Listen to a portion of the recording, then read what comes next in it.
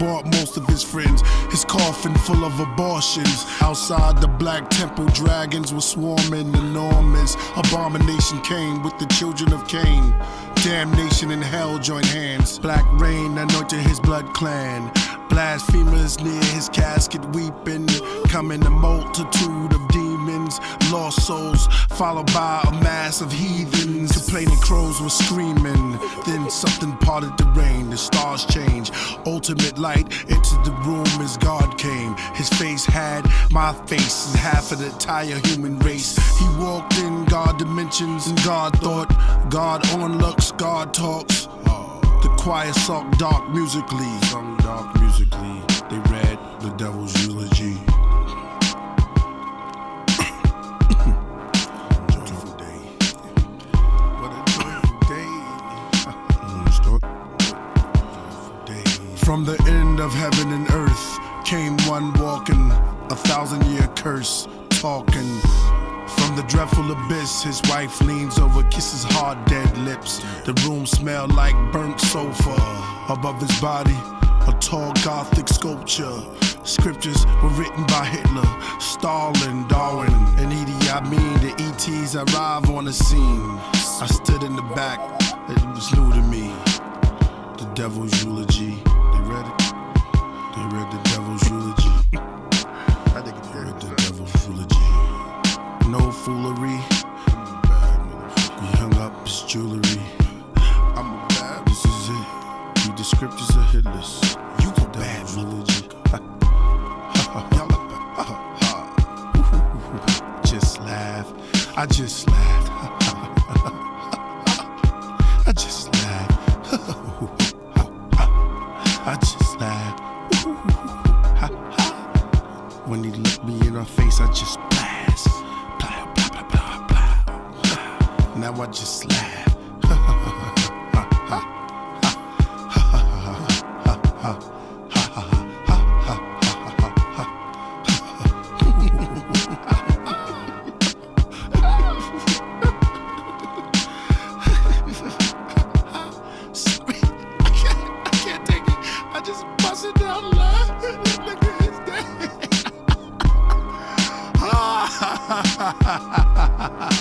I got your ass. You want to? Oh God, I gotta leave this place. Bobby, I'm sorry. I really don't. Excuse me. I am so sorry. But that nigga laughed at a lot of my failures. Oh shit. I'm cracking myself. I'm out of here. I'll leave.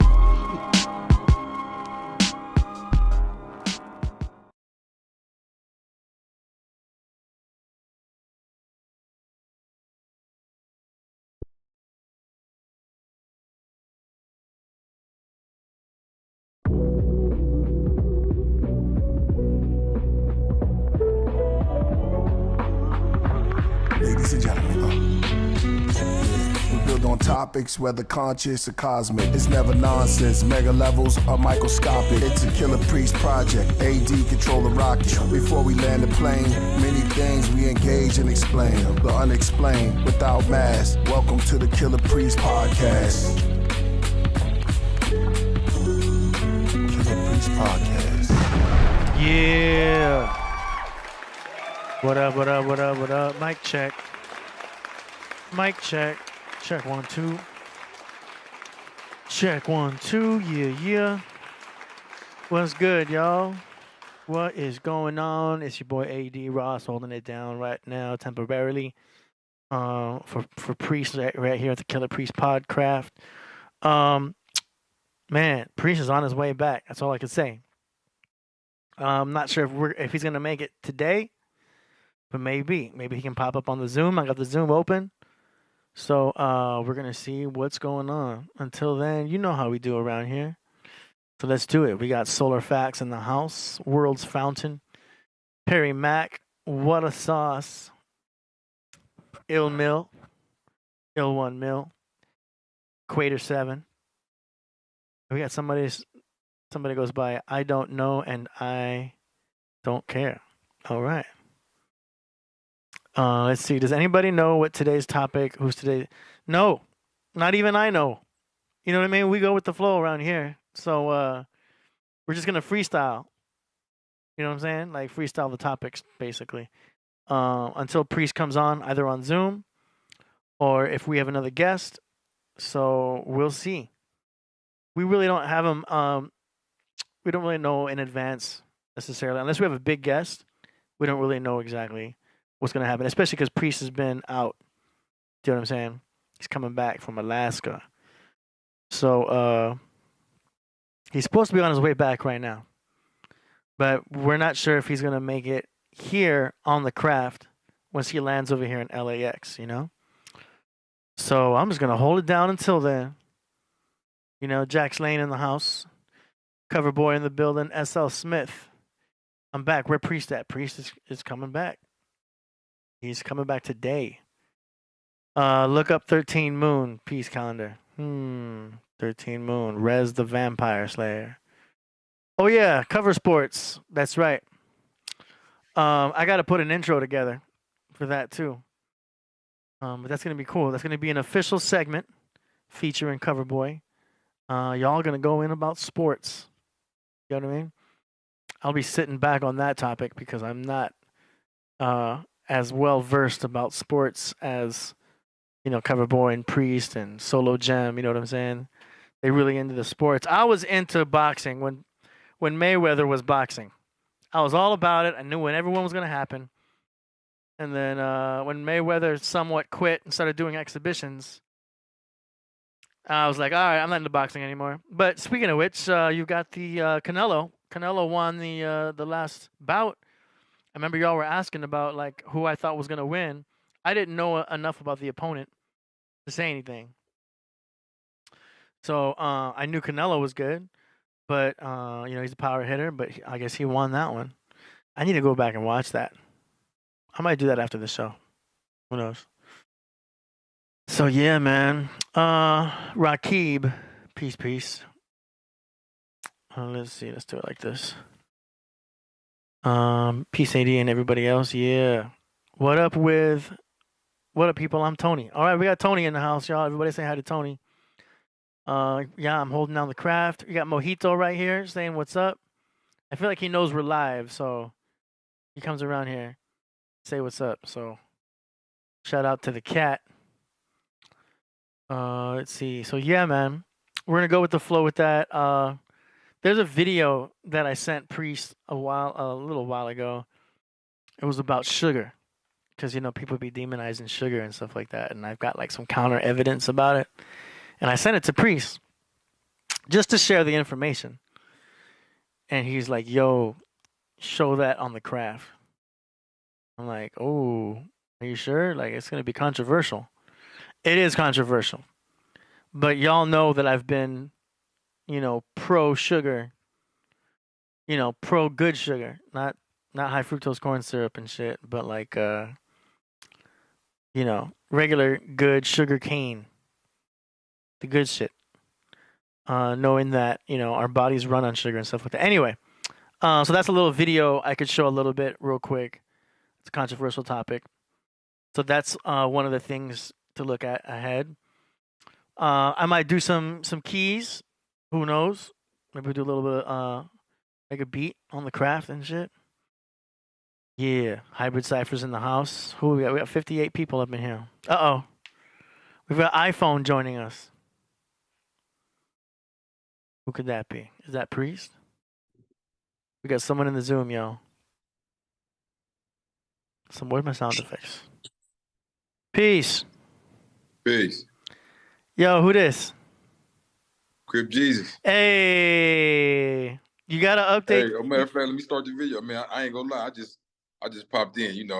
I'm so comfortable now. You gotta update your name. I'm like the homie that never leave. Oh, okay. You know what I'm saying?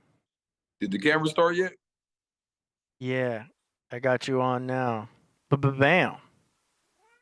I can't see myself. You see yourself right here in the middle. Here's your main camera, and then here's. Okay. Let me update my name, man. How I do that? I mean, it's not a big deal now. Everybody knows that you are Crip Jesus. Hold on. Media settings. Wait, no, I think I get it. Yeah, it's all good. It's all good. I'll put a Closed title. captioning. I don't know. I'll put a title up in here. Boom. We having fun. Yeah. You know what I mean? There we go. What's good with you, man? Man, you know, I've just been, you know, going around getting a taste of this conscious community. I never knew it was so much arguing. It's so crazy, you know. Oh, so, yeah.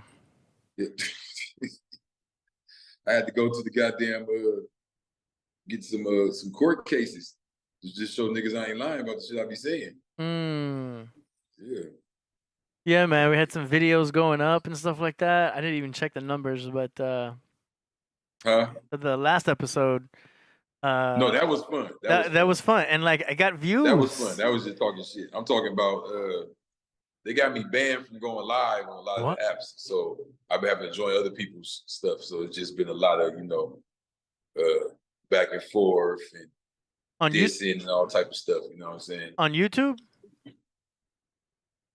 everywhere, but on YouTube we've been chilling though. Okay. Yeah, man. There's a lot of regulations lately. They're trying to control what people talk about. I'm gonna keep it real. I just had a ban. It was but I know a lot of people like the first thing they like to say is they trying to ban me from talking the truth. You know, I feel like that's the scapegoat now for when your shit just whack. Yeah. You know? so that's true to a degree. Don't get me wrong, but I had a ban. I think that first of all they be on me a lot because of the Crip name. You know what I'm saying? That's number one. And then that's probably suspect to them. That makes you sus. Yeah. So then number two is because I'm talking things that could be considered militant or, you know what I'm saying, against the grain, whatever. So I think they have a eye on me. I think they'll be quicker to give me a strike, but I still got to actually do something. Everything they've ever struck me down with or anything like that, I can tell you what I did. You know what I mean? Man, they went full blown on Russell Brand. You know, and now they're trying, because, you know, he's on Rumble now. Say that again? Russell Brand. You know about Russell Brand, right? Yeah, Russell Brown. Brand. Yeah, he's putting out a lot of controversial topics, you know, talking about against the government and stuff like that. And he went over to Rumble. And then he got a letter from, like, the British government, from the UK. Rumble got a letter from the UK. And they were like, yo, you've got someone named Russell Brand on your platform. We want to see if you'd be willing to join us in shutting down any monetary money he might be making. They didn't say anything about him doing something wrong. They didn't say anything about, you know, necessarily what his content was. They just wanted to stop him from making money. Yeah. It's crazy, man. And so Rumble was like... I mean, it all boils down to power, right? Because what we have to understand is, for those of us that are not in power, as far as with the politics in the ways of the world, that, you know what I mean, I'm not talking about like spiritual powers or mental powers. I'm talking about, you know, like I said, the ways of the what the fuck, cuz?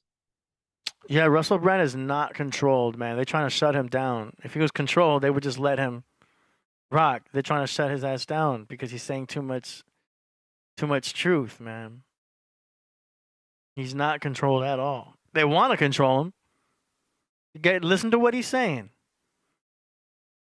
Listen to what he's saying. He's not being controlled. Not with the shit he's talking about.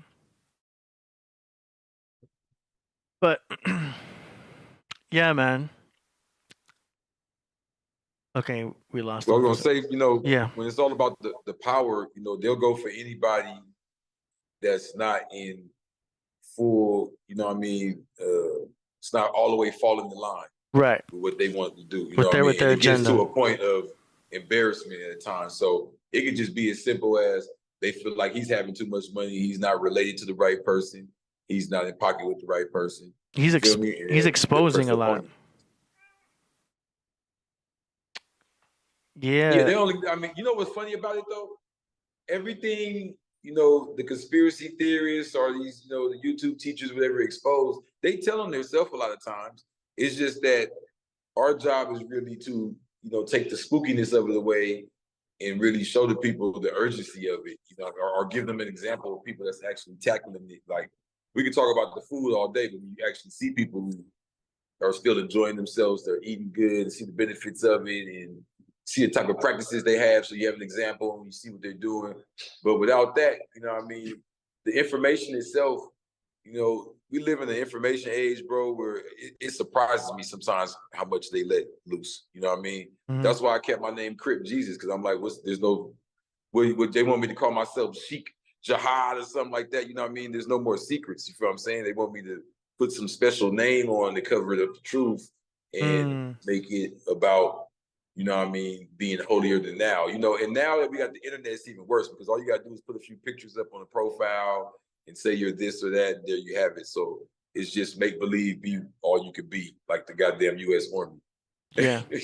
So with that being said, you know, they have more reason to be tapped into our conversations, or you know, it's straight up Matrix, man. It's straight up Matrix. It's blue pills versus red pills.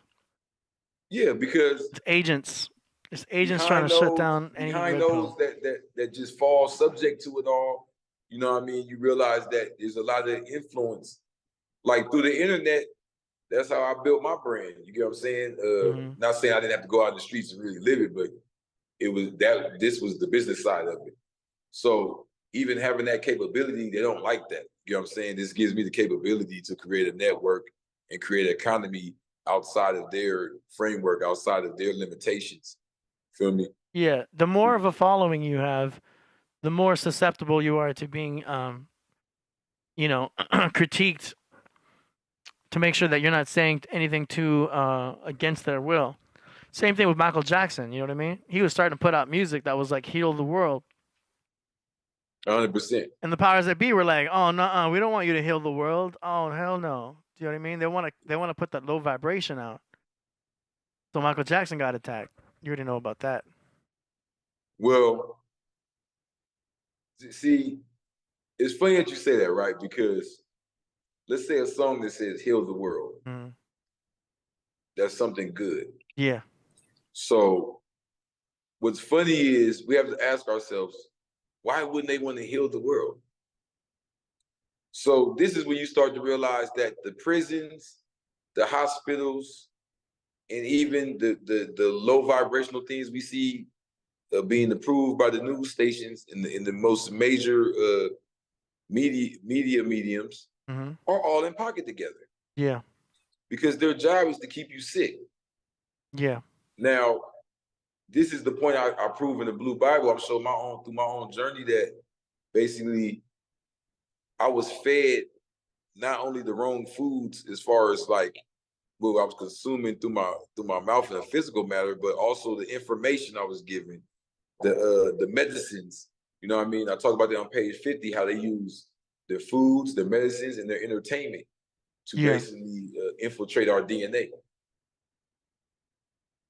You heard about how the music industry was pushing gangster rap? 100%. I talk about that too, how in the early 90s, the music executives got in on the industry, right? And then you see it with it being centered in Hollywood and Los Angeles, where they had the most, and still today have the most sheriff gangs. Yeah. Undercover secret deputy gangs. Like they have the deputy office have police gangs in them. You know what I mean? The police officers got their own gangs where they're like getting tattoos, you know, fighting with each other and catching bodies and keeping score, and you know, taking money for hire to do all type of crafty shit. So I talk about this and how basically you see it, you can't separate it. You gotta see it all as that's when I first started seeing rappers doing satanic rituals on songs like Bone Thugs and Harmony videos. I ain't scared to say it, you know what I'm saying? This is when you see Biggie, and I love it when you call me Big Papa. They already had the tranny walking around in the video. You feel what I'm saying? Taking a pee in the bathroom with the two dudes. This is when you see, in my world, in the gang world, all of a sudden gangbangers start calling themselves Devil and Diablo, Satan, and all this crazy shit. The 18th Street Mexican gangbangers start getting 666. You see the rap group, 666 Mafia. You start seeing all this satanic shit become normal. Jerry Springer. Hey, you know, you're gonna eventually see your opposite pop up if you ever see a Crip Devil pop up. Crip Devil, the Blue Devil. Oh, okay. Yeah, the Blue Devils, exactly. Oh shit. Yeah, so that's the point, is that there's plenty. Bro, the first day I came out with this name, like I already had the nickname. It's a real name in the streets, but when our family came out with it as like like I'm a rapper now. This is, I got an outfit and everything. That's the first thing a dude said to me. He wanted to fight and all that. He's like, fuck all that shit, cuz I'm the Crip Devil. I'm like, oh, wow. This See, he wanted to oppose you immediately. Well, no, well, it isn't that. It isn't that. It's that. It's like I talk about through the Blue Bible from chapter 1 to the end, is that we have been in the Crips and the Bloods and the GDs, the Vice Lords, in the hip hop world. It's the same thing. It's this cast of shadow that came throughout the late 80s and early 90s. It was a continuation of the COINTELPRO. COINTELPRO stands for Counterintelligence Program. It's a program of information that is counter to the truth, counter to your health, counter to even reality. Like you see with the trans shit.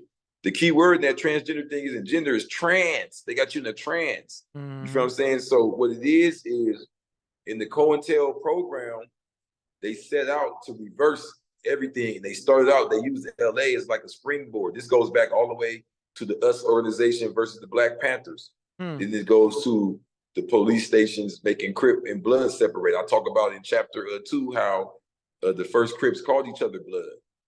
You're saying about a gang history. This is to show you how real they divide any group. They did the same thing with the Panthers. I talk about it in there. I talk about they did it in Egypt. You see this red and blue versus each other. You feel what I'm saying? So the first Crips called each other Blood and Dog because that was a normal terminology amongst our people. You feel what I'm saying? Black and brown. You know what I mean? What up, my blood? You know what I mean? Young blood. And what happened was, when the Crip organization popped up, the police immediately, as soon as they saw any division amongst it, they immediately infiltrated, shut it down, locked up the leader. So I talk about the leader, his last name is Washington. He's a Washita. The Washita Nation is all connection to our original tribes, Black and brown. But the point I'm saying is that they immediately grabbed the leaders, and there was another leader who's actually a Grand Sheik now, Danifu Kareem Bey. He wrote us a constitution. It wasn't community revolution and progress like everybody says. It was community revolutionary inter-party services. This was a completely political machine. You feel what I'm saying? That they were taking it to the city to incorporate us and all that. They didn't want any of that. So they locked up the leaders. They used that little division between, you know, what they had, their little internal beef, and fueled it. They would actually dress up as in red and be like, "What up, blood?" and shoot us up. And then you see dudes go back and they'll have like police officers dressed like they're us. This is real, bro. So yeah, it's the same thing they did in the US organization versus the Black Panthers. So they were undercover. Yeah, they'll dress up like us, and then they'll arrest you and take your car, right, and then drive over there and do it. And that's not to excuse us, like we weren't beefing. So what happened was that it wasn't that the Bloods came second and it was gangs made to fight each other. The hoods that were left that didn't join in, you get what I'm saying? Yeah. Were called, they kept the word blood going. You feel what I'm saying? Now the rags and all that comes with the CIA COINTELPRO division. So you see here, once the drugs come and all the automatic weapons, then you see gangster rap. It's not a coincidence, bro. You feel what I'm saying? Crazy. Because most of the gangster rappers weren't even from LA. A lot of them didn't even know each other. Why is Ice Cube saying straight out of Compton? He's not even from Compton. Oh, wow. No way. Not from Compton. I didn't even know that. Nah. It's not from Compton. It's from South Central. Oh, okay. Throwing up the West Side connection, all that. Yeah. This was all a program, bro. I'm not saying that. See, this is what I'm saying. They don't create nothing. So I'm not saying that the government sat back and created a program was going to have everybody sagging their pants and saying Compton. It's they look into, you know what I mean? They set the stage. Okay, we want to duplicate that, and we want to make it worse. Let's take that right there. You feel what I'm saying? We're going to fuel it, fund it. Yeah. You know what I mean? Poison it and spread it all around. And you see them do that with Freeway Rick Ross. Freeway Rick Ross, you gotta understand the CIA. I talk about this in the book, how the CIA is the ones who were funneling the drugs to him. And then he gets incarcerated and they take his whole entire identity. And now Def Jam Records basically clones him with the artist Rick Ross. I met. He just talks about that same type of activity to the youth through music. I met Freeway Rick Ross. He was buying weed from one of my clients that I do the seeds for, Apothecary. It's one of the sponsors of the show. Apothecary Genetics. So Brett, the owner of that company, is homies with Freeway Rick Ross. So there was an event, there was a thing, and I met him. I'm like, yo, that's crazy. Nice to meet you. But he's in some little documentaries that they did too with the cannabis world. You ever seen the older ones where he's talking about how he saw Rick Ross with his name, and he came down to the prison and acted like he was gonna pay him to use it. And he was gonna deal with it when he got out, and he ignored them, and he had to sue him and all that. What? He had to sue them for his identity, and he lost. Oh yeah, for the artist named Rick Ross. Yeah. Dang. Rick Ross, the boss. Ridiculous. Stranger says, we live in the streaming age, but we do not control the currents. Okay, I'm glad he said that. Let's get into well that. Said. So, I've noticed that with myself, doing so much time in prison, I didn't get exposed to streaming for the last, nonstop, decades on in as it developed. And what I could say is, I would say that the algorithm attempts to control the currents. Now, you know what? Let me not even downplay it. It does control the currents. But however, you got to fight back. And what I mean by that is you have to look within yourself and realize, am I being diverse or am I listening to the same shit all the time?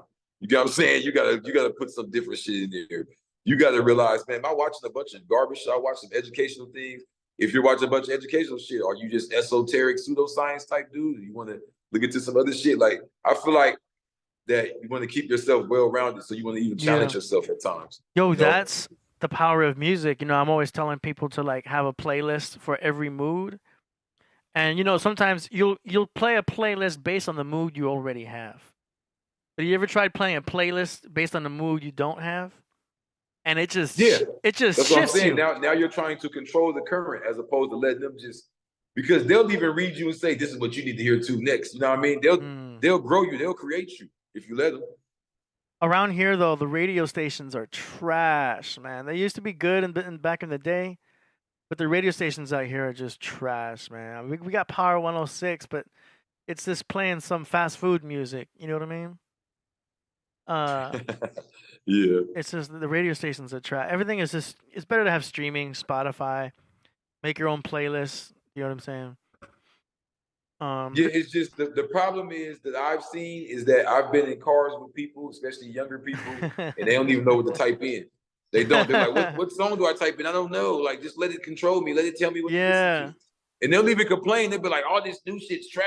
You'll be like, well, turn to something different. Yeah. Turn to something different. What do I type in? I don't know. They don't know what good music is. You got to suggest it to them. That's sad, man, because they didn't grow up in the era of good music. The 90s. They didn't grow up in anything. They can't even think for themselves. Yeah. It's sad, bro. Bro, I know people who they don't even really use the Google. Like they'll type something in and be like, Google says. I'm like, bro, scroll down. It's several articles. It's different versions. It's different. Yeah. You know what I mean? They're just like whatever it pops up first. And it's getting more and more microwave ready right now. Stranger says music equals vitamins. Good music. Good music. They got some non-vitamin ass music out here. Yeah. Some flatbread bullshit. Yeah. And good music is vitamins though. It'll change your whole vibe. You can get the right song and don't even need to eat. You get what I'm saying? Just be driving and driving and driving like, oh, this shit going. Yeah. It'll keep you awake. You won't need to eat anything. But it's crazy hanging out with some of these, because I got some girlfriends that are 20 years old, 21 years old.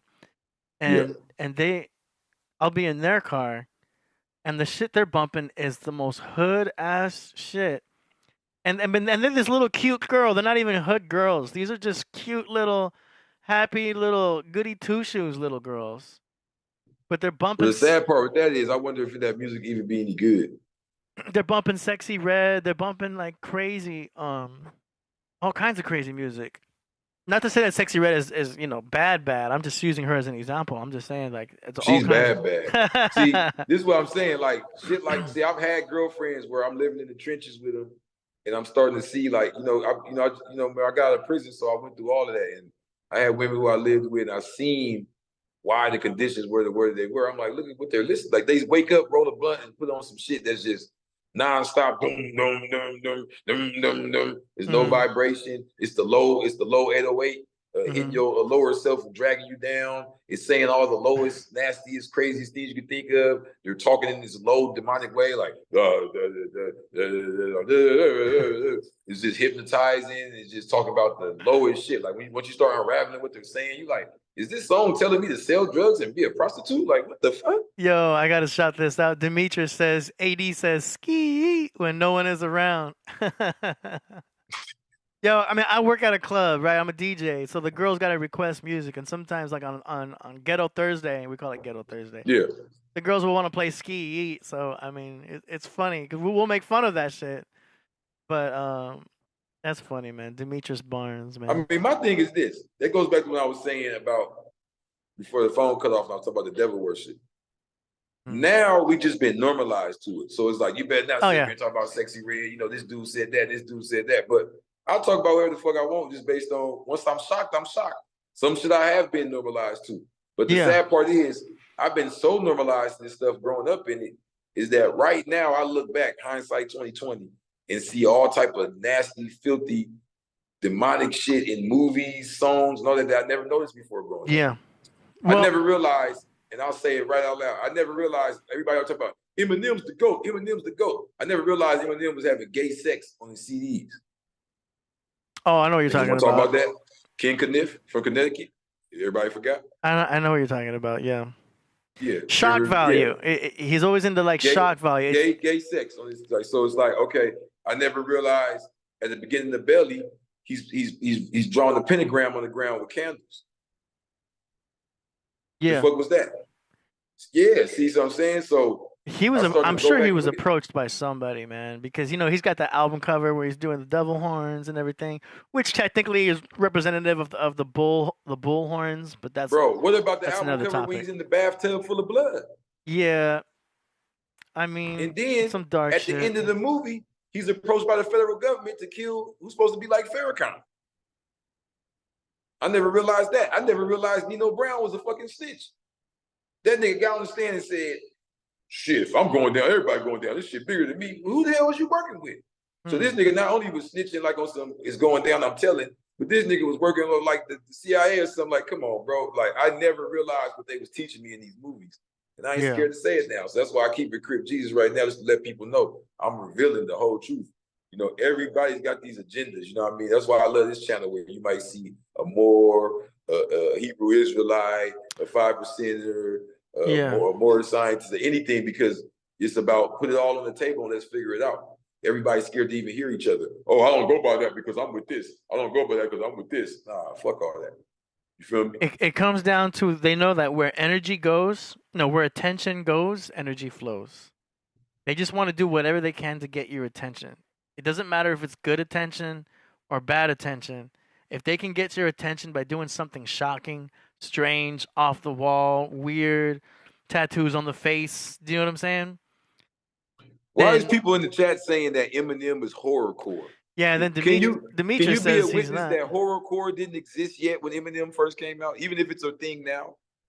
I mean, he probably had some songs that could be considered horror. No, I understand D12 probably helped pioneer that, but at the moment he came out, when he was with Louis, there wasn't even no such thing as horrorcore yet. Yeah, when he came out, I like the Infinite album. That's my favorite album. The album that he had before he got with Dre. Infinite. That's my type of shit. They're all boom bap. It's all like, classic sounding sounds and beats. I'm talking about horrorcore. I thought that was like circa 2000 or some shit. Horrorcore? I mean, technically, Priest was doing some horrorcore. Okay. Back in the day. Do you know what I mean? Like, Eminem is the influenced by The Unholy from Detroit, who's amazing, acid rap. All right, well, let me kick back then. Maybe I'm asleep. Shit, I don't know. But like I said, they know we're attention. So you saying that Killah Priest did horrorcore? Yeah. I'm not saying that he didn't. Listen, what I'm saying. I'm not saying he didn't have a sound that inspired and had some Headless Horseman albums. But was there already a sub-genre called horrorcore back then? I'm sure there was. I'm sure Okay. it may have been more popular because if you look at the subgenres of music and okay, they talking about grave diggers and all that now. All right, they right. I remember them niggas. I still don't remember them dudes calling themselves horrorcore though, man. I'm not buying this shit. Somebody got to show me something. Yeah. With the horrorcore. But once he got with Dre, he went right into the silly shit. You know what I mean? And it got people's attention. Just call it what it is, man. The gay shit. I mean, I'm not scared to say it. Maybe he was trying to be silly. But Eminem pushes that gay shit, bro. Nobody likes to talk about it. Everybody like they fucking scared of this dude or something. I'm tired of this shit, bro. Like he's the fucking great white boogeyman or some shit. He's gonna hop out the fucking screen and kick all our ass. Fuck him. He's not even hot like that. I mean, he got bars and shit. Don't get me wrong. Yeah. As far as putting the words together, but he's saying some weird ass shit. He be doing a bunch of gay ass shit. He be talking about gay shit in the songs and all that. And everybody just turned a blind eye. Now everybody gay. I understand it's 2023. But back then everybody was gay.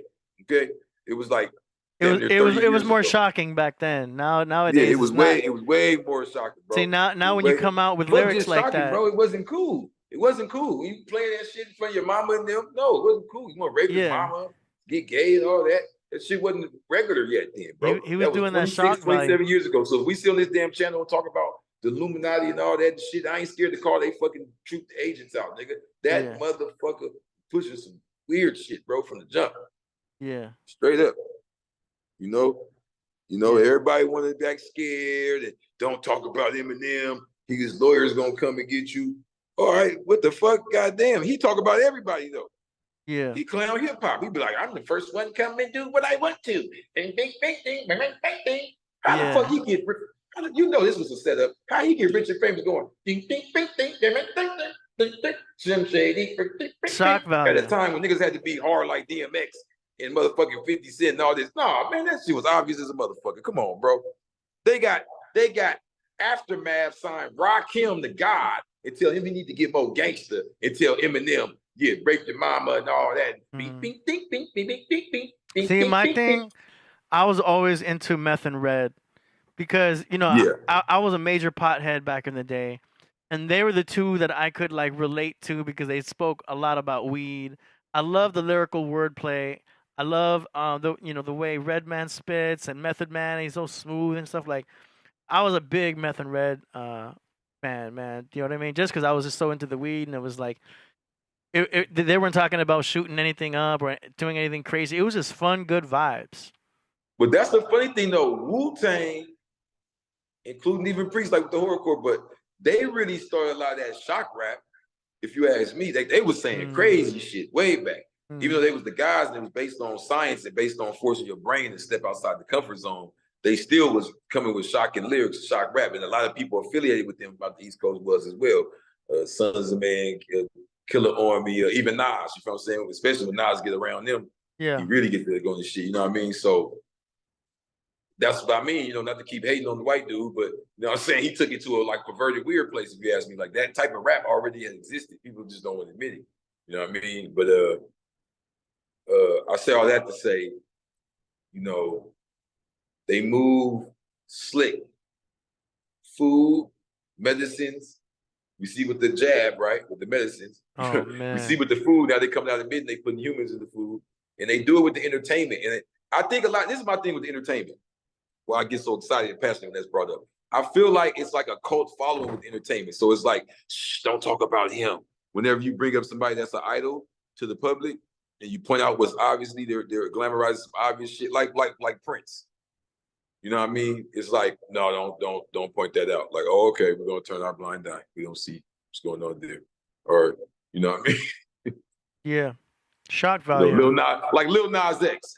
They want to fool you with the gay shock of it, but really the truth is, why is he giving a lap dance to the devil? Why was that necessary? Yeah, that shock value was over the top.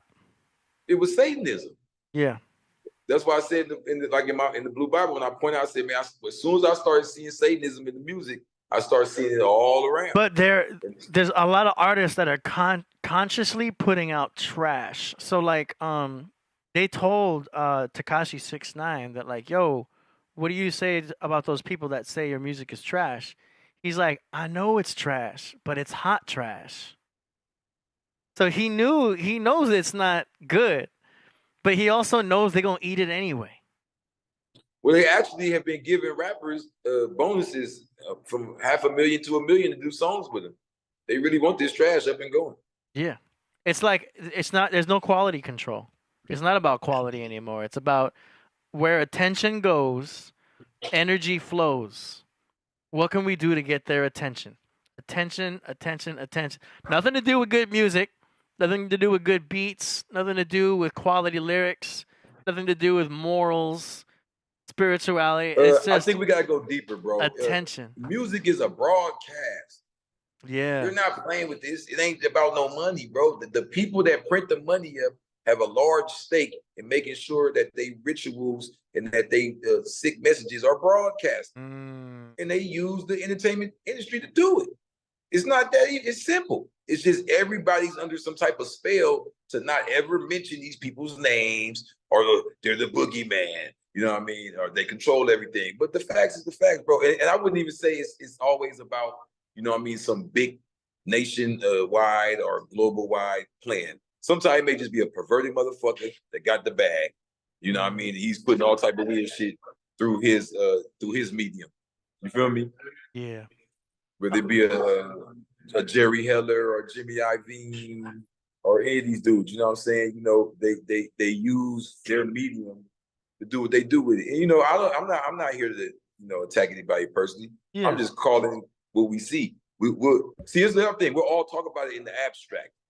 You know, we'll say the music, but it's like when you start pointing it out, it's like, oh, but it's like we see it, bro. You think it's a coincidence that everything with melanated people in North America with the music goes to trap? Like, isn't trap, bro? When I was growing up, trap was a fucking slang word for selling drugs.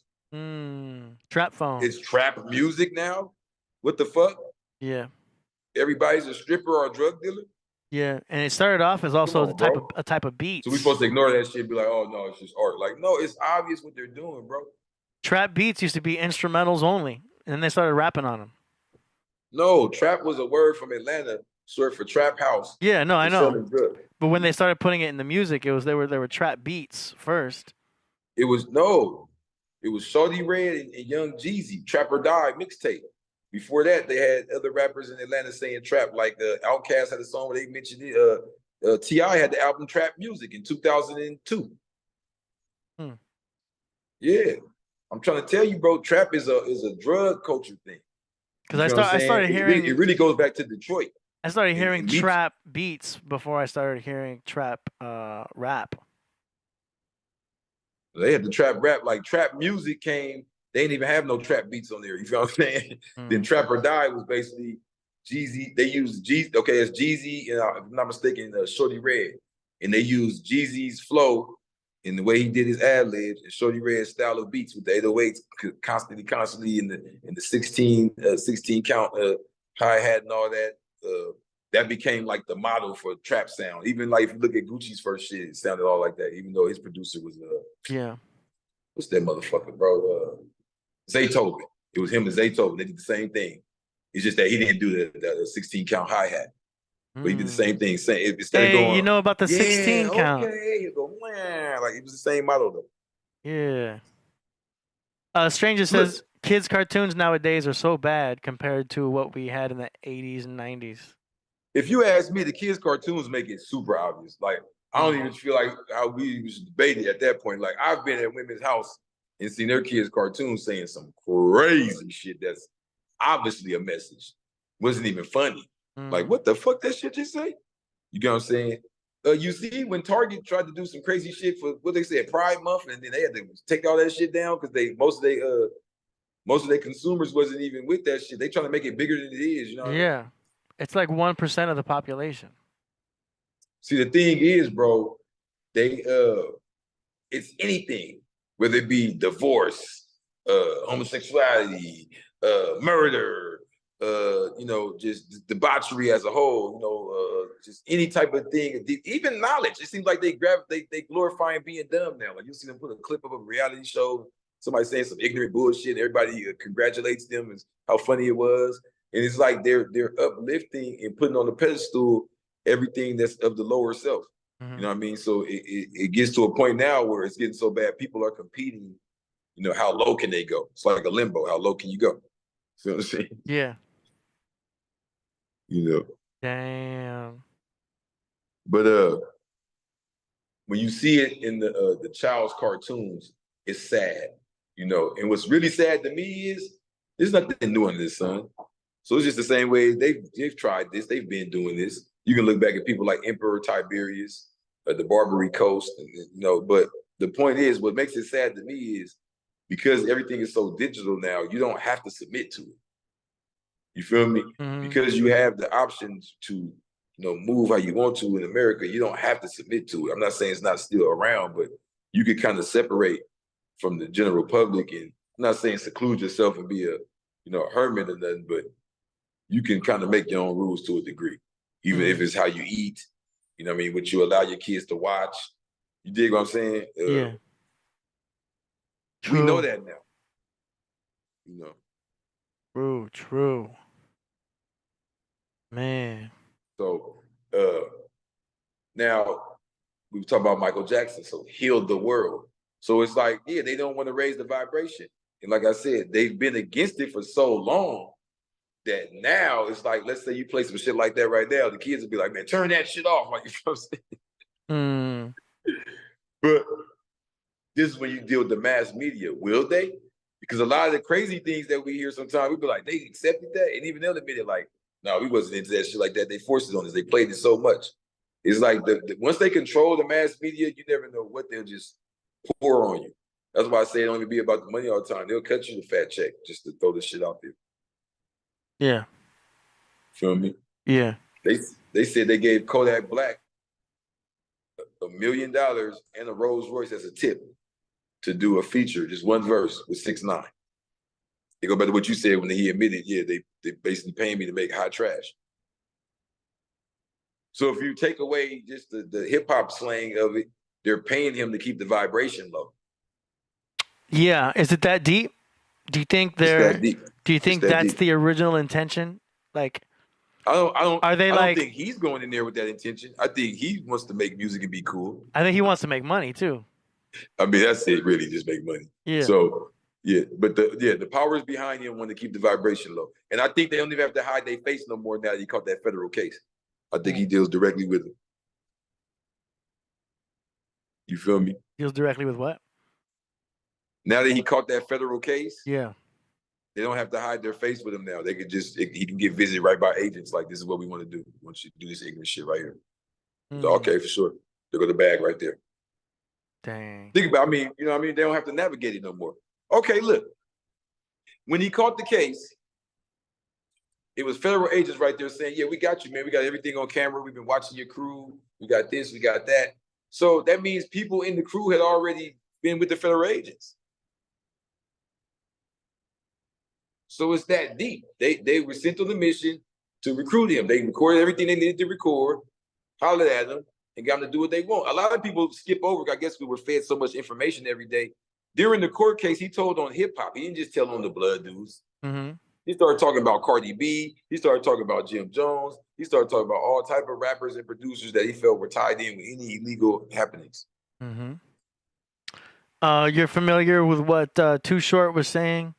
When Too Short was starting to put out more conscious stuff, he wanted to get away from all the biatch and like talking about, you know, crazy shit. He put out, there was an article that came out on Hip Hop DX that was like, Too Short says there was an industry-wide plot to shut down conscious hip hop.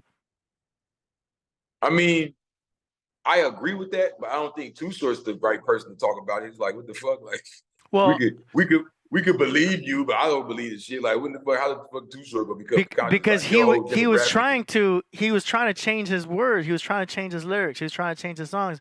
And they're like, no. We need you to keep talking about bitches and hoes. You need to stay on that. Yeah, I mean, I believe him. I don't think he's lying. I just say he's not the best, you know, spokesman for that. I mean, yeah. Oh, yeah. See, me, I look at it like this. You know, me being, I really get into this, right? So there was a person who was well known, well respected, and made a lot of money for the record companies by being conscious. And his name is Rakim. For whatever reason, the way Rakim rocked it, everybody loved it.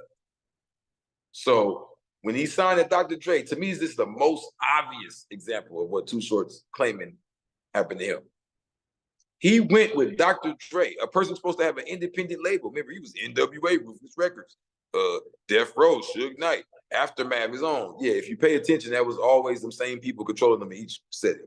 He went from Jerry Heller to Jimmy Iovine 3 times in a row.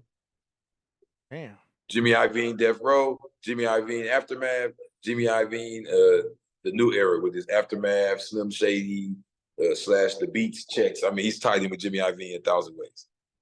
So during this time, right, Rakim getting with Dr. Dre was supposed to be an East Coast, West Coast thing. And it was supposed to be peace, brother. It's supposed to be very major. Dr. Dre on the beats with Rakim, the guy. And you never heard nothing from him at all. I think he got one verse. And he said the whole time they were trying to make him rap gangster. They were losing money. Pay attention to what I'm saying. This is not about money. They were losing money, paying him for years, trying to convince him to rap gangster. Damn.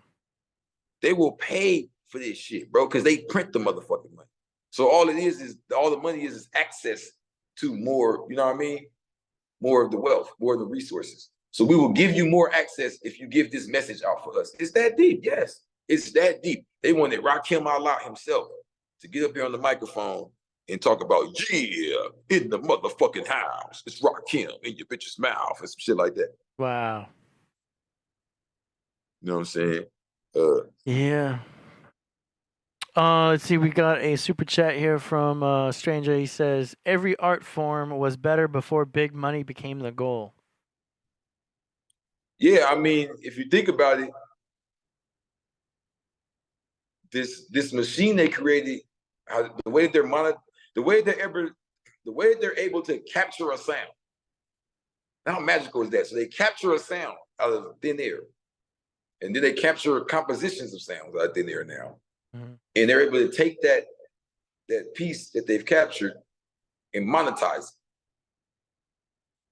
The way that they're able to do that now is made it dangerous because now they control the vibrations all over the earth, bro. Do you understand that there was a time where we never music is such a large part of our lives now? Do you understand a time where there was no this is my song, that's my, you know what I'm saying? Like there was just nature. Like you heard a song, you had cultural songs, and you and your tribe, your nation had certain songs that y'all kind of sing, you know, on a consistent basis. But there was no I put my earphones in and zone out. That's them. And to be real with you, if our ancestors could see us now, they would say we're all under spells of witchcraft through music. Would you agree? Yeah. I'm not even saying that you agree that that's what's going on with us. I'm saying that our ancestors would see it that way. You feel me? Yeah. I mean, they've been doing that with the rock genres in the 70s. I'm so glad you said that. Nobody likes to admit that. That's another one where it's like bro, they were over here pushing Led Zeppelin. Obvious Satanism from the 70s with the rock shit. They would take a record into a room and then do a ceremony with the record. Yeah. And then the fucking in what was that, the 80s when they came the punk rock and all that, they wasn't even hiding anymore. They got motherfuckers, I'm the devil. Then you had Marilyn Manson. I mentioned him in the book.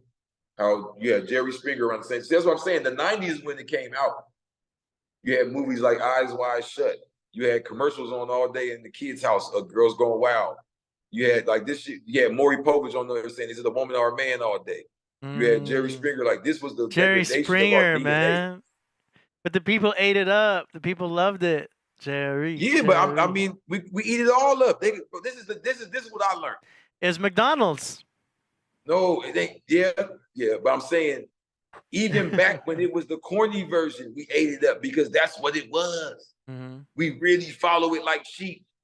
So the problem is not this. Remember, I'm a 5%er, so there's always going to be a 5, 10, 85. The problem is not that the 85 exists. That's the mass majority. The problem is when the leadership is bad, when the leadership is that motherfucking bad, that it becomes self-destructive to the following body. You feel me? Yeah. If the leader's good, he will lead them into greatness. The problem is, bro, is that the people are going to eat it up however we serve it to them. Look at J. Cole. According to the average hip hop person, they'll say they would think a person like J. Cole couldn't be famous right now. Where's his chain? Where's his gear? Where's his earrings? Where's his painted nails? Where's his man purse? Where's his hip hop songs? Where's his 2-minute songs? He's not part of any of those rules. Yeah. He's like a motherfucker you would see walking up the street just freestyling. Yeah. Like pure hip hop type shit. So the people will eat up whatever's pushed on them. You get what I'm saying? Whatever's marketed, bro. That marketing is a motherfucker, bro. That's mainstream. Marketing is so powerful that you keep it real, bro. And I know you go through this because you're a DJ. People act like they've heard songs that they haven't even heard. Am I lying? Mm-hmm. People act like they've seen movies they haven't seen. Oh, y'all seen that? Yeah, no. Because it's a classic. You feel me? They don't want to feel left out. Yeah. So if you can make the marketing seem like that, motherfuckers will feel like that. But they gotta fuck with your shit. Yeah. Feel me? Yeah, all the good this shit. This is why I said it's a streaming age. They control the currents. You gotta control your own current. Yeah. No, all the good stuff, you gotta search for it. Not gonna be in the mainstream. It's like trying to find organic food instead of going to McDonald's. Mm-hmm. Fast food music. Fast food music. And it gets faster and faster and sweeter with more and more sugar, more and more bullshit every day. I promise you, bro. It's ridiculous. And it's just like you said, fast food music is junk food. And it's so bad now, but it doesn't have any lessons or any like concrete, like, because I be in studios all the time and I see how these people create. It's like we used to create with a purpose of making you remember something, even if it was just like a saying or funny saying or like what they call the hook. You see dudes now just literally make a minute or two of just straight blah, blah, blah, blah, blah, blah, blah, blah, blah, blah, blah. But that becomes also because everybody's allowed to make it now. That waters it down too. So it's fat. Well, you know what? Nah, I'll take that back. Because when you come somewhere like here, you'll see people utilizing the technology. But I will say this too. For every yin, there's a yang. So you get what I'm saying? There's plenty of people that have access that don't need it, that's just got a microphone making and saying bull shit is a goddamn shame. It's fast food on purpose. And you know what? But everything goes together. It's no different than the state of the world right now. The state of the world right now, we see people at their homes making the fast food versions of foods as opposed to really sitting there and cooking it. You get what I'm saying? Yeah. You see a place now where it's movies and shit available, but some people rather get on their phone and only deal with minute-long YouTube type videos. That's why they got shorts and all that. They're creating ADHD. This low vibrational business is big business, bro, because once they got you, you're hooked. Yeah. It's for the masses. So you mentioned you're a 5%er. Is there any knowledge you could drop on us or any insight? Oh, yeah, of course. Like in general? So, because I'm new to that. I hear about it, people speak on it, but I'm just interested to learn. Well, the breakdown of it, as far as I know, some people be like, are they the 5% of this or that or why? But the concept is the person who started he was a member of the Nation of Islam, but the Nation of Islam actually has a group of secret teachings that teaches that, man himself, the original man, is God in the flesh. You feel what I'm saying? And this heritage was taken away from us, by our own, self-experimentation, grafting ourselves out, and also through just a mental grafting process of constantly feeding into these new forms of religion, new forms of politics, new forms of science given to us. So the first thing we teach before we even get into, we have a theology called the 120 lessons that we memorize, 120 questions and answers. But before we even give them that, we give them the supreme mathematics and alphabet. And what you realize is that you use mathematics and alphabet so much that you can't help but see it. And they're already feeding you codes and things when you see it. For example, a lot of people know that the number for masonry is 33, but a lot of people don't realize that KKK is 11, which makes 33. They're a Freemasonic organization. You feel what I'm saying? So this is the first thing we hit them with. Like, for example, today's mathematics would be wisdom, because wisdom is the number 2, but it also has scientific meaning. I don't know if you're familiar with the system called geometria. Yeah. It's a build off that. So supreme off the mathematics names and the numbers. Yeah, so every number has a principle, scientific principle that deals with it. So from knowledge, which is one, it's only one truth. You feel what I'm saying? You would take that and speak wise words. You know what I mean? Now do wise actions. You're saying is today 2 because it's October 2nd? Yeah. Okay. We use the Roman calendar just to break down the letters and numbers for you. You know what I mean? As you get deeper into it, you start to really get into mathematics. Like I had students who memorized the whole mathematics, you know, knowledge, wisdom, understanding, culture, power, you know what I mean, refinement, equality, God, cipher, divine, build, destroy, born, cipher, you know what I mean, you know, knowledge, cipher, knowledge, so on and so forth. But what happens is they get cocky and they say, yeah, you kick the math, but this motherfucker don't know geometry. Okay. I'm a supreme mathematician. So I had a student that actually had to fight because I was like, bro, I refuse to let you keep going to school talking about supreme mathematics and you going up in here and you don't know math. You fell in the GED class. So by the time we were done fighting, I finally got to sit down and we started thinking of our own methods. I was so proud of us. We thought of our own methods to figure out some of these, you know, the principles he couldn't really get down pat. It wasn't catching right to him.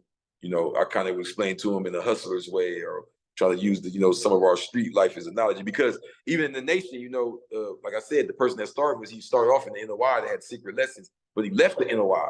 And when he left the NOI in order to teach the streets just like me, you know, that's why it's crazy to me that anybody rejects the way I come. But even just like me, he went amongst the gangsters. He went amongst the youth. He smoked the weed. He shot dice, you know what I mean, to teach the youth. And he was known as the best dice shooter because of supreme mathematics, the way that he rotated the dice, the way that he understood how the mathematics works. He was able to predict how his number will roll. It's a true and living math, we call it. It's not just about a bunch of history lessons. It's about how it's applied right now. So with that being said, wisdom is the application of knowledge. You know what I'm saying? It's to speak wise words, to do wise actions. It's the reflection of white. It's the just like you go sun, moon, star. The moon reflects the light of the sun. You understand what I'm saying? Just like your wisdom, your words, your actions, your wise ways reflect your knowledge. What is it that you know? You feel me? You notice that a lot of people who have a lack of knowledge have a lack of wise ways, have a lack of wise words. You notice the more knowledge and wisdom you have, the more quiet you get because you have more of an understanding. That's the third principle of supreme mathematics. It's knowledge, wisdom, understanding. The same way as man, woman, child, sun, moon, star. Yeah. We believe in taking away the spookism away from religion. We don't shy away from reading religious texts and all that because that gives it more praise, if you ask me. We understand that when it's saying God and gods, it's talking about us. It's talking about our ancestors. We're not saying us as in us even, I mean, we are saying us, but I'm saying even us before, when we were taller, shorter, different forms, you feel what I'm saying? With the original Asiatic black man, that's when the world was one place. Yeah. Like Pangea, you feel what I'm saying? When the world was one island, Al-Asiya, it's actually a Hebrew term, Al-Asiya. It's Asiya, that's the world in, it's like a Kabbalah type teaching. It's the actual physical realm when you get to that fourth, fifth realm. And Asiya, from where the word Asia comes from, this is when the world was one. We recognize that the original man, we teach the original man been here and was here all times, even in the form of the mind. So we see all of ourselves as one, but we understand that we grafted ourselves down, you know, constantly experimenting on ourselves. And now we see it now, like testosterone is leaving North America. You know, we're playing with the genetics so much. And as 5%, we take away the spookism from a lot of religions. So even Allah, we understand is the 5 points of man, arm, leg, arm, head. You feel me? Yeah. Arm, leg, arm, supreme head. You feel what I'm saying? So arm, leg, arm, head takes the spookism out of Allah. Now, a lot of people may say, man, get this shit out of here, man. Y'all took some dude that left the NOI saying he's Allah in the flesh. Well, that's why y'all need to get a copy of the Blue Bible and stop playing, man. I talk about it there how in 1017, there was a man that was a king. Well, he didn't have kings. He was a sultan. He was the Lord of Lords in Egypt at the time. And he was a Muslim, and they declared him Allah in the flesh. You feel what I'm saying? This science goes back to the Ishmaelis. It goes back to the Sharifians. It goes back to the true bloodlines, the ones that formed Fez Morocco, the same ones that was with Khufu, who was sitting there on the throne with the 5 fingers over the heart, with the Fez headgear. But it wasn't Fez then because they hadn't even been in the city of Fez. It goes to show that this headgear goes back. These traditions go back. So that's why in the 5% Nation, we teach that Islam is the natural way of the original people, you feel what I'm saying? But not Islam as in the religion. Islam is mathematics, order, peace. You see that a lot in the religion, you know what I mean? Because that's what the religion is based on, the original ways of the original man. You know, he dealt with one supreme head. That's the concept of one God, not as a deity figure or idol, but as an actual understanding that all comes from one source. We see that in Islam where they don't allow any figures, any pictures. I don't know about the different groups and sects now, but it's not about the religion. You know, my Mecca is Harlem, New York. That's what we call Mecca in the 5% nation. You feel what I'm saying? So we take it there. The brother named Allah, he actually was he actually had caught a case, had to spend time in a mental institution because he refused to say he wasn't Allah. He introduced himself as Allah. He taught while he was in there, and every student, he taught 9 students, he taught each of them that they get 9 that's born. The number born is really born. The number 9, I'll prove it to you. Any number you add to number 9 will reproduce itself. Add 1 to 9, what you get? 10. 1 plus 0 makes 1. Yeah. See? Add 2 to 9, what you get? 11. 1 plus 1 makes what? 2. Add 7 to 9, what you get? 16. 1 plus 6 make what? 7. Add 132 to 9. See what you get. Oh man, you testing me here. 141. Okay. 1 plus 4 plus 1 makes 6. 1 plus 3 plus 2, the original number, 132, makes 6. I'm not playing with this. So born is born. You know what I mean? I wasn't sitting there with the guy when he wrote the letters down, but yeah, the brother that put Supreme Mathematics together knew what he was doing. I want to tell you this too. Our founder, you know, some people like to disrespect him and say Clarence 13X, but he was only going by that name for 2 years. He was in that nation and he left. He went by Father Allah for about 5 years and was murdered by the Muslims for going by this name. So Father Allah, you know, when you put it down, you know, he also has Supreme Alphabet. That's how I understood that the KKK made 33, because you meet some 5%ers that be like, oh, the alphabet, you know, they just memorize words to go with the alphabet. That's silly if you ask me.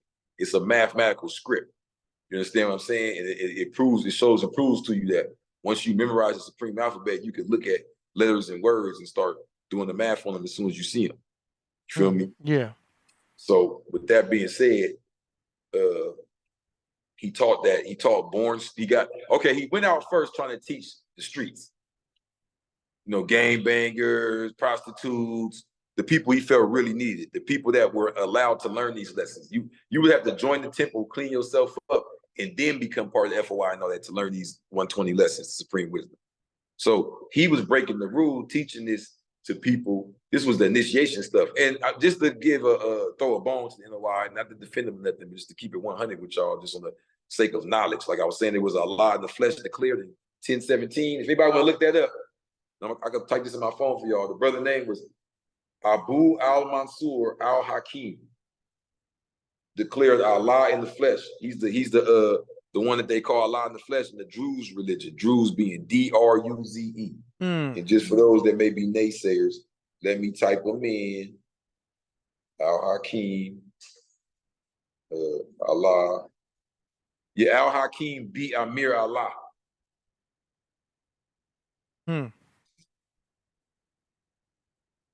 Oh man. But anyway, the point I'm saying is ancient tradition. So a script having a mathematical science to it is what all scripts have. This is how you're able to actually decode certain scripts. Like if I say that the Hebrew chef sound is equivalent to the H, it's because mathematically it must align on that 8th position. You get what I'm saying? Yeah. Which would be the build or destroy position to us. You see the number 8 has a lower cipher and a higher cipher. It's not just infinity, it also represents like the yin and the yang, the build going up or the destroy coming down. So our mathematics is true and right and living. So he went to the streets, tried to teach them, but he was able to get born youth, 9 youth, you know what I'm saying, to give birth. So he got born youth, taught them that they all had to go get born students. Once he did that, it spread. That became a tradition. I talk about that in the Blue Bible. That's what I was doing in prison. I was getting my born youth. You feel what I'm saying? Stranger them says niggas wasn't you, but you feel me? They was meant to be you. You feel what I'm saying? Stranger says, wasn't our number system invented by the Arabs? 100%. So that was the whole point of him reintroducing it to us, not to reintroduce it to us and say, learn. See, this is the thing. We can go off the lessons we talk about NOI, but the brother I'm talking about, Father Allah, he actually made a deal with the mayor for a school in Harlem, New York. That's why it's our Mecca. We got that school for 99 years for a penny a year, literally $1. Still going right now today. Because when he got to school, I think it was 69, I want to say. So yeah, we got the school still going for a penny a year. But the point is that in the school, he taught us to learn a trade. He also was in the Korean War before he went to the NOI. His wife was in the NOI, introduced to it. So he also taught us to learn self-defense. And he also taught us to learn Arabic. Because when you want to learn about Mansa Musa and Ahmad Baba and Sunni Ali, we're going to argue with these motherfuckers in chat rooms all day. If you learn Arabic, you can read their knowledge. You can read their biographies. You can read the scientists and the people that were around them. You can learn the culture that was around them. So the Arabic language is a key to many things, and it contains also a lot of the Metu Neter within it, which is the ancient Egyptian language. So I say that to say that the Arabic way of speech and way of life is very mathematic, and the number system we have is also called the Hindu Arabic system. I want to add that in there. So the Hindus are the ones that made the number zero, the cipher. They understood that it had value. And this is where it came from. But check it out. For yours that thought I was playing. It's not coming. Shit. Yeah, it's not coming through. You got your background thing in full effect. I know, man. I'm gonna have to type the name to you. I want them to see this, bro. Yeah. We type this name to you. Hold on. Al Hakim B. Amir. And then we're gonna go on to the sports segment soon. We've got none other than CoverBoy in the waiting room. Okay, for sure. So if you're ready for CoverBoy, he's about to be joining us here soon. It's good. Okay. Al Hakim.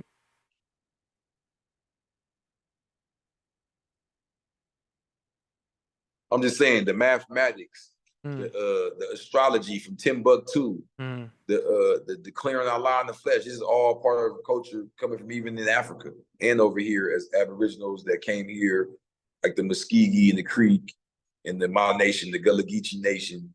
That's really what I talk about a lot in the Blue Bible. You know what I'm saying? The nations that came here already, now the connection I found to them through the gangs and through the knowledge of self up here. So all that to say that in that system, you got born students, the born students got born students, and it just spread mostly through hip hop. You know what I mean? And it was very much responsible for hip hop. When you see them saying peace in the beginning, and the African medallions, and the getting into the cipher spitting. So it was about just giving upliftment to our people. And me, you know what I mean? I like to keep it, progressing forward. That's why I deal with different sciences. I deal with, even higher sciences, because I've been to the school plenty of times. Their thing is not just the 120 lesson of saying you guys, really about using said science to elevate all the way. Yeah. No, that's really interesting. Okay, we're going to go ahead and let CoverBoy in. So everybody brace yourselves.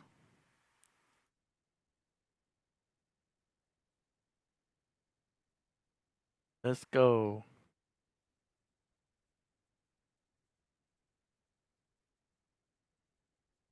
Ladies and gentlemen.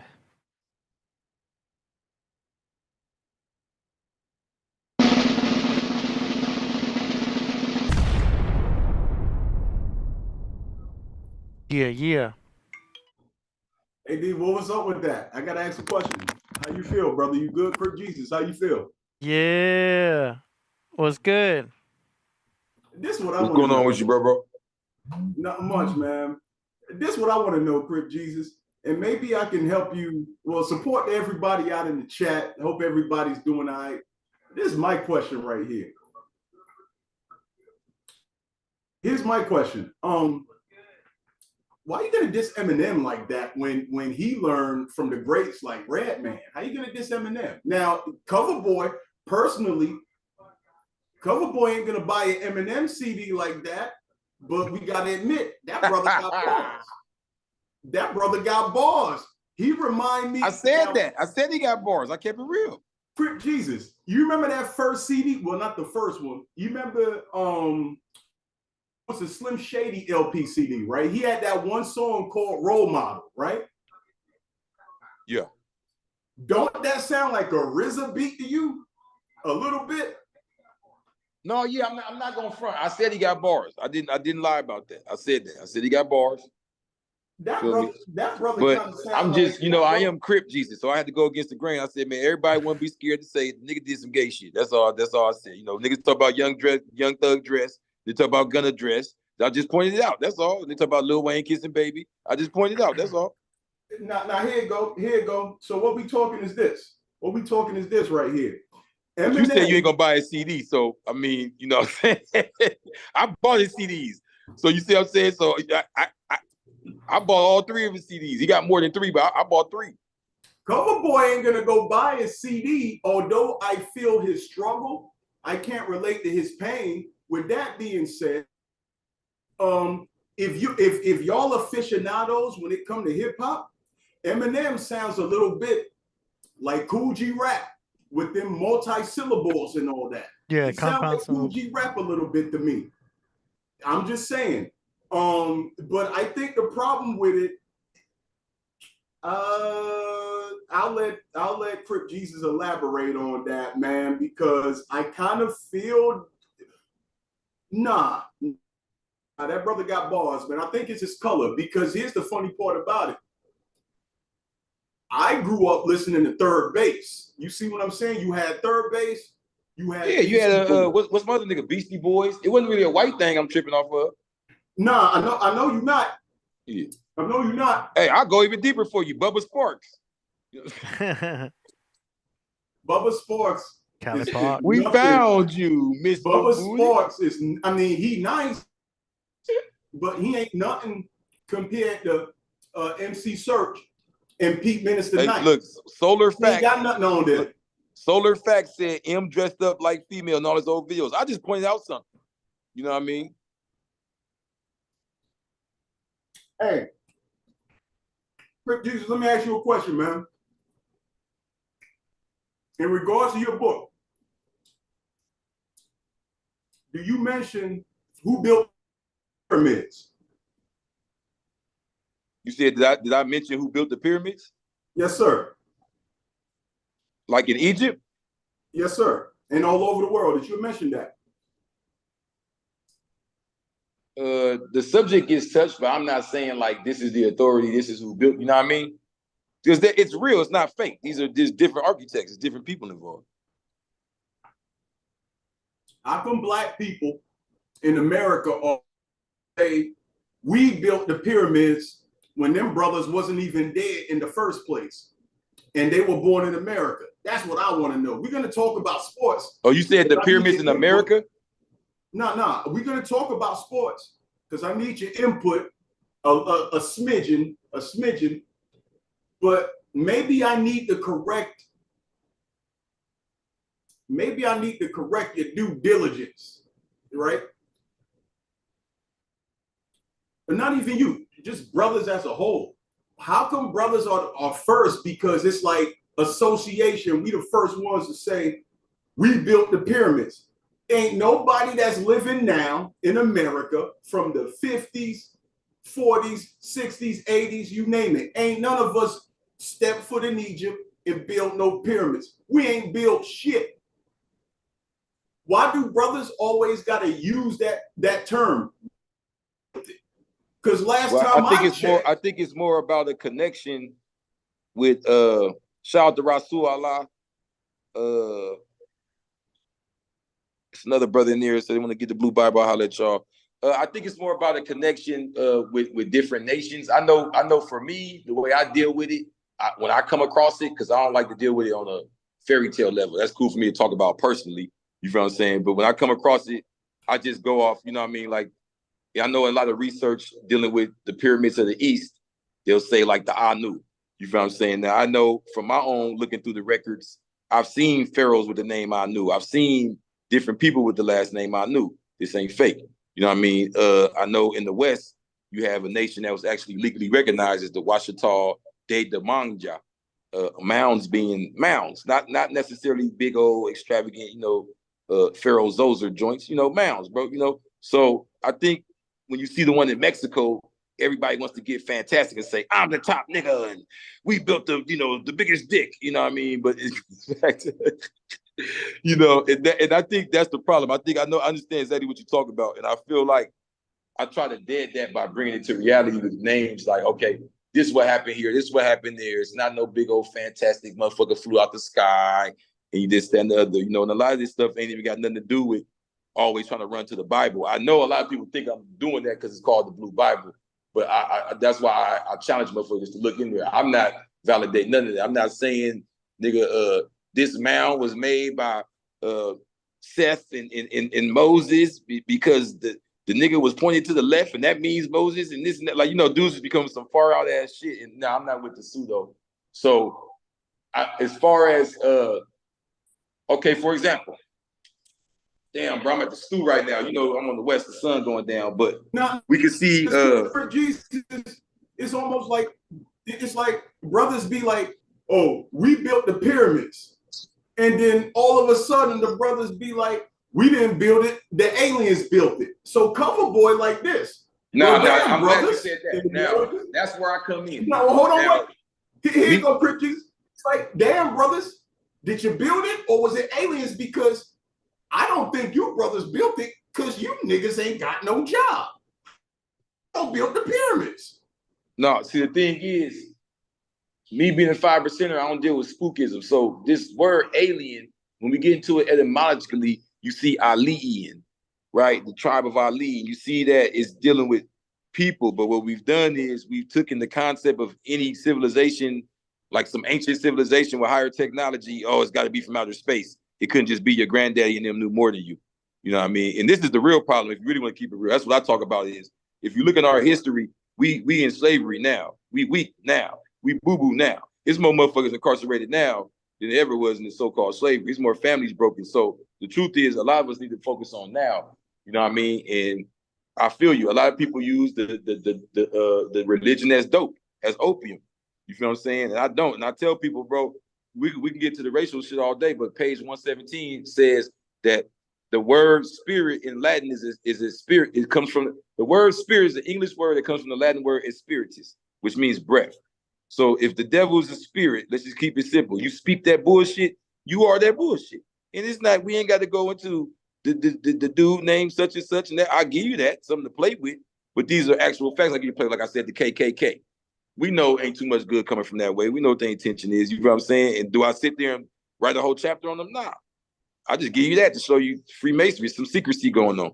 I thought, okay, now here's my question for you, Crip Jesus, because you're knowledgeable in a lot of things. From my understanding, and correct me if I'm wrong, I thought the KKK derived from the Knights of the Templar. That's one. And number two, 100%. Can you really knock them if they're protecting their own group? Because when they first started, they wasn't out there committing crimes on brothers and sisters. They were just protecting their own.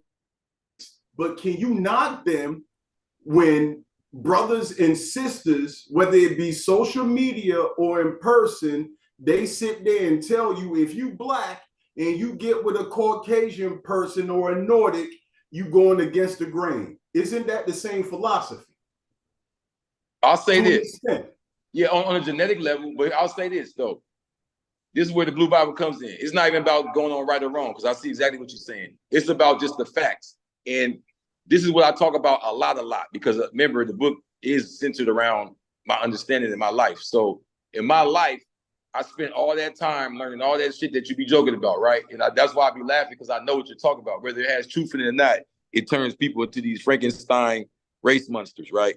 And if you don't go that route and you actually continue and learn your own heritage, your name, and apply said science to it, you'd be surprised what you find. And I say that to say that what I found was, when I was given the science of being Gullah Geechee and having to figure it out, and these people weren't white, these people weren't, what we recognize as an Indian, I realized that it was a more basic understanding. It's that there were free people here.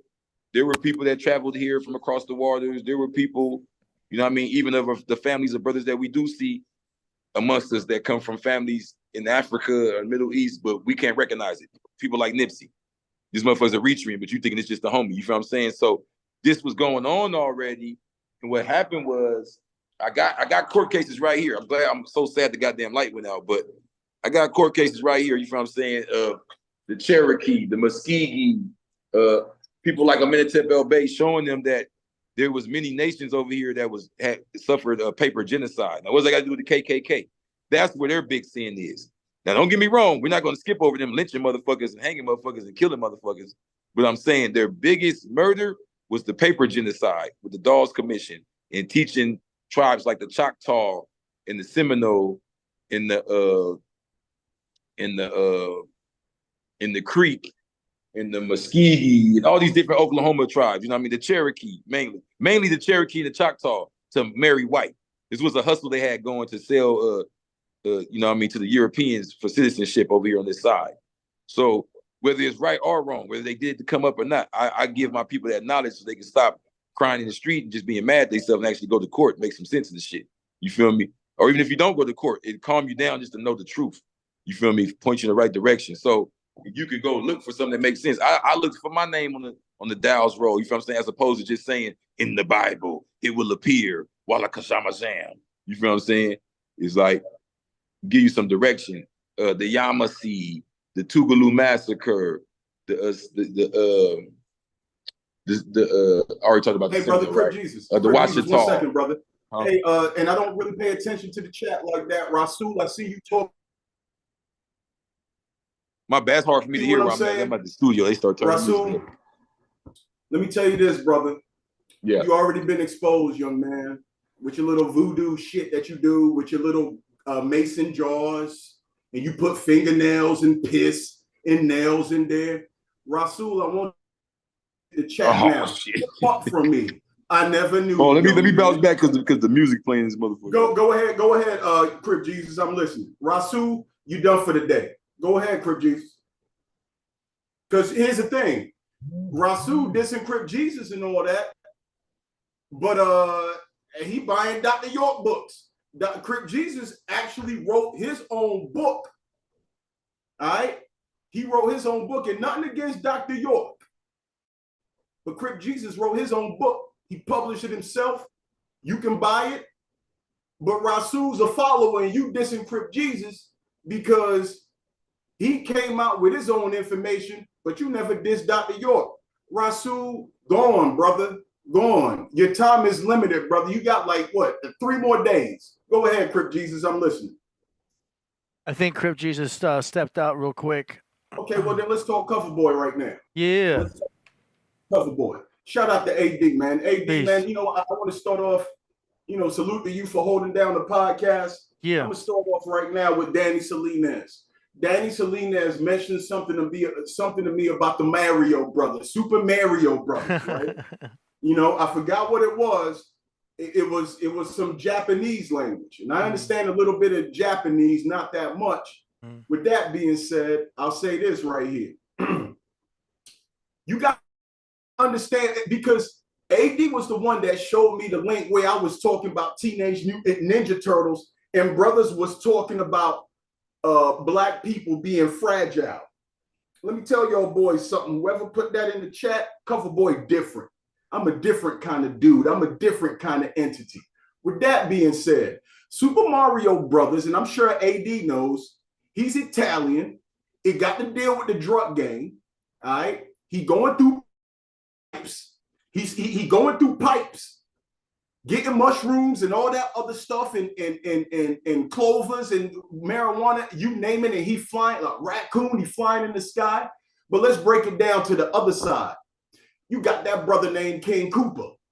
You ever notice King Cooper, a Black dude? Now, as soon as I say this right here, people are going to try to play the race bait.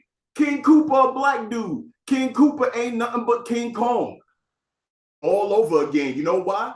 And I hate to be stereotypical, but it's the truth. Black men were known back then for having a lot of kids. The only difference The only difference with King Cooper is that he got a lot of kids and he take care of them. But here's a stereotype. Here's a stereotype. He going after a white woman, that little princess. He got a lot of kids. He got a lot of kids. He a brother. He green. He green. He going after that princess who was a Caucasian. Really want to go that route. But if y'all really want to talk about it, at least that brother take care of his kids. And it goes back to promote racism. Italians and blacks never got along. Watch the Godfather movie. What are y'all talking about? See, CoverBoy know too much. CoverBoy know too much, man. I just played dumb with y'all boys. I just played dumb. But that's neither here nor there. That's neither here nor there. What's up, AD? How you feel, bro? I'm good, man. You going in. It's gonna... Nah, AD, you know what time it is, man. You remember that movie Avatar? Brothers was like, oh, they blue, they black. Ninja Turtles, oh, they're green. Yeah, we know, they're black. Orange, they're black. Red, they're black. Whatever color you got that's an offshoot of white, they're black. But at the end of the day, all colors come from each other. And with that being said, the Japanese know I am not no reverse racism type of brother. The Japanese know, white people know, everybody know black people was here first, but it's kind of like, why do we got to throw it in people's face?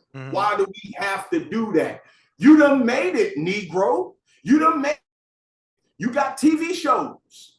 You got video games. You got comic books. What are you complaining about?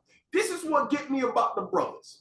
Y'all was going crazy over that Black Lives Matter stuff. And CoverBoy was just sitting there watching. I didn't involve myself in that.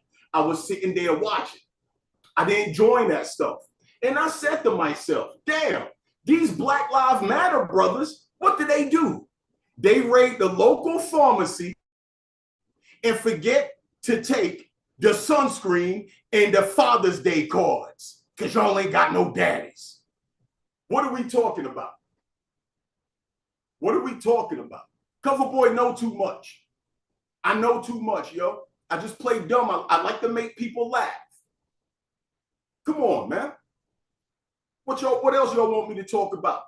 Yo, I found this meme right here. It says, be like Mario. He's an Italian plumber created by Japanese people who speaks English and looks like a Mexican. Well, there you go. Trying to pit everybody. Well, I'll be quiet. Well, there you go.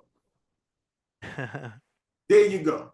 Yeah. Come on, man. Marvin, like Salinas mentioned, shout out to Brown Buffalo. He mentioned that to me a couple of days, earlier in the chat, earlier ago.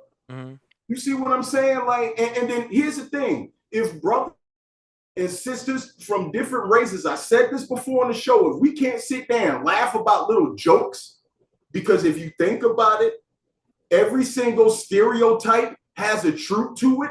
If we can't laugh about that, I don't want to be your friend. I don't want to be your friend. How come every single Popeye's chicken they got in America is always a black woman? The husband ain't there. The kids ain't there. Well, sometimes the kids is there. It's always a black woman eating fried chicken by herself, talking about, I sure love me some watermelon and some chicken. Like, what are we talking about? And I sit there and watch it, and it's like, yo, although this is like low-key kind of racist, this is funny. I grew up in the 80s. If you watch WWF in the 80s, everybody was stereotyped. Native Americans were stereotyped. You had the Ultimate Warrior. The Nordic brother was stereotyped. The blonde hair, blue eye, you had Hulk Hogan. All right? Who else was stereotyped? The dude from Harlem, Bad News Brown, he was stereotyped. Legion of Doom, the Road Warriors, stereotyped as some biker dudes that just whoop ass.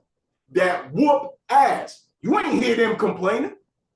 You ain't hear him complaining. Bad News Brown had a finisher move called the Ghetto Blaster. That brother wasn't complaining. He got that check. Put CoverBoy like, yo, well, I don't know. I don't know, but these little woke brothers be too sensitive. These brothers be too sensitive. What are we talking about? We built the pyramids. What y'all build? When? Tell me the date. Your ancestors built them. You didn't. You ain't do nothing. You ain't do nothing. The brothers is too busy on government assistance. You ain't build nothing. Y'all ain't build nothing. Come on, what are we talking about? Everybody built something. Everybody did. Everybody should be represented. And I'm not knocking Crip Jesus. I'm not knocking his book. He was on Instagram Live talking shit about me the other day. Little sneak disses. Well, I won't even say sneak disses because he's the type of guy, if he got a problem with you, he'll say it to your face. He would diss me. I didn't get mad. I just took it for what it was. And I didn't get sensitive. I don't care because I have my own truth. He has his own truth. I respect him if his book, and I'm not trying to take up all the time, maybe, because I know you got stuff to say and me and you got to talk because I like talking to you. Oh, yeah, you good. If his book is there to help the brothers out, these little ghetto woke brothers running around, relying on the government, raised by their mammies and all that, if his book can help them show themselves where Africans and colored people came from, then I'm down with that. If that book sits there and says the white man is this, the white man is that, no problem with that. Other than that, I got no qualms with the brother. But that sneak diss and stuff, I don't know. And not only that, Aurora, I got the drop. That little diss track you're going to play in a couple of days or whatever is weak. Formulate another one. All right, Aurora? Because you know what? You call yourself the Pope. Are you ready for this? Let's see. He's the Pope. Wow. The Pope caught bird flu. How did the Pope catch bird flu? Through a cardinal. Sit your dumb ass down, Aurora. You done for the day. Sit your dumb ass down. You don't know if you want to be Bobby Digital. You don't know if you want to be Rasul. Sit your dumb ass down. Find your own identity. I got the pictures, brother. I got the video, brother. So why don't you send me that $25 so I can get some pizza? Sit your dumb ass down. Yeah. Go ahead, AD. I'm listening, brother. Yo, I just got a text from Priest. He said he just landed. And he's like, yeah, he's watching. You about to do the sports, right? Let's do some sports, man. Yeah, I'm AD, not... if you and yo, not only do y'all need to donate to the podcast, they're not beggars because the podcast don't need y'all like that. Because here's the funny part about it. The money that the podcast use to run every day, their electric bill, their internet bill, their energy that they use to talk to y'all is more than any money y'all sit there and donate. And I'm not knocking people that donate. That's generous. But y'all support AD, support Killah Priest, support the podcast, man. Because if it wasn't for them, we wouldn't be here. We wouldn't be here talking. Yeah. So let's go into sports. AD, if you can, man. Can you pull up the 32 NFL team, sir? Yes, sir.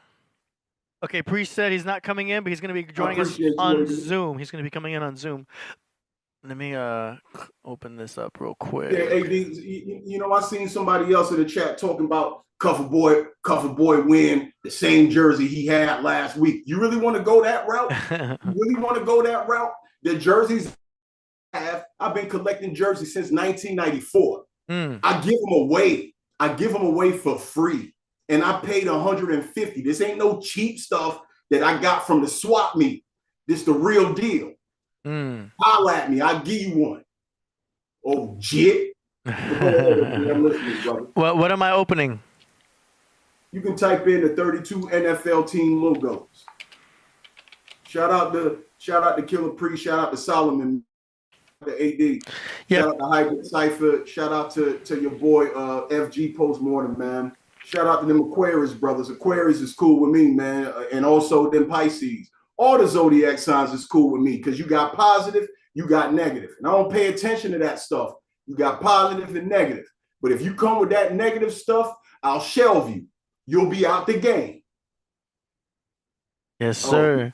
So Priest said he's going to be in studio on Wednesday, but he's going to join us on Zoom real soon. All right, bet. I would love that, man. That's a good dude. That brother looked out for me, man. That brother looked out for me. My life was almost over. And it's funny how Killah Priest is almost like he knows. He knows certain thing that's going on. I'm not going to go into detail. I discussed this with FG Postmortem. I'm not even going to go into detail with Killah Priest. That's a good dude. But let's start off with the cover sports. You know, Crip Jesus, I wanted him here for his input. But he disappeared. You know, he in the chat though. That, you know, Crip Jesus, you can come back in. He in the chat. He in the chat. Yeah. You know, but let's go. Let's go. All right, here we go. So you got your 32 logos. Because 1, 2, 3, 4, 5, 6, 7, 8. So 8 times 4 is 32, right? All right, let's start off, since y'all in California, and get those super chats up, man. Y'all want to ask me a question, ask me a question. Y'all ask me a question. Ask AD, ask Killah Priest a question. Ask me a question, I'll answer you. Shout out to Hanzo. What are you talking about? I don't like to look at the chats, man, but let's look at it. What he say? He just said peace and love. Love, laugh out loud. Love y'all so much, for real. Shout out to Hanzo. Shout out to the podcast, man. Shout out to Lady Jagger. That's the homegirl. So let's start off with AD. I don't know, man. Them logos looking kind of. Let me look at them again, brother. Now, before we get into that, let's talk about AD real quick. AD was the one that said on the show that he uses only acid to make his beats, right? I mean, I make the beats with Fruity Loops, but I use Acid Pro as a DAW. Okay, here we go. Here's the funny part about it. AD, you ever noticed? Give me a second. You ever noticed this right here? When that Sony Acid, and then the funny part is that when I say this, everybody's going to start using, and 80 said it as well, everybody's going to start using Sony Acid and thinking that's going to make them a good beat producer. Ever notice you got these colors right here? All right, you got these colors. If Sony Acid, the volume level, AD, what colors are they? Oh, is it those colors? Yeah. A traffic light color is guiding you. Come on, bro. And then watch them start using and thinking, oh, Sony Acid is the one that made CoverBoy. It made AD. No, man. No. Nah, man. But with that being said, let's get into business real quick, AD. I got you. Yeah, there goes Sony. No, show that again, AD. There we go. There goes Sony again. Yeah. Yeah. It has its own little color palette. It's red, green, yellow, black. Like, come on, man. With the sound vocalizers. It's great for remixes. Exactly. AD knows. AD knows. Aurora, you trash. AD gives you life. You're a spiritual leech. Thank you, brother. Spiritual leech. Sit your dumb ass down, Aurora, with them northern lights. Nigga, your logo is a fucking rainbow. And it ain't got nothing to do with the Old Testament. It got something to do with them XYZ boys. So stop it now. Anyway, with that being said, AD was in the business. What am I doing? The NFL teams? Yes, sir. So I got these up right here. This is what you were talking about? Yes, sir. WS Banker. You all right. I don't deal with you like that. You all right. Ben Frank is the best moderator in this chat room. I'm just gonna say that right now. Hmm. What's the mother brother? Aurora, you ain't no moderator. You need to moderate yourself. Anyway, with that being said, we got the Cardinals. Mm-hmm. Cardinal, look at the head. Look at the head. The cardinal head, the little head in the back, the little looking thing. It looked like a Pope hat. Have fun, Aurora. It looked like a Pope hat and a cardinal Pope. That's number one. But I didn't even want to mention that. We already talked about that last week. Let's talk about, since AD is in California, Killah Priest in California, shout out to Solomon, we got the 49ers. If y'all ever notice, 49ers jersey, the top of it is red, bottom is gold. It takes fire, which is the gold, right? It takes fire, which is the top of it, red, to purify gold, which is their pants, red and gold. There you go, red and gold. It takes fire to purify gold. That's number one. Seattle Seahawk, that's Egyptian stuff right there, Native American stuff. The old school logo. Now I got to look in the chats. I really don't want to do that, but you know, that's neither here nor there. Not that one, AD. Just AD, just do this. Just type in old school NFL logos, 32 teams.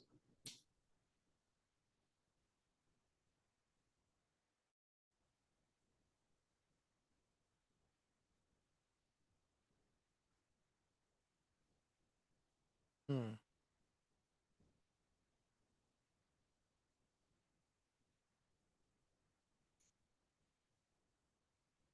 There we go. So let's start with the Falcons. The Falcons, if y'all want to apply it, the alphabet, that's the second one, right? That we talked about. The 49ers was first. Falcons, that's Egypt right there. And if you look at the logo, it looks like an F. It looks like an F because F for Falcon. You see what I'm saying? You see that, right, AD? You can form an F with that. Yeah. Falcon. Oh. Right. Falcon, F, that got to do with Egypt. Baltimore Ravens, damn. Damn. You ready for this? The Baltimore Ravens. Y'all remember Dumbo? They had that movie Dumbo. They had Dumbo. They had those crows on there. I seen a butterfly. The jigaboos. Oh yeah. They were jigaboos. Like, you know, they were tap dancing. They were like, I seen a horse fly. I seen a diamond ring. I seen a needle that winked its eye. Thank you. Yeah. They were jigaboos. So they're basically, well, whoever it is that came up, I'm not calling Roger, what's his name? Roger Goodell, whatever his name is, Roger Goodell. I'm not calling him a racist or whatever. But the Cleveland Browns are the original Baltimore Ravens. Maybe that makes sense to y'all. But Baltimore Ravens, that's a black team. They're jigaboos. They're crows. That's all they are. Like, come on, yo. This sounds kind of funny, you know? And if you think about it, if you go and Google it, the Ravens always get jailbird players. Like they win the Super Bowl, but they always got players that went to jail before. Who's the main populace that goes to jail? It's the brothers. Here you go. What's next, AD?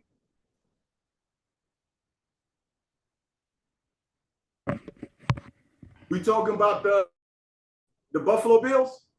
Yeah. I had to turn the light on because it's getting dark. Buffalo Bills? Buffalo Bills. Okay, we on this one right here. All right. Shout out to Salinas. Salinas is a Latino brother. I hate saying that word. He's a Mexican brother. So the Bills are red, white, and blue. They're red, white, and blue because New York is the main area in the United States. So you got red, white, and blue, and that's the only team. Mm-hmm. That's the only team that play in New York City.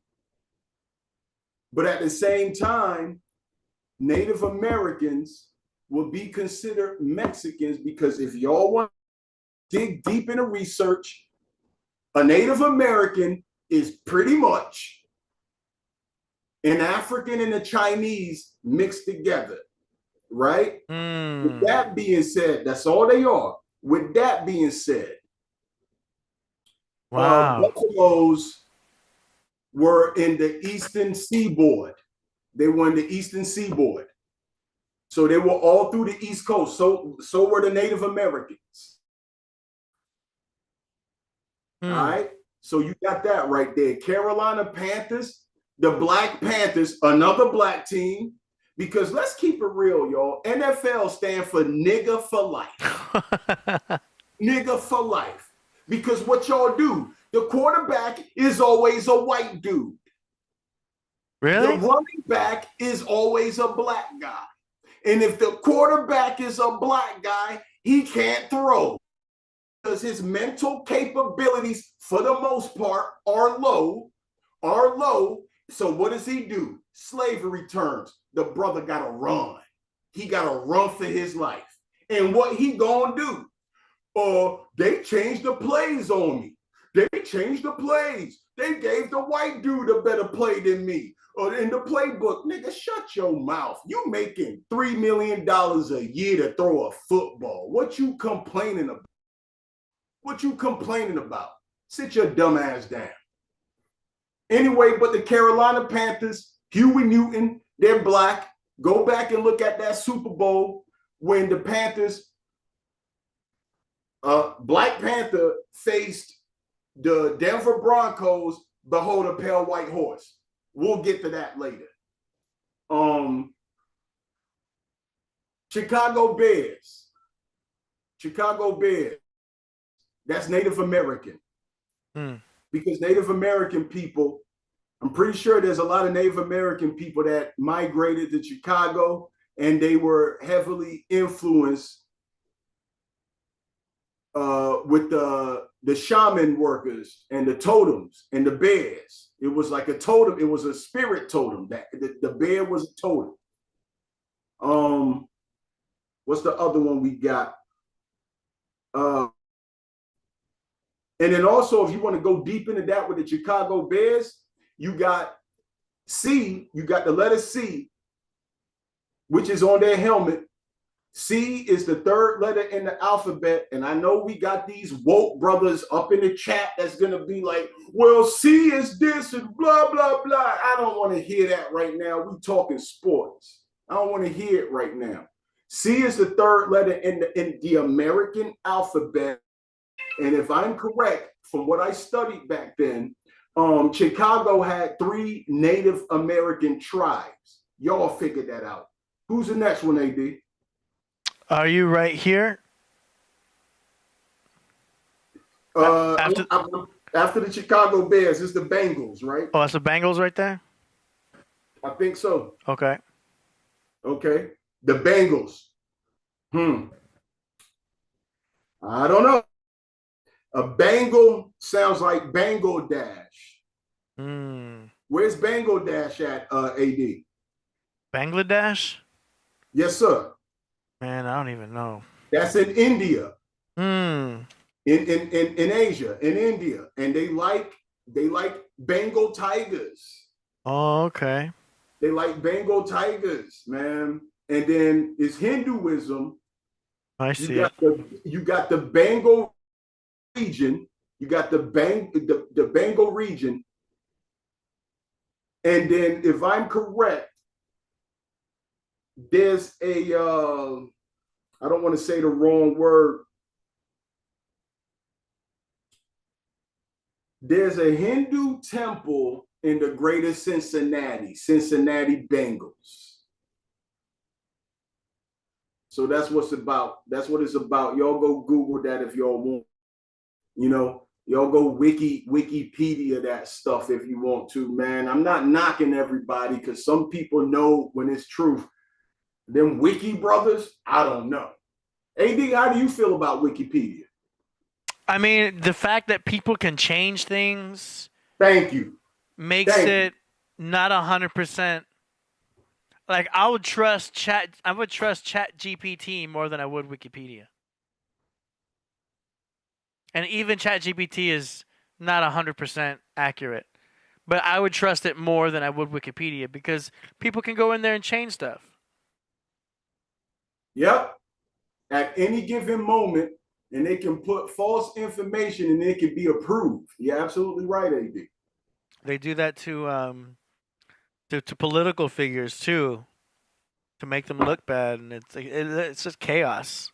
Let me tell y'all, and then before we go into, let me tell y'all, horoscope brothers, if it ain't coming from AD or Killah Priest, I don't want to hear it. I don't want to hear it. I don't want to hear it, man. If it ain't coming from them, pause. If it's not spoken by them, I don't want to hear it. AD know what he's talking about with certain things. Yeah. Man. I don't know how he know, but AD know. I just wanted to put that out there. Who's next, AD? Who we got? The Browns? Are we right here on Dallas Cowboys? Oh my God. Okay. It's a star. It's a star. I think we need to, I think it's the, oh wow. We going in alphabetical order, but if you want to touch on the Cowboys, let's talk about that. Cowboys, they got that star because that's America's team. Roger Staubach and all those brothers right there. Roger Staubach is another brother that played for him, the original number 88, Drew Pearson. And then you had Michael Irvin, and then you had the other brother that was number 88. I forgot his name, but it's a pentagram. It's a pentagram with that logo, that star. Mm. Yeah, it's a pentagram. Yeah. You don't want to talk. You don't want to talk about the Cleveland Browns. Cleveland Browns, from what I grew up remembering, they always had an elf as a logo, little Frodo-looking brother, a little elf. Never trusted that guy. Never trusted that little elf. But growing up, I remember the Cleveland Browns, they used to call them the dog pound. A dog pound is kind of like jail, right? Yeah, dog pound.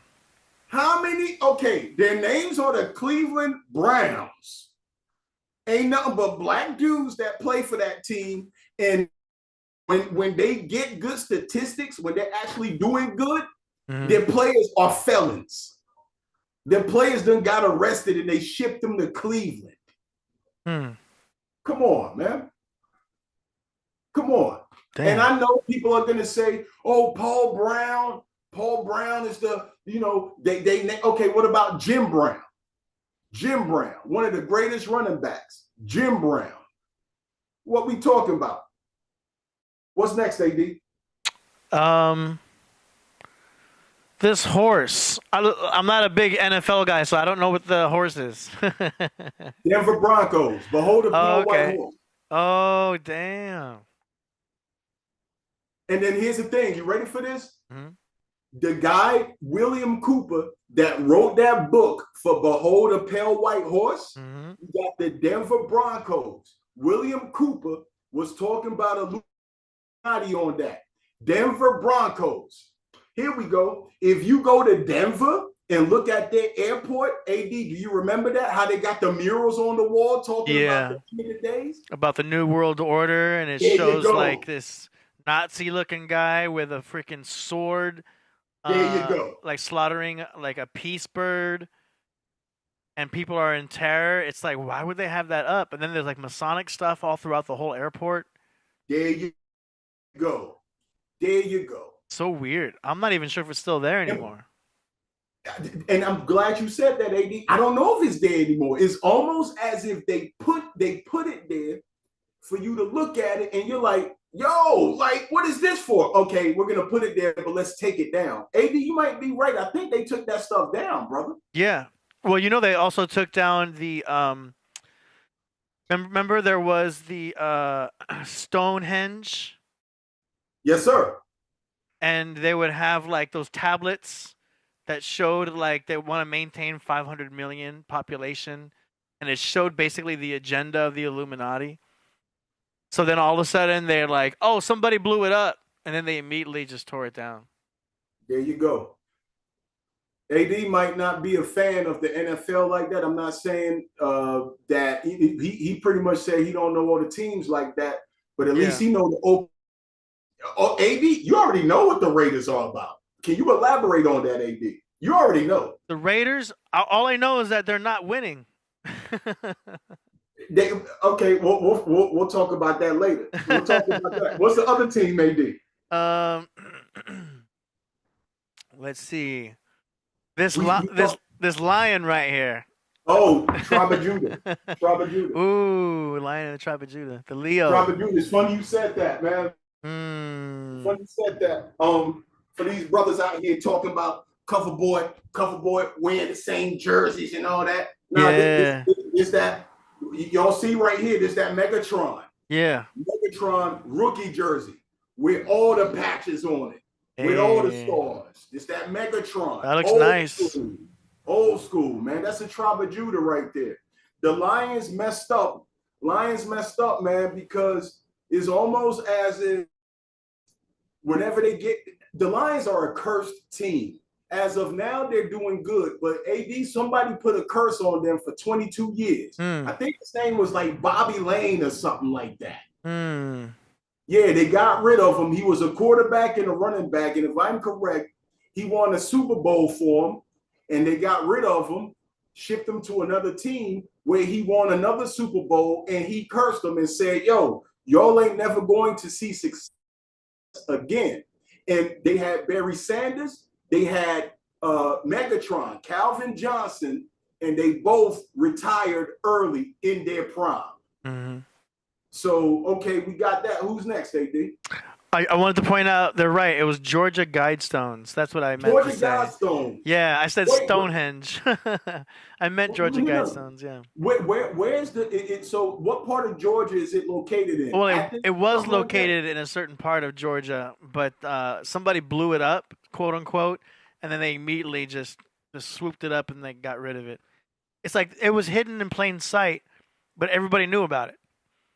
So it's like they had to just cover it up. Right. It's like almost AD. It's like they're telling you the message, but what it is, if you want to hide something from somebody, put it in plain sight, right? Put it in plain sight, yeah.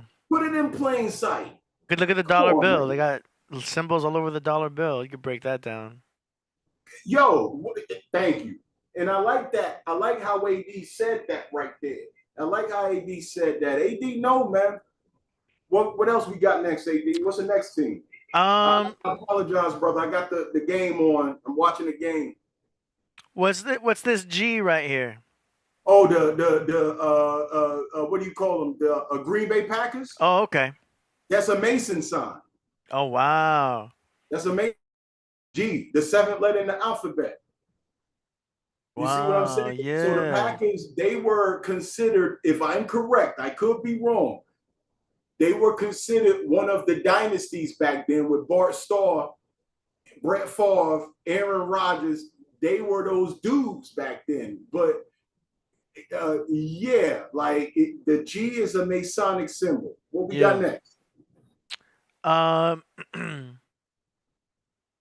What is this one with the bull?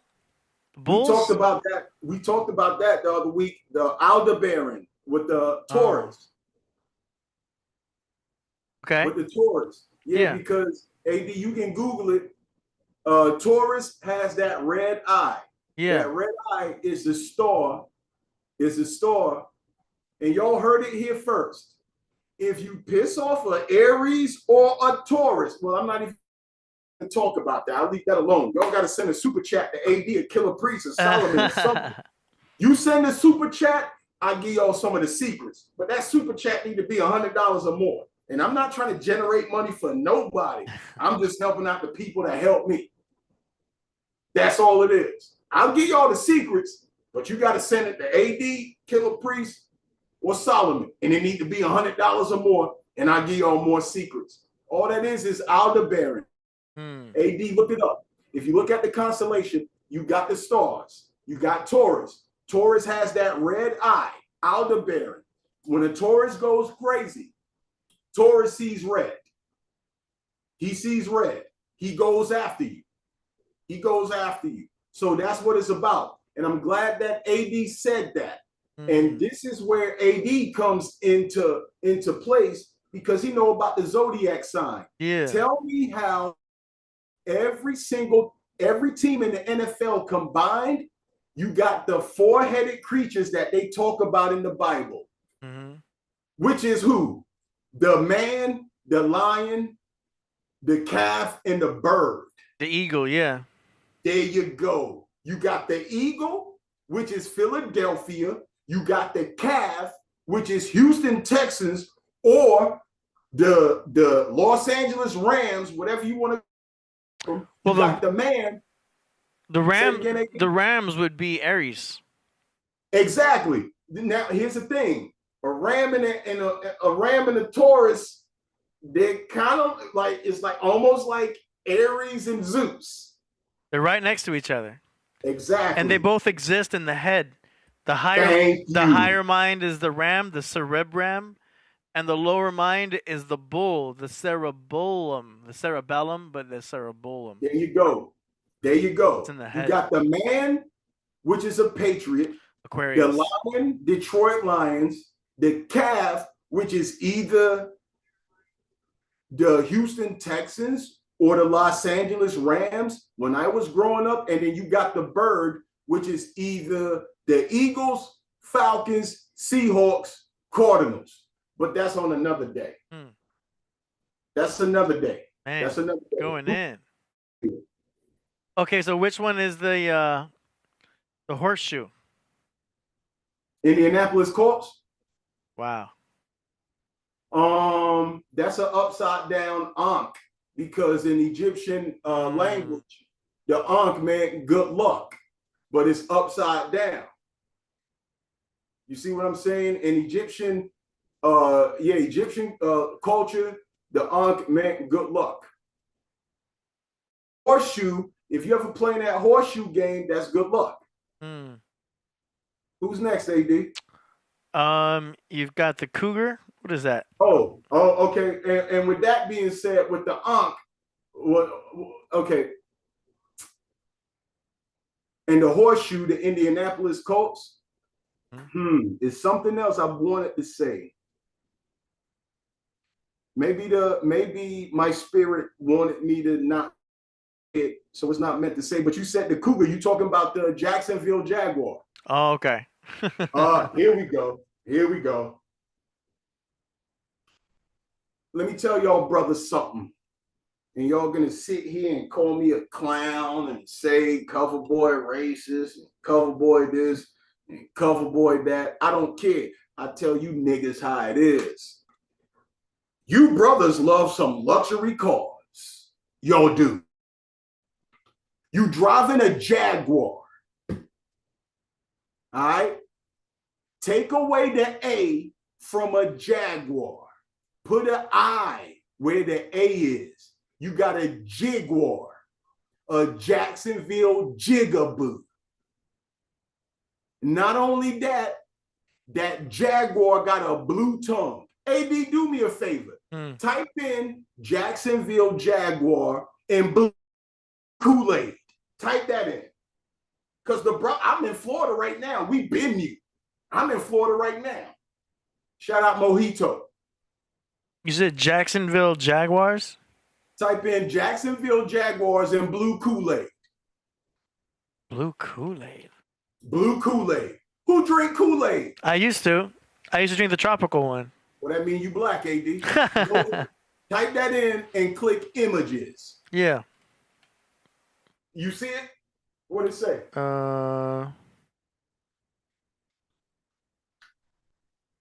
NFL draft, blue Kool-Aid.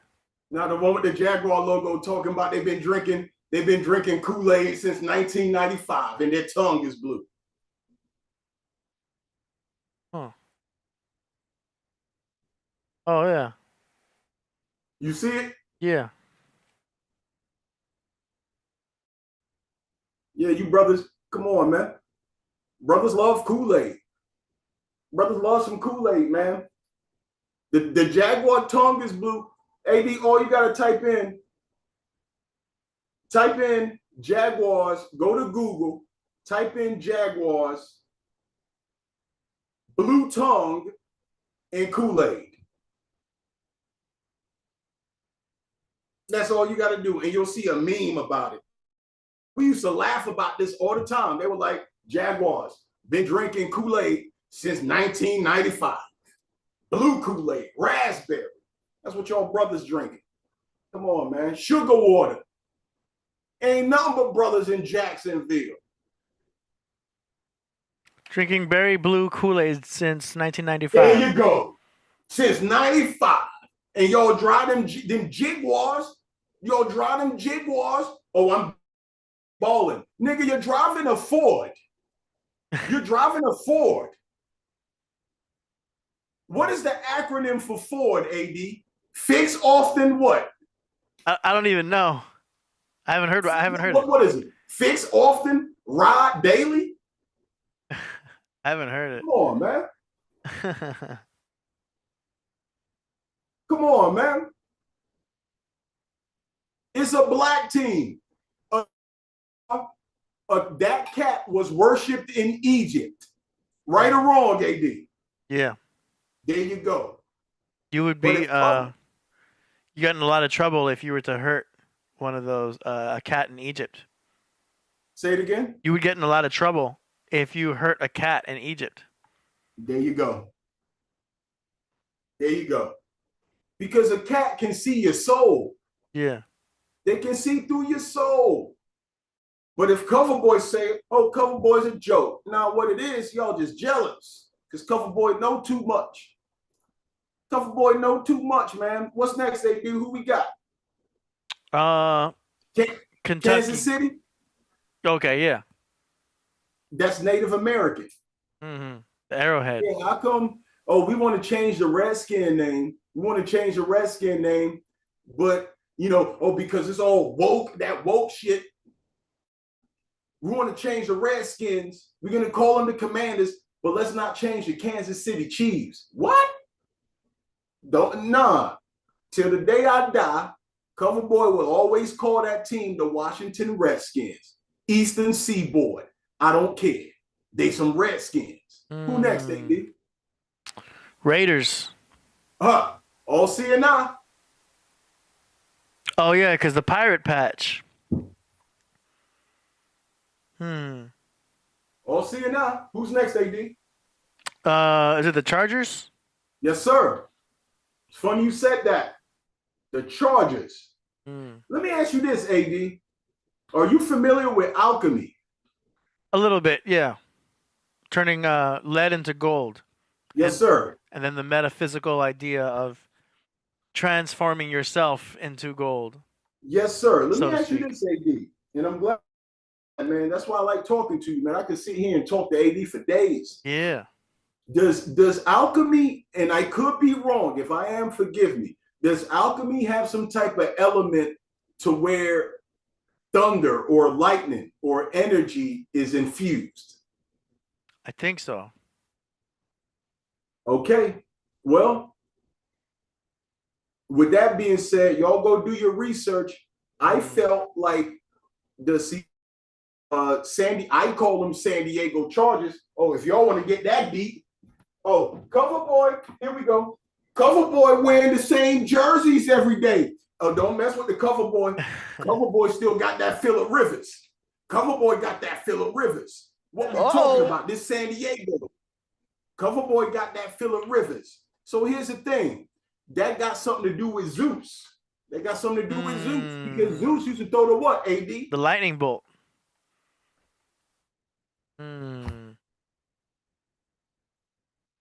Zeus. What we talking about? It's where we get the word Jesus or Jesus. Thank you.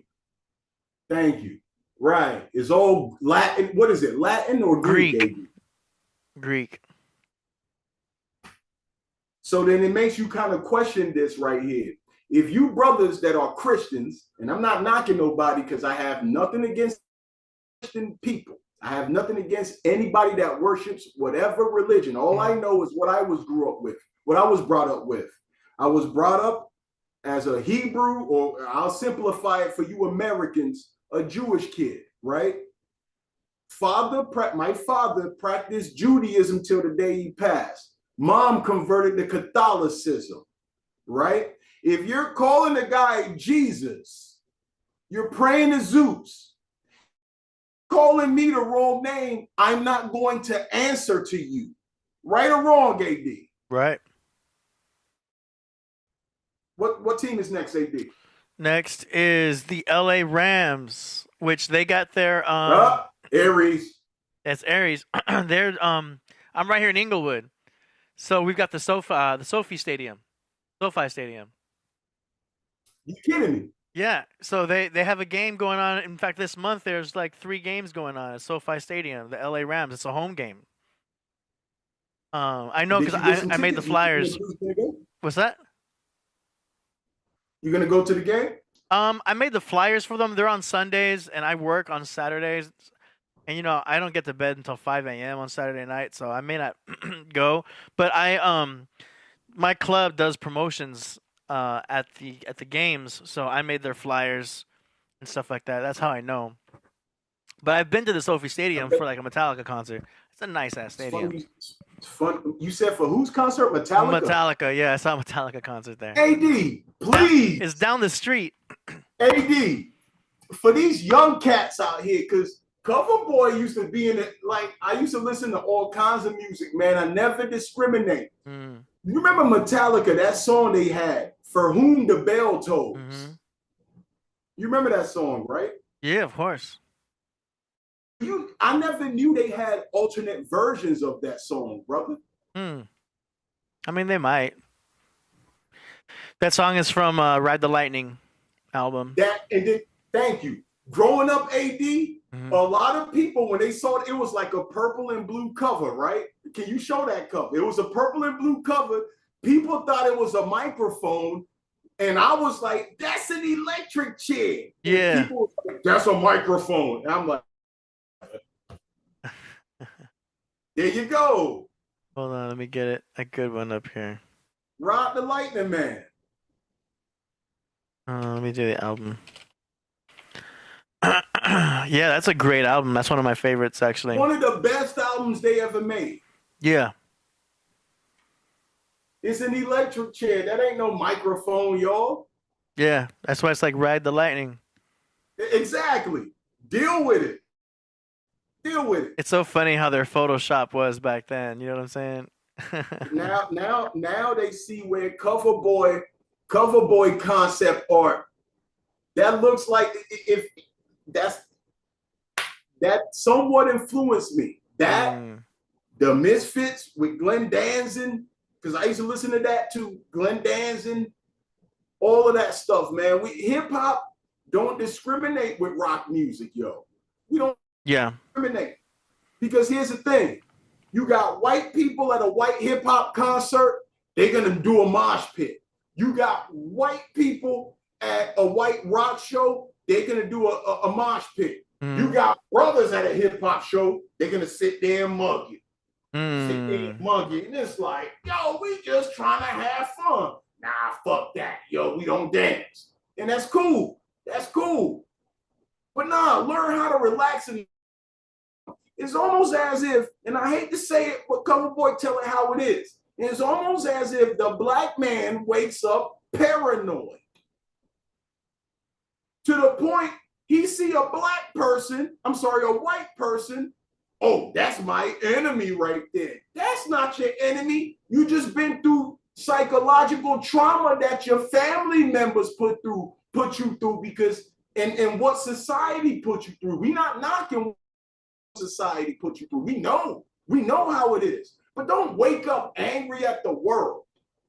Don't wake up angry at the world, man. It could be worse. It could be worse. Now, brothers want to sit there and you know, oh yeah, let me get mad. And that same energy that y'all want to sit here and talk about in books and talk about in your music, y'all direct it. And I'm not talking about a black man. I'm talking about niggas. Y'all sit there and direct it on another black person. But you'll never do it to a white person because you're scared, because you niggas can't fight. You niggas can't fight. What's next, AD? So that was LA Rams. Now we've got the Miami Dolphins. That's AD zodiac sign. Yeah, it's the Pisces. Pisces. And it got that M on the helmet. It got that M. Masonic. What's next, AD? Vikings. Leif Erikson. Leif Erikson. A lot of people don't know this, man. Vikings actually, how can I say it?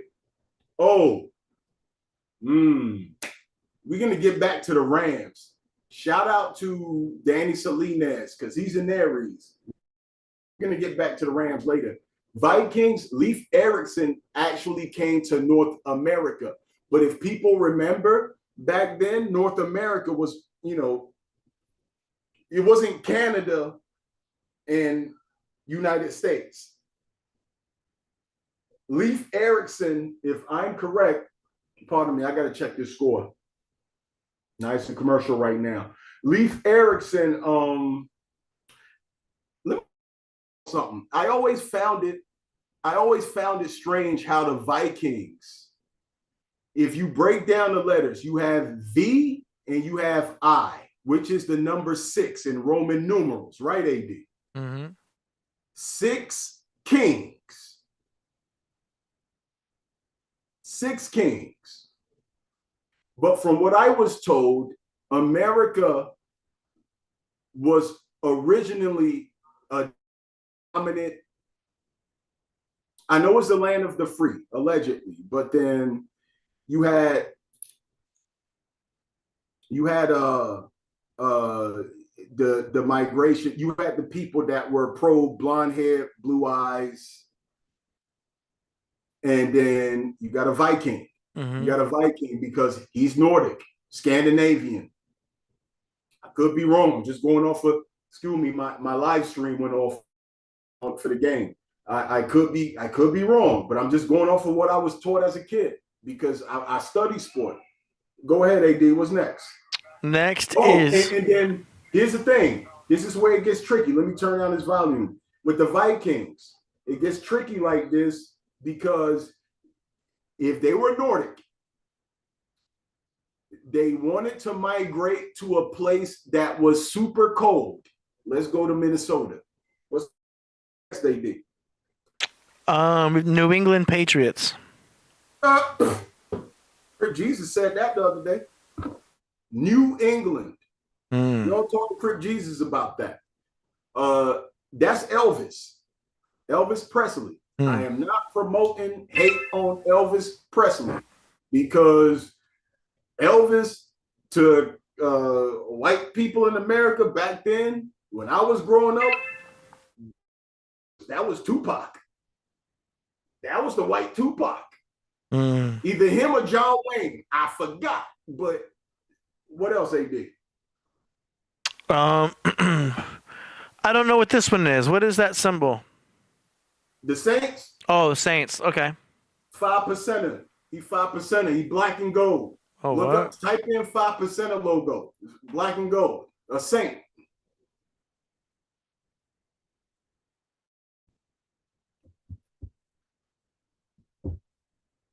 The 5%er. Isn't this it right here? Yes, sir. That is my father's favorite team, man. I remember when they had Archie Manning. 5%er. Black and gold. If you look at those Wu-Tang, when Wu-Tang was talking about 5%ers, yeah, they were and gold. You had that 7 sign, sun, moon, and star, black and gold. And you had that white, the Saints had that too. What's next, AD? New York. The Giants.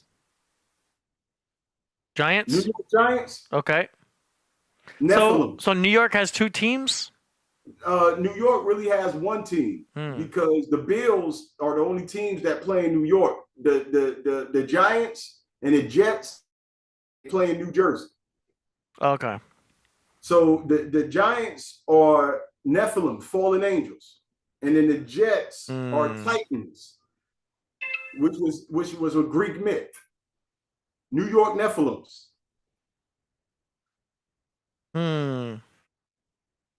Okay, hold on. I'm trying to see if Priest needs an Uber from LAX. Okay, let me know. Okay. So then the New York Jets. Oh yeah, you said is Greek mythology. Greek mythology. Yes, sir. The Titan. Yeah, there was originally, I think, blue and gold. The Titans. And then the Eagles. That's the Egyptian national bird, and that's also an American bird. And I hate to sound woke, but let's just call it how it is. If you go to church in America, which I stray away from, the black woman's God, black women, and I'm not dissing sisters, because you got some sisters that know what time it is, but you got some sisters that are lost. Black women's God is the pastor. It's the pastor, and not they like the idea of God. Is not the God of Israel or whatever you want to call him, because I mean that's all Latin and Greek or whatever. They like the idea of the pastor. You ever notice a pastor's like this? Heal, stop, amen. Let me come to your house and spill some holy oil and holy water on you. And your next thing you know, that pastor fucking the bitches. What we talking about? So the eagle is an Egyptian bird, and it's a USA bird. The catch is this. You go to a church in America, you look at the roof, it's in a pyramid. I could be wrong. But the churches I've seen growing up, the pyramids was always on the top of the church. It's always a roof. It's always like this. What's next, AD? The Steelers. You see them 3 stars? Yeah. 3 wise men. That's true. Orion's belt. Thank you, sir. They're crooks, though, because their names are the Steelers. And they used to have pinstripe jerseys. And they look like criminals. They look like criminals. And then a lot of brothers don't remember this. Them Pittsburgh brothers were the ones that built that bridge in the town in New York City. Them Pittsburgh brothers built that bridge in New York. They provided that steel. A lot of brothers don't want to talk about that.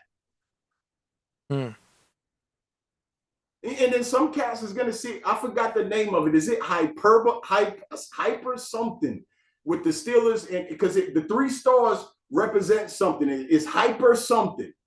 But those 3 stars represent the gifts that the 3 wise men brought to Jesus. What we got? And we ain't talking Crip Jesus. We ain't talking him. What's next? San Francisco. We already talked about that. Yeah. Fire refines gold. You gotta God will put you through some trials to make you a better person. Who next? Seahawks. Native American and Egyptian stuff.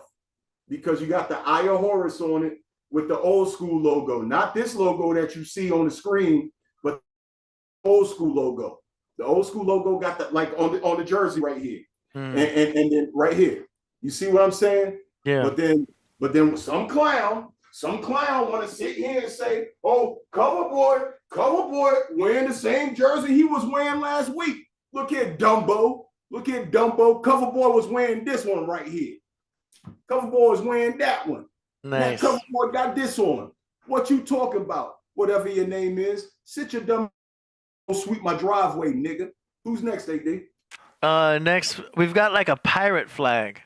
All CNI, Tampa Bay Buccaneers, right? Oh, okay. There you go. Yeah, that that Pirates logo is they would always use that. It means seize the day. And then it's funny. See, that's why I like AD. Yeah. Everybody listen. AD said seize the day, right? Yeah. Who were the seas? Who are the sons of the seas? Sons of the seas? You mean like pirates?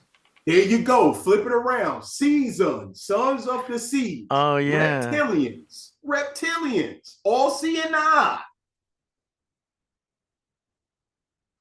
There you go. Nah, but CoverBoy be sitting here talking nonsense. Sit your dumb ass down. CoverBoy no more than you brothers. CoverBoy no more than you sisters. You can't fool me. It's carpe diem. So anytime you see skull and crossbones, it's carpe diem, which means seize the day. Seize the day, sons of the seas. Whether you brothers want to admit it or not, you ain't. God took his DNA. If you look at that video that Killah Priest came out with called The Winged People, with Anu on it, with King Anu, and Killah Priest knows because he and I talked about this. In my language, the culture I come from, Anu, A-N-U, in my language, which is Hebrew, is really spelled E-N-U, Anu, which means up. So if those so-called jungle niggas said Anu means up, is up, who you think they saw above? Who we got next, AD? I'm not sure what this is. It's in the corner here. It looks like a blue thing. Tennessee Titan. Okay. Titans. Fallen angel.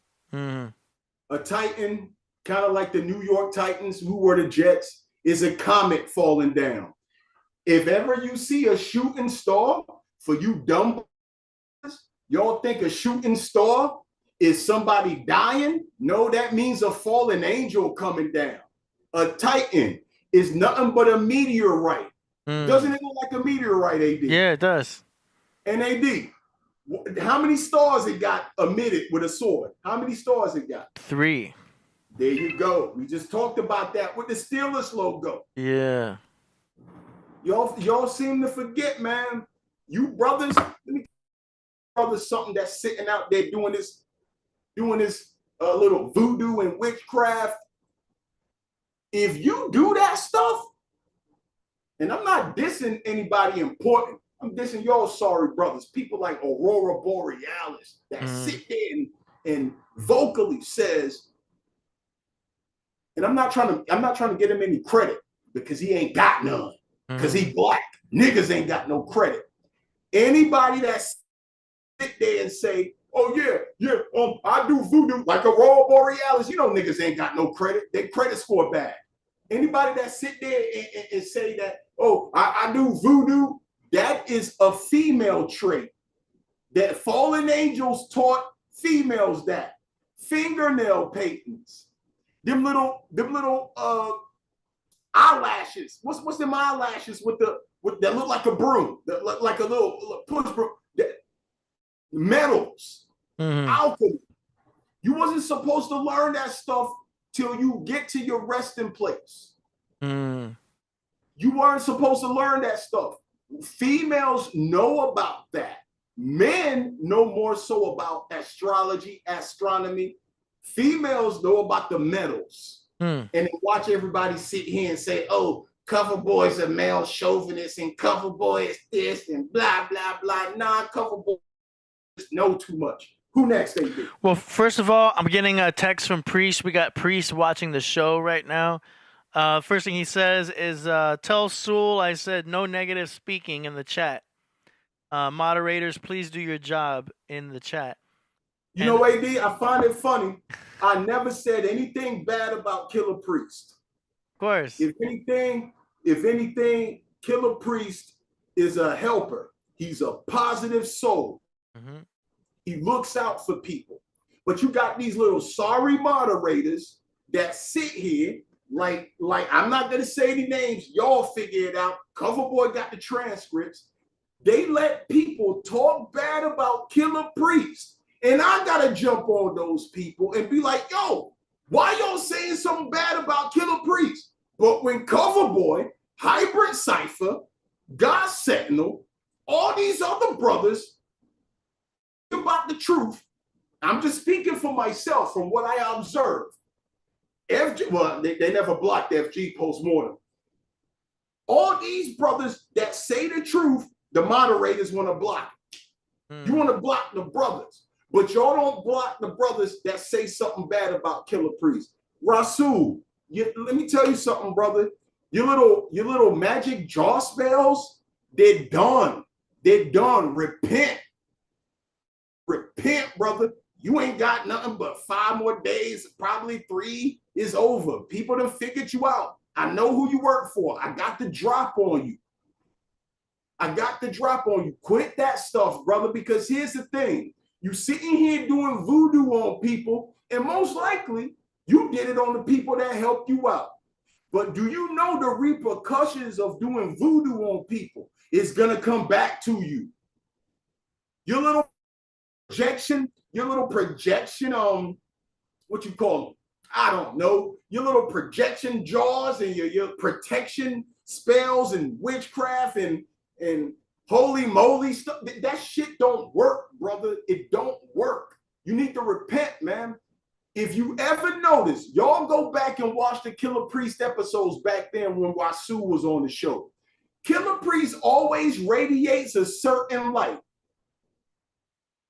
A certain light that's pure. Rasul radiates a light that's dirty and dingy because he's out there doing bad things to people. People that do that voodoo and witchcraft to harm other people, you know what that means? They lost power in some aspect and they're trying to gain it back.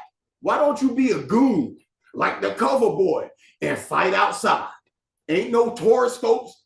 It ain't none of that shit. CoverBoy, wake up. I thank the Almighty for waking me up. Allah, whoever you want to call him, I thank him for waking me up because we take waking up for granted. And I go outside and fight my battles. But what it is that I keep it in here that I'm a good person. I don't go out there doing bad things to people, brother. You got a guilty conscience. Who next, AD? Who the next slide? Real quick, Priest is asking, why do most quarterbacks wear the number 12?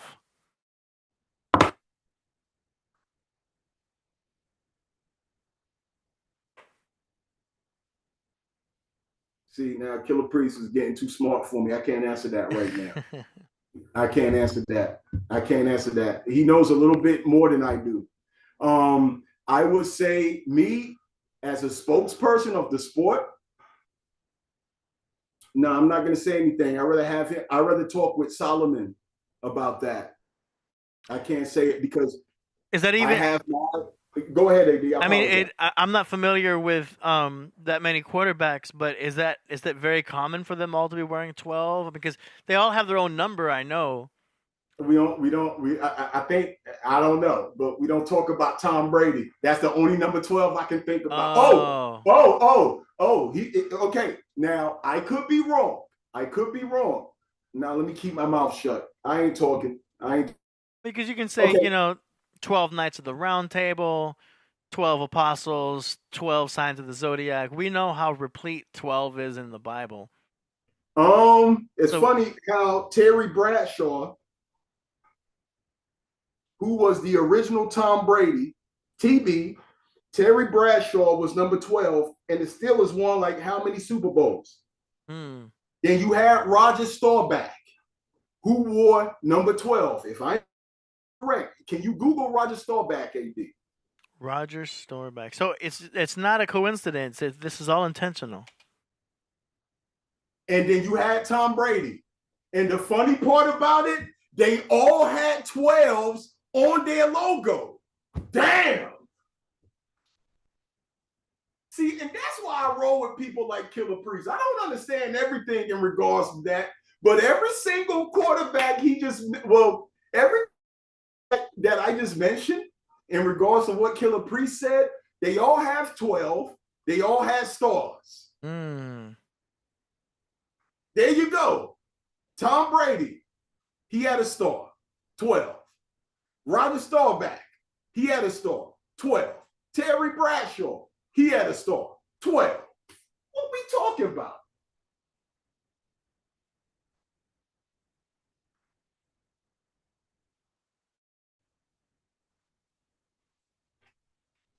Damn. I don't know about that one, AD.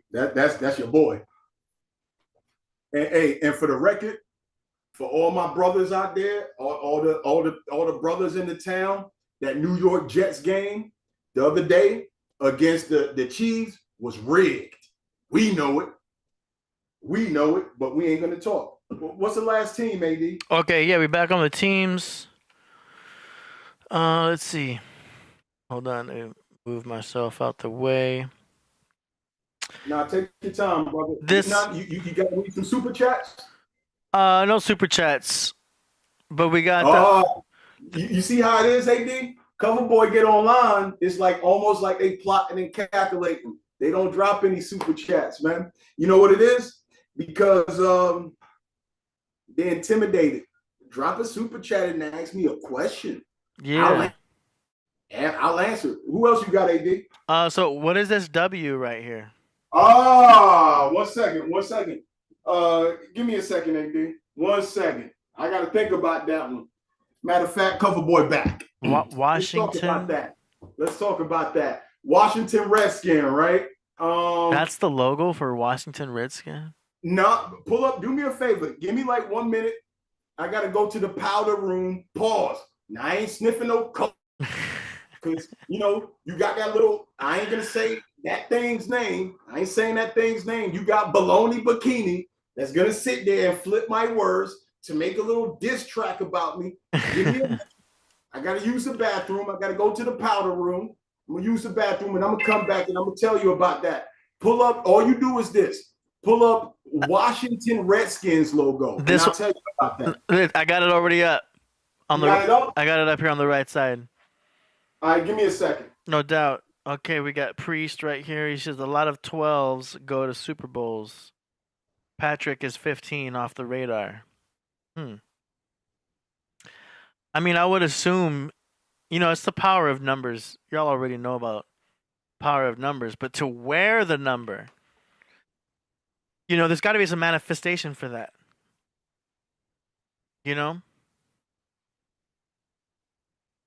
Just wearing certain things. Isn't that interesting how, like, if you put that, that's why you got to be careful when you get tattoos.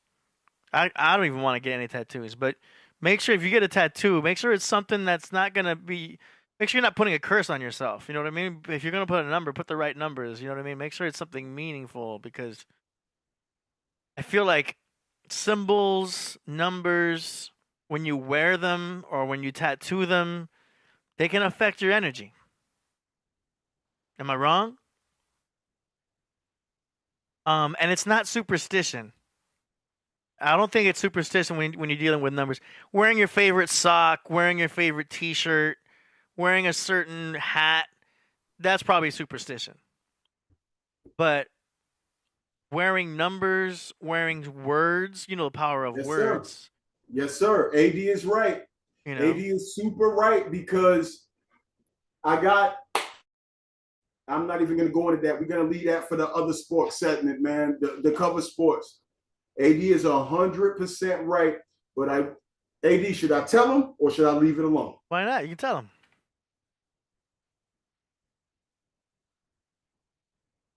Okay. Nah, AD, I'll leave it alone, man. There's certain numbers. Okay. Let's talk.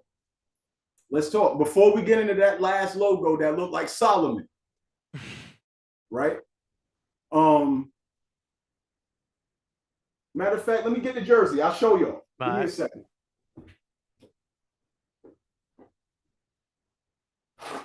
I need to have some elevator music.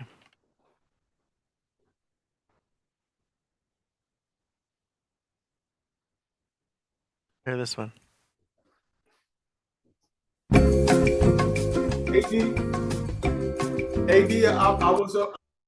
I'm a hooper, man. I'm a hooper, brother. You see what I'm saying? Real basketball fans know. And y'all heard everything you hear right now, all these symbolisms that you hear, you heard it on the Killah Priest show first. So y'all can't steal it like your boy Crumb that sit here and steal information in the chat and write it in a book and act like it's his. Brother, we've been you. We've been you. CoverBoy had this Nike jersey long time ago. Does anybody know who this is right here for the Cavs? Number 11. Before LeBron James. Zydrunas Ilgauskas, right? Nike, the swingman jersey. So what's his name? Ilgauskas, right? Zydrunas Ilgauskas. I had that jersey. AD, every time I would wear this jersey when I was in Asia, when I was in America, and I'm playing ball, I couldn't shoot well, I couldn't dunk well. I was trash. I'm talking to Jagger, Lady Jagger on the phone. She goes, well, you know that's the number of, what does 11 stand for, AD?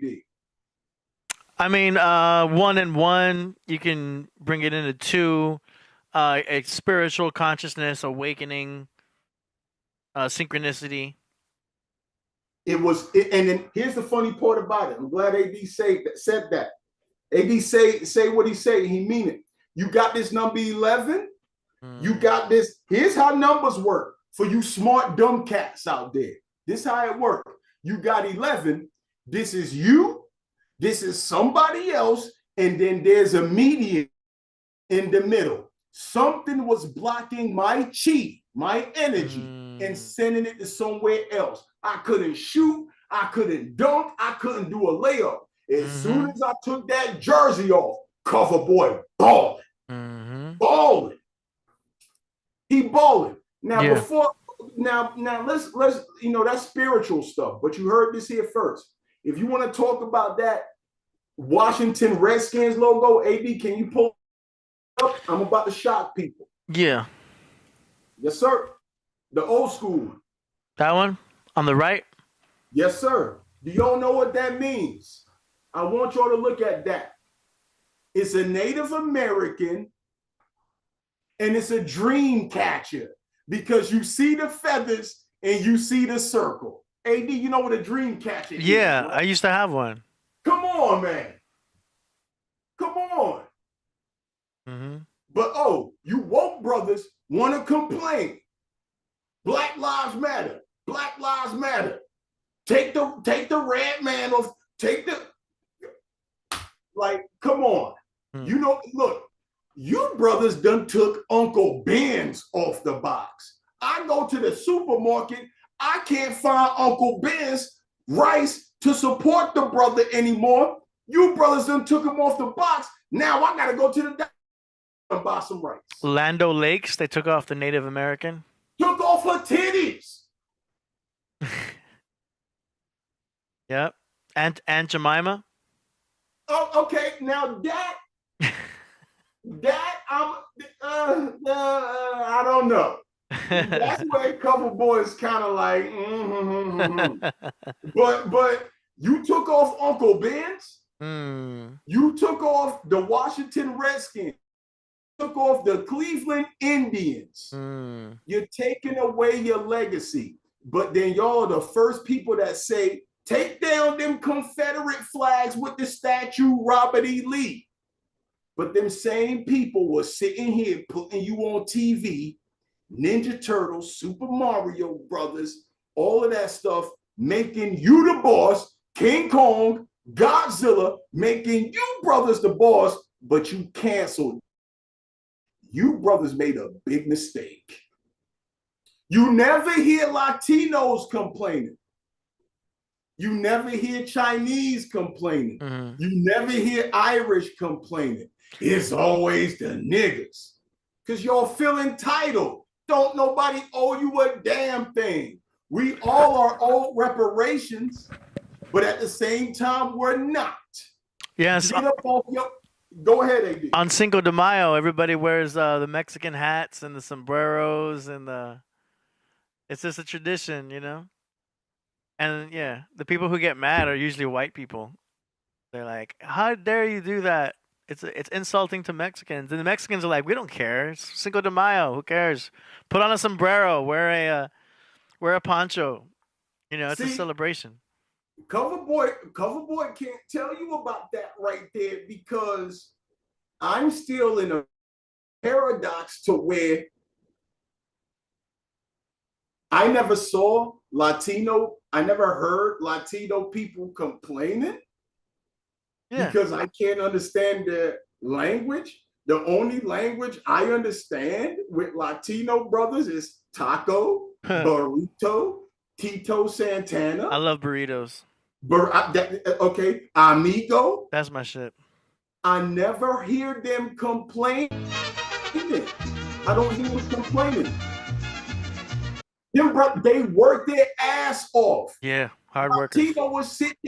Latino sit there, drink a Modelo, whatever you call it, armadillo beer, drink it, go to work on your roof, and your roof is finished. 3 days, Latino brother gone.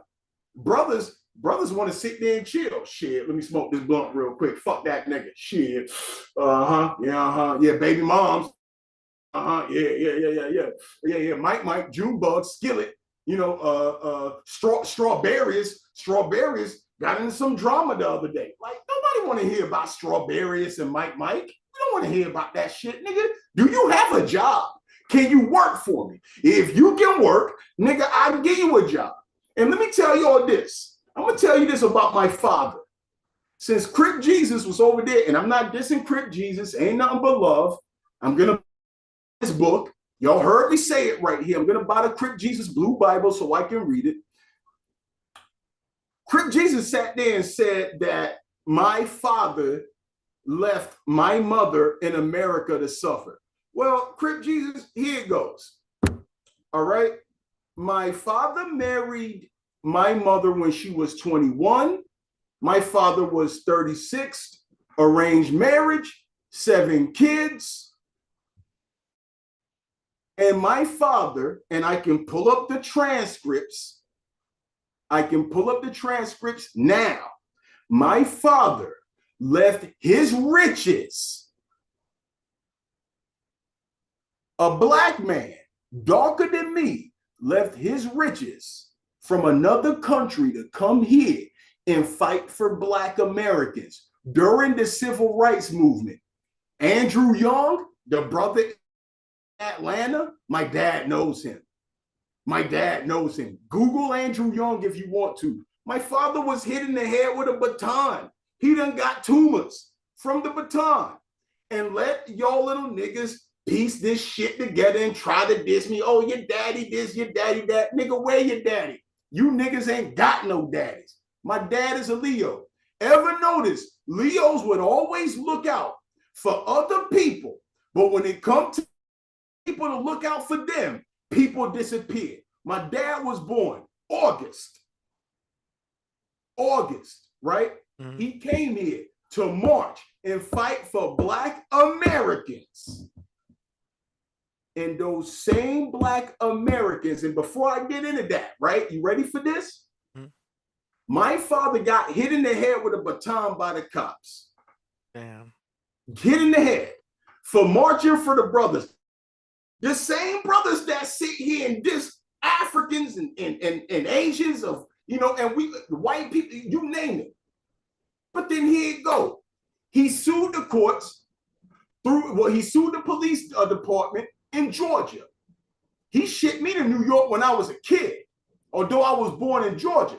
Shipped me to New York as a kid, got money, started a trust fund for all 7 of his kids.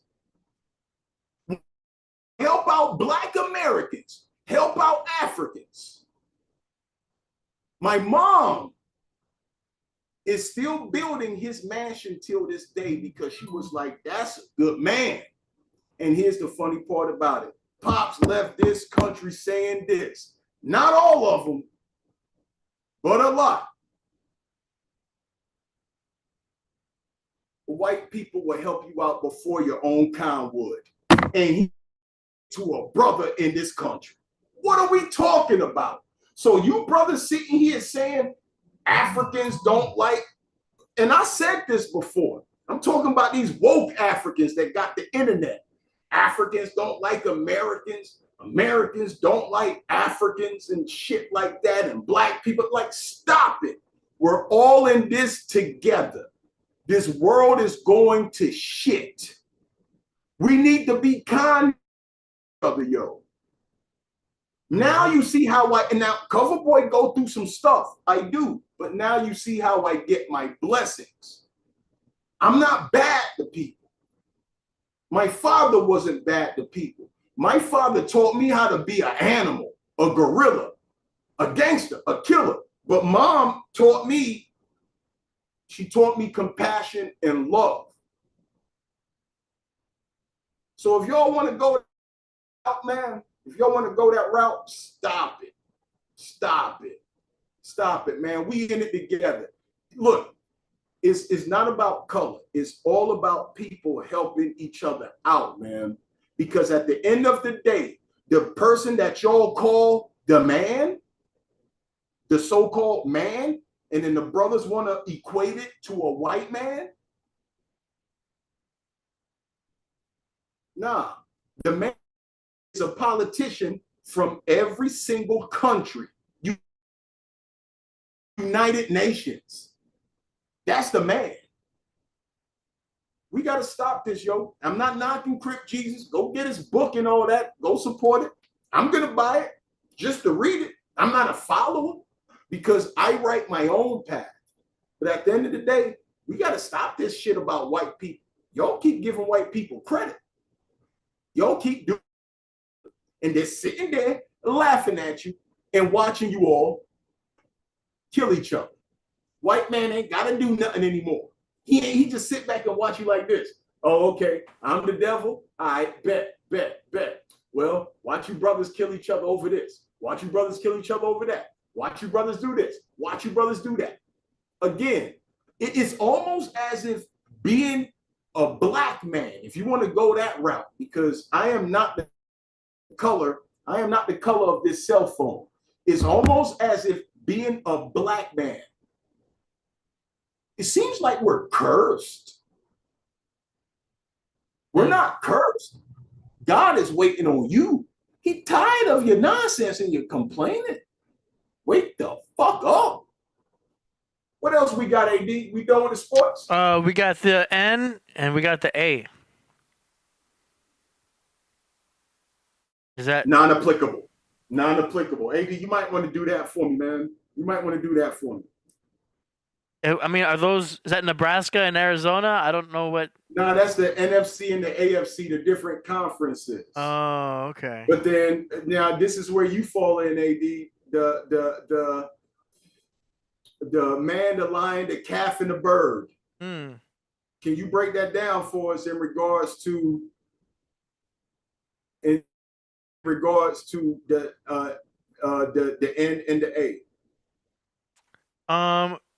Well, how would the N and the A? I know what you're talking. You got two conferences, and then you got 32 divided by 2, which is what? 16, right? Yeah. So you got to find 2 teams from each side that represents the cherubim.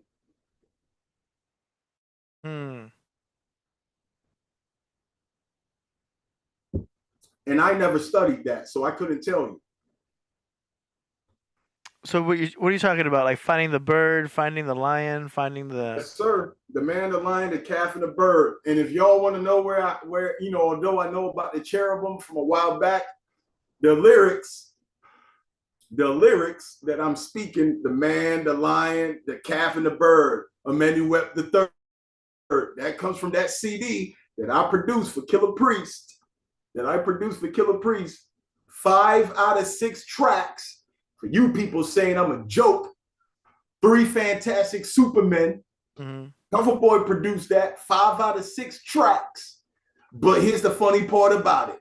and watch y'all copy me. My best song, the song that I favor the most from that CD is the song I didn't even produce, Nuclear Science, where he talking about the man, the lion, the calf, and the bird, and many wept the third. Mm-hmm. So that's where I put that together with the NFL teams. AD, can you find it out for me? Yeah, so you've got the eagle, which is Scorpio. Yes, sir. You've got the Taurus bull. Well, okay, with that being said, AD, which conference are they in? Oh, I don't know that. Ooh. What else, AD? And then you got the lion as Leo. And then the man, Patriots or the Viking. Yeah. Now, and I'm glad you brought that up, AD, man. Like you're a lifesaver. Let's talk about the Los Angeles. What is it? The Los Angeles Rams now? Or is it Las Vegas Rams? I forgot. I'm old school. What is it? Los Angeles Rams. LA right? Rams, yeah. Okay, here we go. You ever notice, for y'all in the chat, for y'all smart aficionado brothers, you got Abraham Lincoln. Abraham Lincoln had a beard that looked like a ram. Right or wrong, AD? Oh, yeah. His name sound like a ram. You have Uncle Sam. Uncle Sam looked like a goat, don't he? A ram, right? Okay, last but not least, if you flip around the word ram, make the M a W and put it in the front, what you got, AD? You got war, right? Yeah. There you go. CoverBoy know what he talking about, man. I've been to school. Also, if you do ram backwards, it's Rams backwards would be Mars. Mars, thank you. And who controls Mars, AD? Aries. There you go. The ram. Shout out to Danny Salinas, man. He told me not to tell some secrets. CoverBoy got to talk. What up? Yeah. Y'all brothers about. Y'all donate. Y'all don't want to donate when the Superboy CoverBoy, y'all don't want to donate, man. That show that hatred. I know hate from all races. Whether you Caucasoid, whether you Mongoloid, whether you Negroid, I know that look that y'all got in your eyes when y'all sense hate. I made you brothers and sisters, allegedly. Hey. Thanks a lot, AD. I appreciate you, man. Well, this is, I'm going to show you right here, like with the Zodiac wheel, that those in particular represent the fixed signs of all 4 seasons. So basically, they're the middle of each season. So the middle of spring is the Taurus bull. The middle of summer is the lion. The middle of summer is Scorpio, which is the eagle. And then the middle of winter is Aquarius, which is the man. That's for people at home that were like, well, why those 4? Now you know why it's those 4, because those represented the fixed signs of the very middle of each, of each sign. AD is is either Killah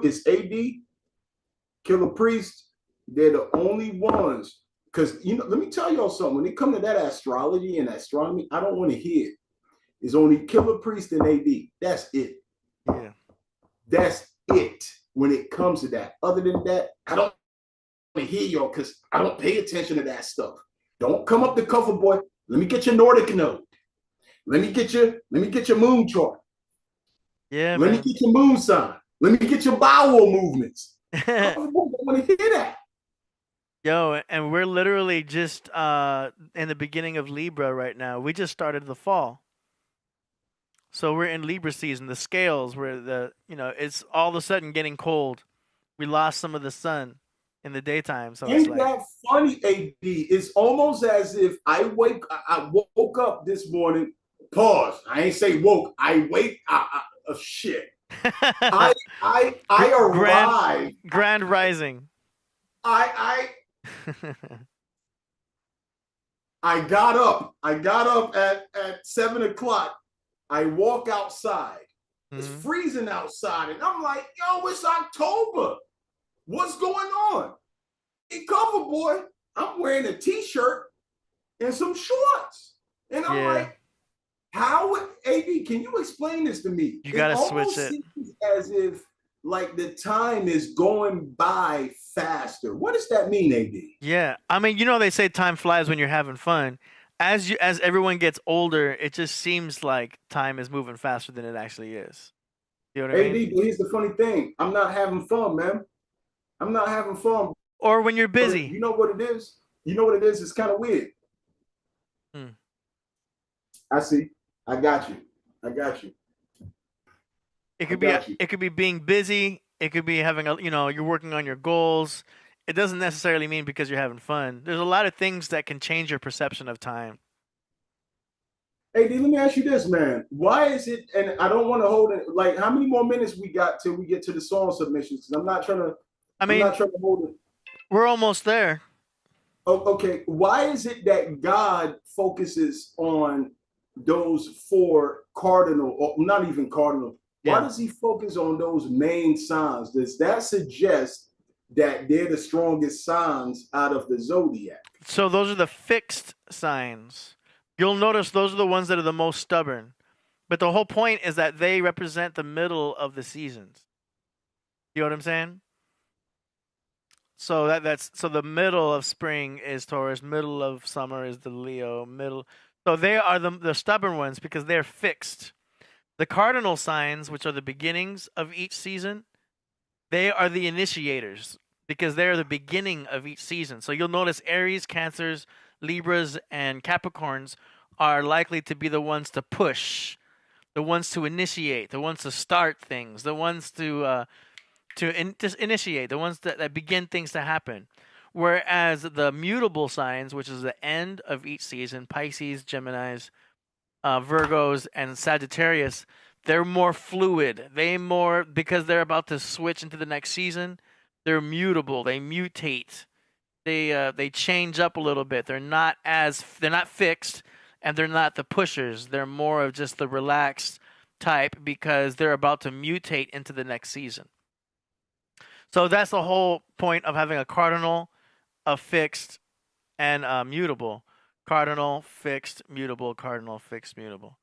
It's such a crazy science the way it's also electric, magnetic, like all the way around. It's like they all have their own properties.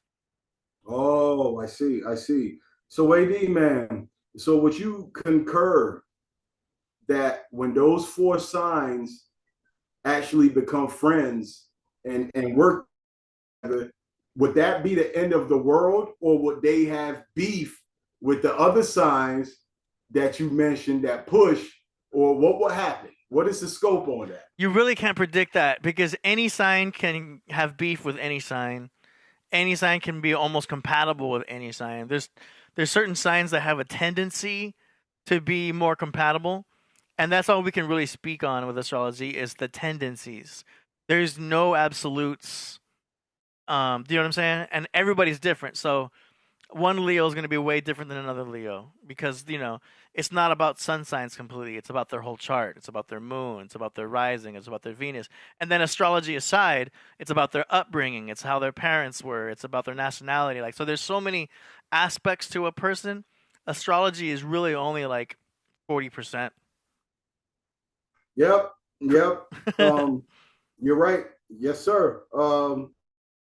And my mother is an Aries, father is a Leo, and my mother actually abandoned me when I was 6 months. They got into it. She was like, "Yo, I gotta go," but she would always come back. And my father had to raise me, man. So I was raised by a Leo. I'm not gonna go into detail about what my sign is, but they are both fire signs, right?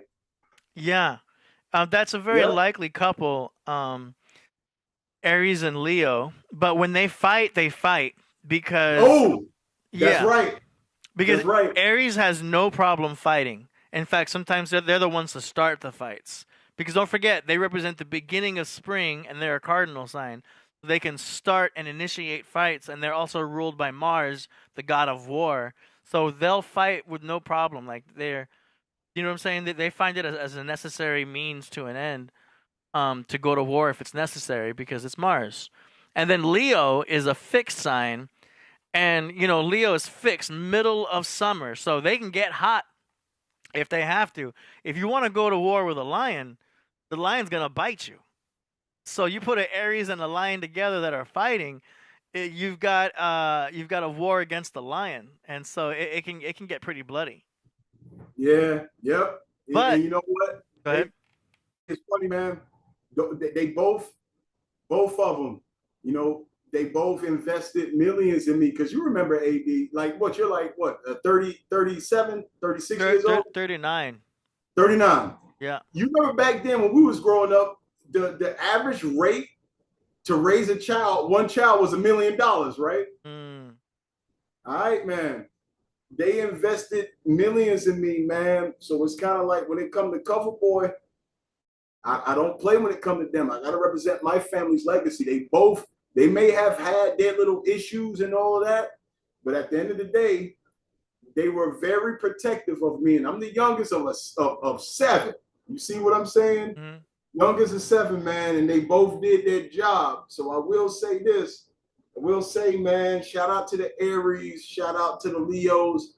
Matter of fact, shout out to all the signs. You see what I'm saying? Yeah, and just to make it clear for the chat, like, I'm not saying every Aries and Leo are gonna fight. I'm just saying exactly if they do end up fighting, it could be bloody. They also get along very well too. So, you know, because like here's the funny part about it: mom and dad separated, dad and mom separated. But then the funny part about it, mom is still taking care of dad's household, and she says, yo, I just want y'all to have a place to go to in case if something down in America. Y'all always got a place to go to. You know where you come from. A lot of brothers can't say that. And that's the thing with and this is where I feel some kind of way about the brothers that was born here. Even if they try to go back to Africa or Asia, wherever they come from, they can't figure out the tribe they come from. They can't figure out the tribe they migrated from, so that causes a problem. Me, when I was in China, when I first touched down there, they like, yo, you got to change your name. I'm like, why? They said, yo, you might want to call your mama, yo, call your daddy, call them up. You're Chinese. I said, but and this is me thinking with a shallow mind. I'm tall. Look at my complexion. And they were like, yeah, you might want to call your family. You need to figure out where you come from. And I'm like, yo, what's going on? Mom didn't say, mom was kind of shook, like, damn, he knows. But everything happened for a reason, and I'm grateful for both of them, man. Yeah. I'm grateful for everybody, and I'm grateful for everybody in the chat room. Although I got a problem, man, and I ain't not here begging for no super chats. You know, y'all can quote me on this, but y'all. Yeah, having an Aries mom is good, man. She's a very strong woman. She's like a Wonder Woman. Yes, sir. Very strong. So that's good to have a strong mom like that. And then your dad's a good father. Leos are great fathers because they're the Lion Kings, so they're always taking care of their Simba. They're protective. Yeah, my pops is a Leo. What is your my dad's a double Leo, sun and moon. So you and I are like polar opposites, kind of. I mean, yeah. With my dad being a Leo, your dad's a Leo. Yeah, man. Yeah, salute man. To AD, man. Aurora, let me say this to you, brother. I'm not trying to give you any shout outs. I'm just being honest because I think you're trash. But you need to connect with AD and make your beats better. He submitted a song for the song promotions. Oh, what's the song, AD? Is it the one called CoverBoy? No, actually, this one is called Infamous Planet. Infamous Planet. Man, and let me tell you something about that brother. And it's funny that you said that he submitted a song. I find it kind of strange. He's been sitting here doing voodoo, witchcraft, dissing me. And I said to myself, when he was on the chat bragging that he's homeless, I was about to send him some money. But then I thought to myself, and I asked people in the chat, but it was blocked. I said, what is his Cash App? And they blocked me because I was going to help the brother. you know, because I believe in helping people. With that being said, I got the drop. I got the knowledge that he made a song called Cover, whatever. Like, okay, well, I didn't heard it all. Cover Girl, okay, cool. Cover Boy, okay, cool. Over Boy, okay, cool. I don't care. I don't care. What it is this. Nice try, pal. Next time come correct. You're done for the day. All right, sit your dumb ass down. Go hang with your little cronies, and your little, you know, I don't even want to talk about that, brother. Long story short, have fun, Aurora. It's not going to work. Shout out to you, AD. Yeah. All right, should we go into song promotions? Anything else you want to close out the cover sports segment with? New York Jets game was rigged. Shout out to Killah Priest for allowing me to speak on his platform. Shout out to Solomon. Shout out to AD. Shout out to Hybrid Cypher, Jagger, Jody, God Sentinel, Demetrio. Man, what is it with Demetrio, man? Hey, AD. Demetrius Barnes? Yeah. Can we talk AD? Flat Earth. The Flat Earth. Flat Earth. Yeah, man. This is where I get confused. And maybe this is where people get confused. Oh, and shout out to Jimmy B. I see you, boy. This is where I get confused. And before I get into that, I want everybody to get a sheet of paper. Give me 3 minutes, AD. Everybody get a sheet of paper. Get a sheet of paper, right? Draw a square on the paper. AD's gonna explain this to us, right? Put an X on the sheet of paper. Put an X. Look down on it. Now you got a pyramid. AD, can that relate to flat Earth? We need to start a segment called the Flat Earth segment of the day. AD, can that relate to a flat Earth? Because I drew an X in a square, I flip it around, I look down on it, it looked like a pyramid. AD, can you explain that to me? You heard it here first, y'all. What's up, AD? So, like, you're looking down at a pyramid? Sir. Yeah. I'm looking down, but when I first drew it, I drew it looking like this, though. Mm-hmm. How can that apply to flat Earth? So you're talking about perspectives. Right. People are going to say 2D, 3D, 1D, 12, what, AD? AD, how does that work? Yeah, I mean, you're just talking about perspectives and stuff like that. It's just, the whole thing is that we're not necessarily like going around saying, oh, the Earth is flat. We're technically going around saying the Earth is not a ball. You know what I'm saying? I think it's both, AD. The thing is that we can't find curvature.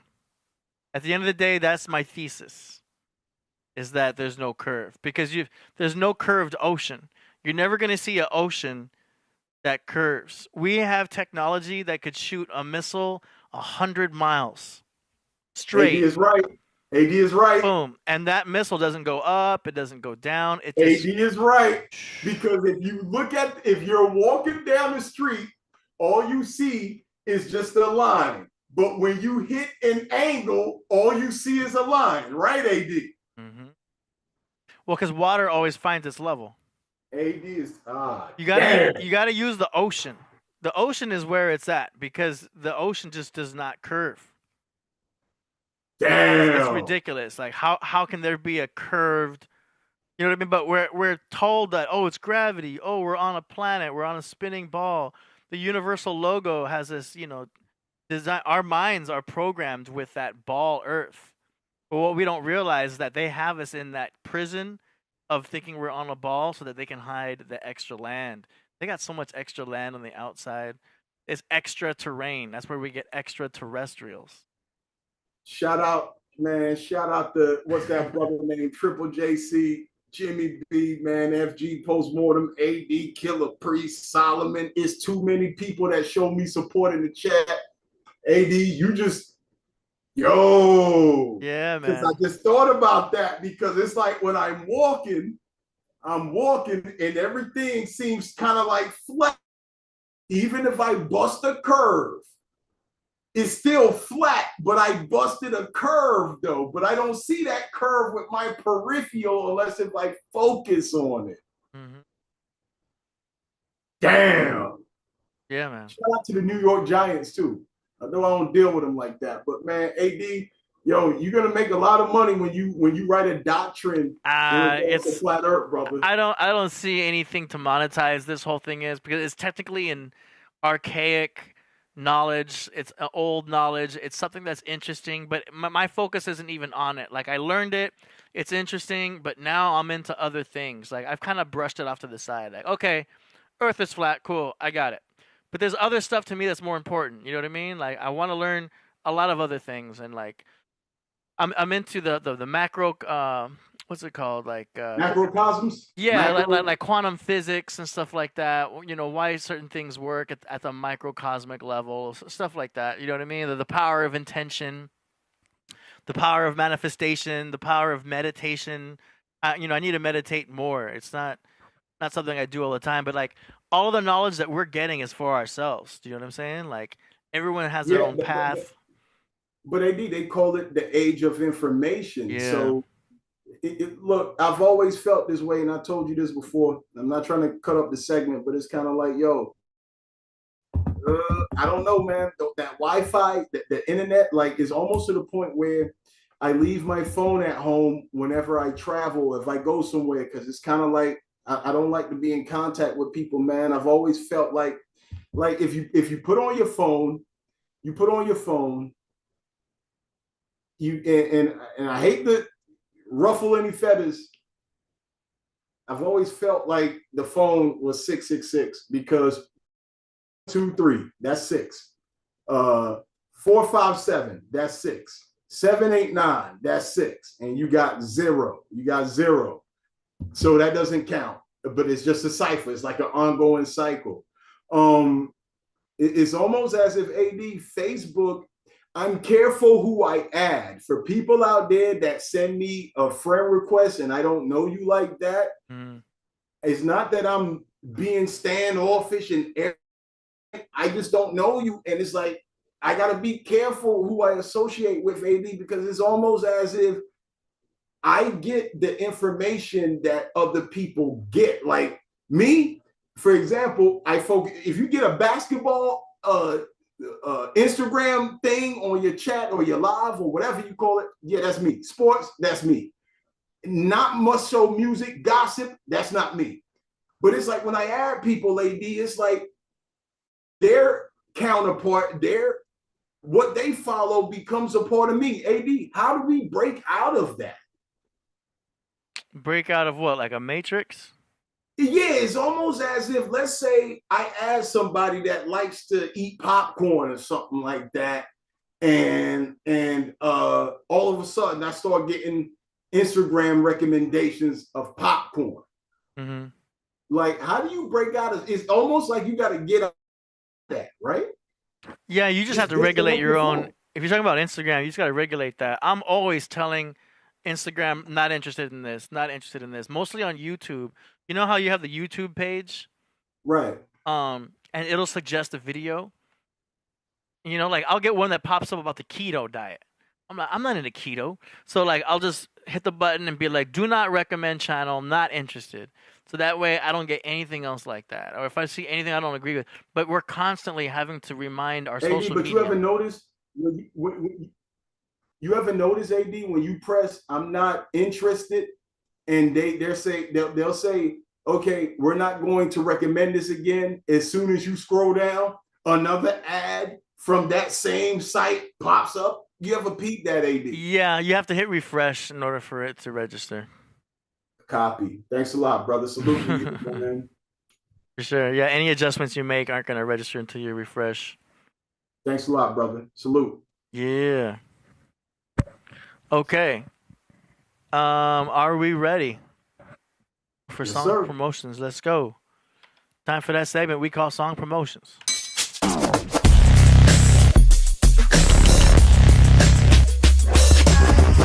Song promotions. Oh man, we got the chat going crazy about the flat Earth, man. It's one hell of a topic. I'll tell you that. Who talking? Who talking? Oh, everybody. A lot of people are going in on it. Yeah, but here's the fun. You don't find that strange, AD? Whenever I submit music, I'm on a live. They never donate. It's almost as if you see. Oh, that's okay. Yeah, but I don't care. Here's the thing, because I'm comfortable with myself and I know who I am. Yeah. Because all CoverBoy got to do is drop some bands and we're gonna recuperate, so it don't matter. Okay, we got Crip Jesus joining us. Let's go. Hold on a second. Crip Jesus, you there? Yes, sir. Are you ready for this first track? Yeah, I'm just so in the cut. Even if I turned the camera on, you still couldn't see me. You feel what I'm saying? Got you. Here we go. This first artist is Ceaseless One from Long Beach. Song is called The Big Payback, and this was a studio AD for the mastering services. Yeah, I mastered this track myself. So here we go. Okay.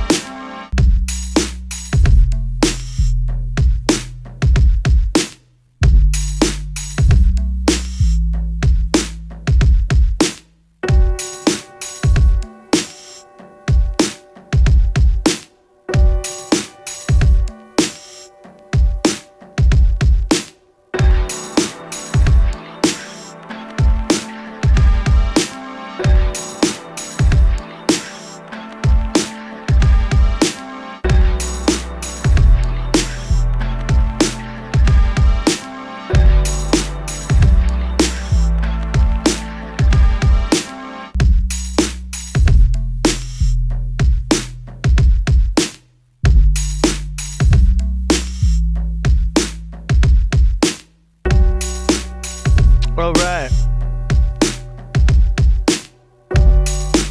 Got some chill vibes on that. I could hear an artist spitting something to that. Got like a minimal type of beat. What y'all think? Let Crip Jesus go first. I kind of.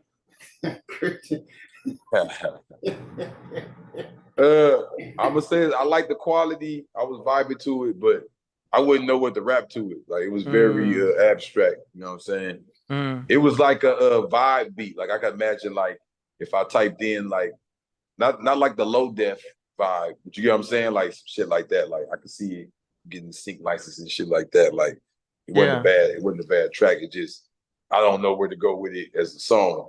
But that's the good thing about it though. I mean, a lot of niggas is so wrapped up in making the song beats, they can't make a beat for a beat. You get what I'm saying? Yeah. It's a minimal beat. Oh yeah. Yeah. I can rap off of it. I give it an 8.3 because like it's just that's West Coast underground music right there. Like if you into hieroglyphics, you know hieroglyphics, right? Yeah. Yeah, casual, fear itself, atmosphere. Right. I wish my brother was here. Dale the Funky Homo Sapien. If you into that, I can rap off of it. I'm not knocking it. The reason and Ceaseless, I'm not laughing at you or your song. It's just because Crip Jesus, like he showed up during the song submission, and when he show up, you know he's gonna say something funny. Like he does that sometimes. So that's why I was laughing. With that being said, I like it. I like it, man. The mix was good. It sounded clear. I got nothing but respect for Ceaseless. He's a good dude. Yeah. All right. Next up, we got a track from Aurora Borealis. Infamous Planet. Here we go.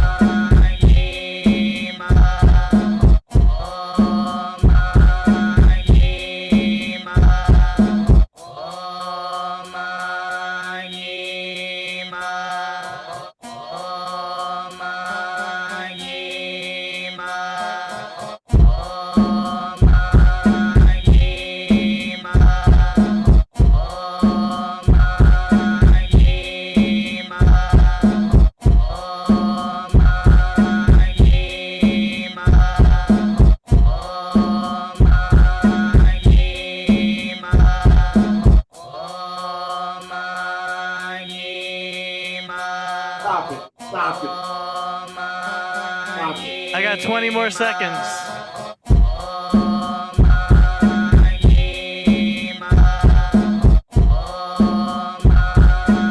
I gotta give them what they pay for.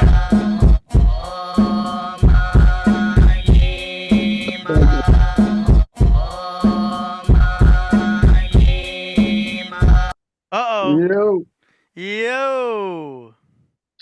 Back in effect, my bro. What's going on? What's good? What's good? Hey. I see you. Peace to everybody on the Podcraft. I'm holding it right here. I am back official in the building. Killah Priest is back. Long, beautiful tour. It was great. You know what I'm saying? So now we about to get things back in perspective. I want to salute out to CoverBoy. I see you up there. Shout out to the craft room and everybody out there, man. We back. Yeah. So we'll be there Wednesday. What y'all doing? Music right now? Yes, sir. Oh, okay. Well, I can't even see myself. You can see me? Not yet. We just see. We hear you, but we don't see you. Oh. There you are. Yeah, that's probably a good thing. Yeah. So I'm back. Yeah, just back in effect right now. Okay. I want to shout out to everybody. Yeah. Word. Just got back from a very prosperous tour. It was beautiful out there. And Kemet also, because we didn't get no chance to talk about Kemet, but we Kemet and in Alaska. So we just came back from Alaska. It was dope. I want to shout out CoverBoy. I see you once again. Essential, everybody, all the mods that's in the pod that's in there. It's October, and we're ready to go in, man. For real. Thank y'all, man. I love y'all too. Word. I'm telling you, man. I just rejuvenated. Shout out to everybody that's been coming through, holding it down for me, especially you, AD. Thank you. You've been holding it down. Yeah. Real good. So now we about to get, it's a lot of things to uncover, unfold. A lot to unfold, man. Yeah, it ain't the same without you, man. Like, we hold it down, but it's just not the same. You know what I'm saying? We need Priest in the house. Somebody said the Dracula. Okay, yeah. It's fun though. Yeah, man. It's all good. Well, I'm back in town. So, you know, it was hectic getting here, but we got here and it was a very good flight. We got some pictures for you. I can't wait to see the collage you did of Kemet. We got some very, very good pictures for you. Solo Gems and myself. Shout out to Lance Mitchell making it work and everybody out there and all the talent that's out there. Chris, a lot of singers that came out and especially shout out to Afro Man. You know what I mean? Because I get high, because I get high, because I get high. Got to chop it up with him. He was an old school legend. Oh, no way. Coke 45. You were chilling you were chilling with Afro Man? Yeah, we had a show together. Hey, Killah Priest. Oh, nice. Killah Priest. Yeah. Quick trivia fact for you. Did you know Afro Man from A-Trade Gangsta Crip? Crip Jesus, Killah Priest. Yes. Hey, what up, Killah Priest is Crip Jesus? Yeah, exactly. Yes, exactly. Afro Man from A-Trade Gangsta Crip. Yeah, where's Bond? Yeah, word is bond. When I saw him start Crip walking, I was crying. Yeah. Yeah. Oh man, I could believe that. He's heavy on them hooks, man. He got some dope songs. We're gonna do something together. We're gonna bring him on the Podcraft also, where he went to Anchorage. So it was good chilling with him and doing that show. So he was there with A-Trade Gangsters, huh? Yeah, he from A-Trade Gangsta Crip. That's where, just to drop some little hip hop knowledge for y'all, that's where the whole conflict with Young Buck came in, because he was hanging out with Lil Sodi, a well-known A-Trade Gangsta Crip, and he, you know, Buck came with some type of energy they wasn't feeling, and they got down or whatever, and then it just, you know how rappers be, he kind of held on to it. But that's a little hip-hop, you know, history splash for y'all. Yeah, Afro Man, because I got high. But here's the cold part. He's from A-Trade Gangsta Crip, but it took a long time for people to know because he always reps Palmdale in his music because he grew up in Palmdale. Oh, wow. He moved out there like at a young age or something. He talks about it in his music though. Wow, yeah. My homie, my friends, it was dope, man. It was definitely dope. For word, out further ado, who was building just now? You was going in? No, I was Killah Priest, and I said to Crip Jesus, like, damn, yo, why you always gotta interrupt Killah Priest when he talk? Like, he owned the let him talk. Man, I had to drop that little, you know, that little trivial, that little Jeopardy fact real quick before. That's right. What if he would have been 20 minutes past Afro Man already? He would have already killed the energy. I had to get him while he was talking about Afro Man. You feel me? Exactly. There's a lot of room, a lot of boards on the arcade game. You know what I'm saying? So we just gotta go into it. What? Crazy, man. Catch him while the spot was, you know what I mean? Yo, all right. So look, I'm gonna get myself together, man. I can just continue. I'll see y'all Wednesday. I'm just in and out. For sure. Peace. Yo, I continue the show. Peace. All right, Peace. A round of applause, y'all. Hey, you know what's crazy? What's that?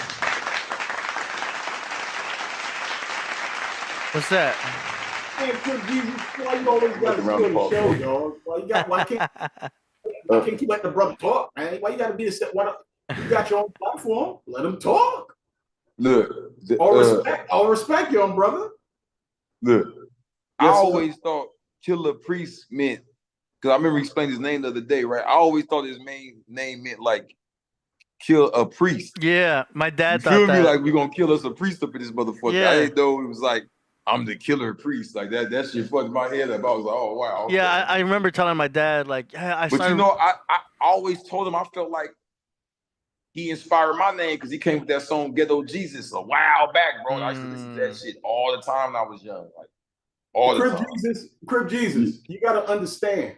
It's three different entities. You got Mr. Reed, you got Killah Priest, you got Killah Priest. Like, it's three different entities, man.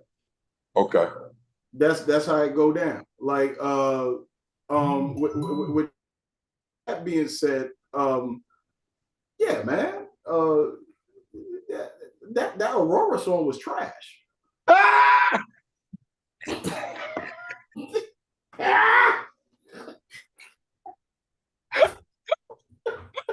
Hey, Aurora, you did your thing, man. Yeah. You did your thing. You did your thing in the next life, and it still didn't work, nigga. Come back and repeat it again, motherfucker. Oh my God. It was like it had like an ethnic type of vibe. You heard me. That shit was like I was like, stop it. I didn't even know Killah Priest was coming on, and all of a sudden, boop, he just popped up. Nobody want to hear that, yo. The music is trash, Aurora. Quit trying to sound like RZA. Like you talking to me? No, I'm not talking to you. I'm not talking to you, brother. I'm talking to Aurora. Aurora's music is boring. It sounds like, it just sounds like, you know, like I don't. No, that got corny to me, man. He corny. He need to, I don't know. He need to go drink some milk and go to bed. All right. Drink some milk and go to bed. All right. So shout out to Aurora for that. Yeah, shout out to your $25. Over here acting like you homeless, but you not, so you can get attention. So you can get on a record. You can get on a record, brother. Go take your little voodoo practices somewhere else. Nobody likes you. You're done. Oh my God. All right, this next track is by FG Postmortem from Long Island, New York, and Orlando, Florida. The name of the song is called We Are Not Equal, produced by Entourage. I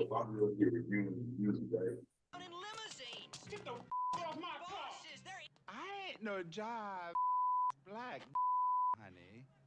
Who do you think I am? The truth hard to swallow, you're not equal. Some have gag reflex, some beat through. Some spit or swallow, hollow or full. The beat don't make me wallow though, cures. Walk around like I got an entourage. Upper echelon, top notch with a gold car.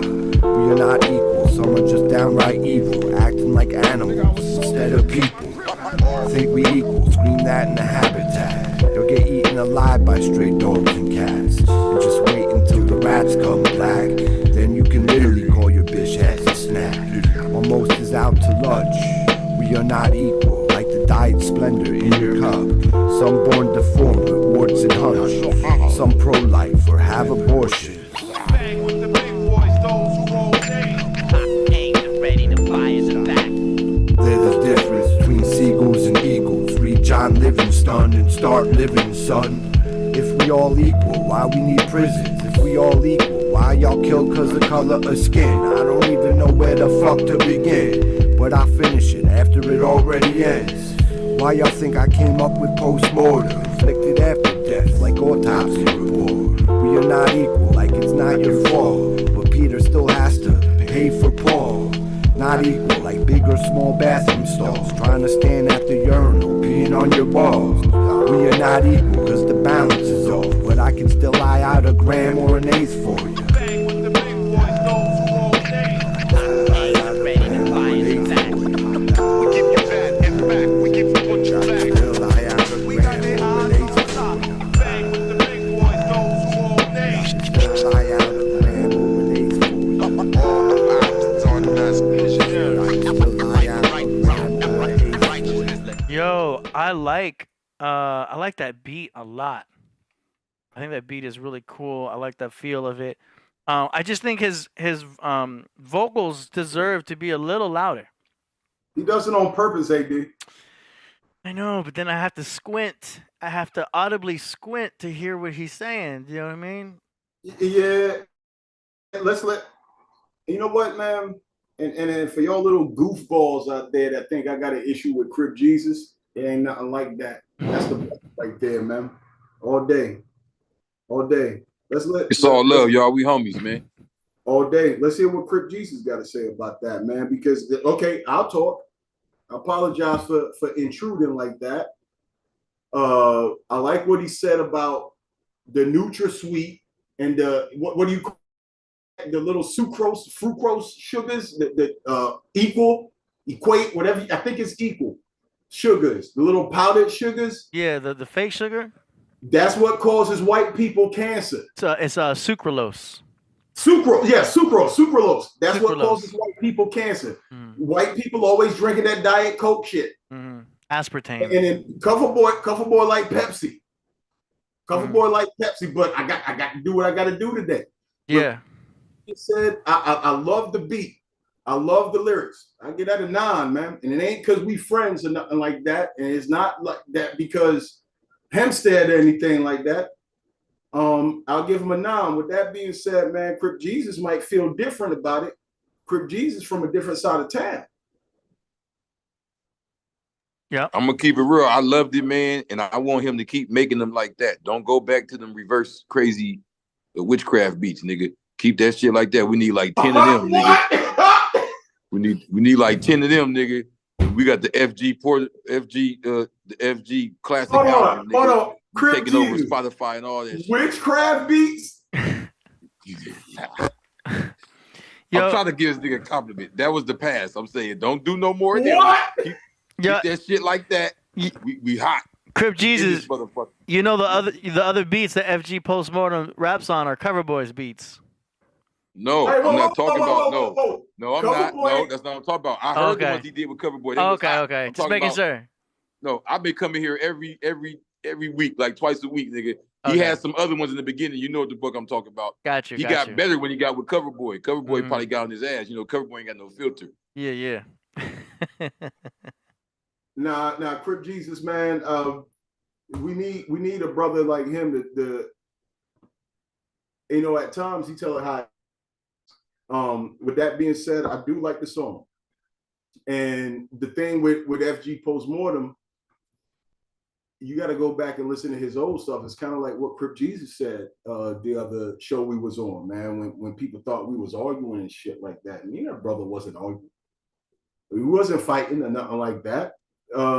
He just, when it come to it, I don't know how he's feeling.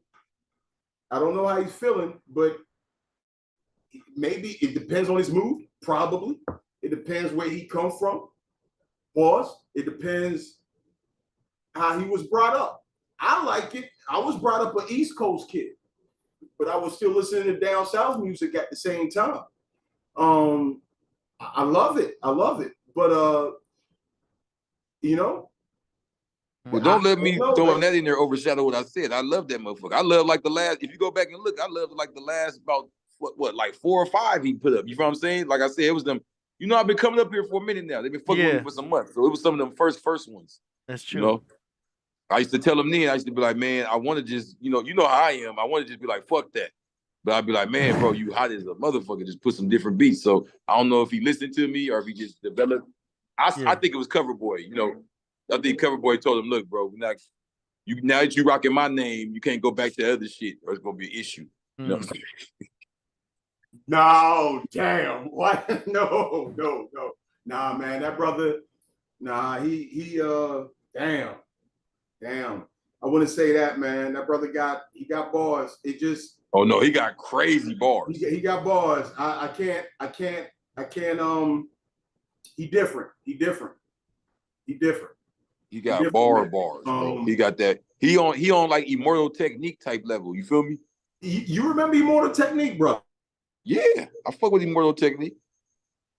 He don't sound like I'm a prison nigga too, so I got to sit up in prison and get exposed to a little bit of all the different hip hops. You feel me? I see. Yeah, a lot of people sit there and say he sound like Bronson. He sound like that. He don't, R.A. the Rugged Man. At first, that's what I thought, but then when I sat there and listened to him, he don't sound like R.A. the Rugged Man to me. People can't, he different. Yeah, different. For sure. Yeah, but man, look, it's kind of difficult, AD, when Crip Jesus in the music submissions, man, and nothing against FG Postmortem, but with that being said, man, Crip Jesus make me laugh because I know he's gonna say something. I know he's gonna say something about somebody else that's gonna make me laugh. Yeah. Now, with that being said, Crip Jesus, you gonna play some music tonight? Yeah. Yeah, I think I sent something in there. I don't know if it made it. I It sent did. like, I got you. yeah, okay, yeah. I got some. Next up, we've got the DJ from Guam, from Marina, California. He's got a song here called "Long Long Teeth Remix." Here we go.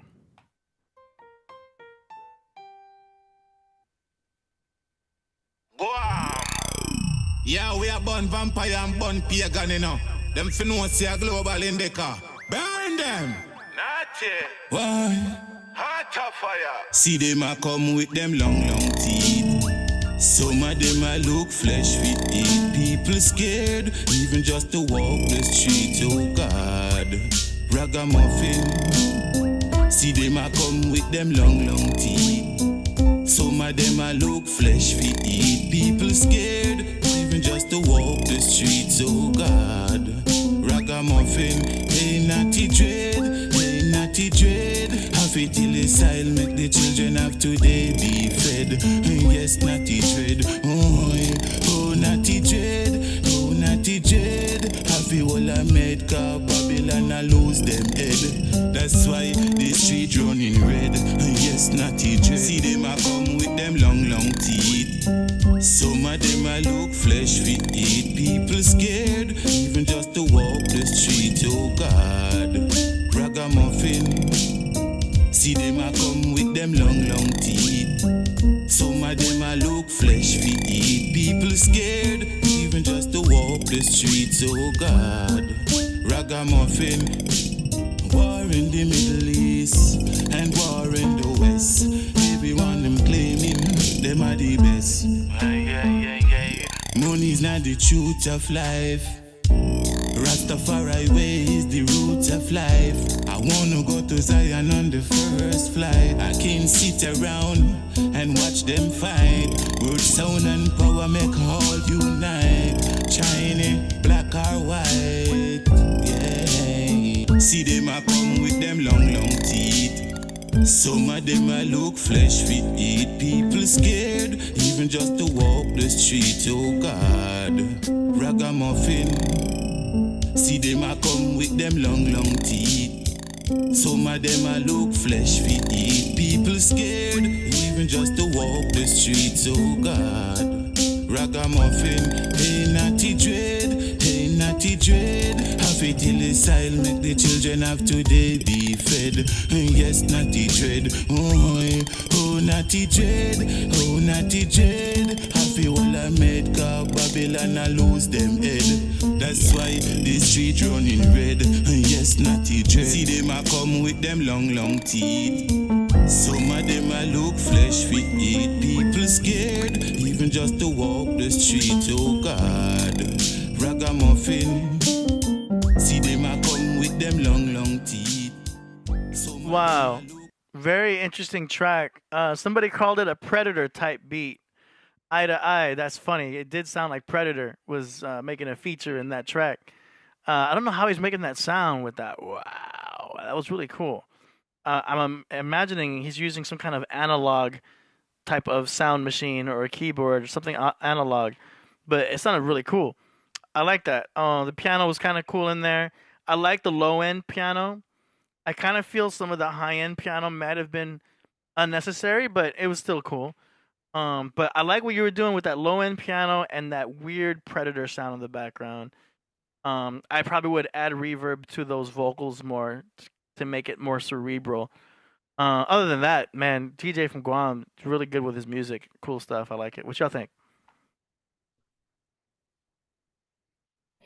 Crip Jesus, I'm gonna tell him like I'm gonna tell him like Suge told them rap nigga. Oh shit, can you still hear me? Yeah, but you upside down. Oh shit, hold on. Am I back? There you go. Okay. You're like a ghost. My nigga CoverBoy, he be having me already laughing before I even say anything. Look, I'm gonna tell him like Suge told them niggas in the 90s, you know what I mean? You wanna come somewhere where you ain't gotta shake your dreads around and dance like a naughty boy and be all dance holly. Come fuck with Crip Jesus, my nigga. Come to the website, hit that contact section. I'm trying to hop on there, man. I think me and the DJ from Guam, we do a collaboration album. Gullah Geechee meets the Guamies. some shit like that or some shit. You know what I'm saying? I'm feeling it that much. Let's get it. Yeah. I'm out.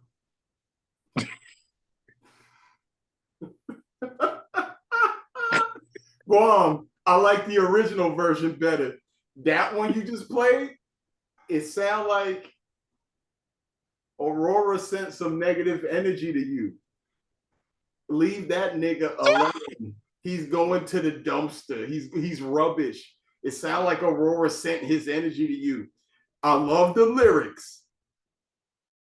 The beat is not the original one that I'm used to. That threw off my frequency. You saw that loser saying, I'm gonna send my energy to CoverBoy. Well, there you go. His voodoo is trash.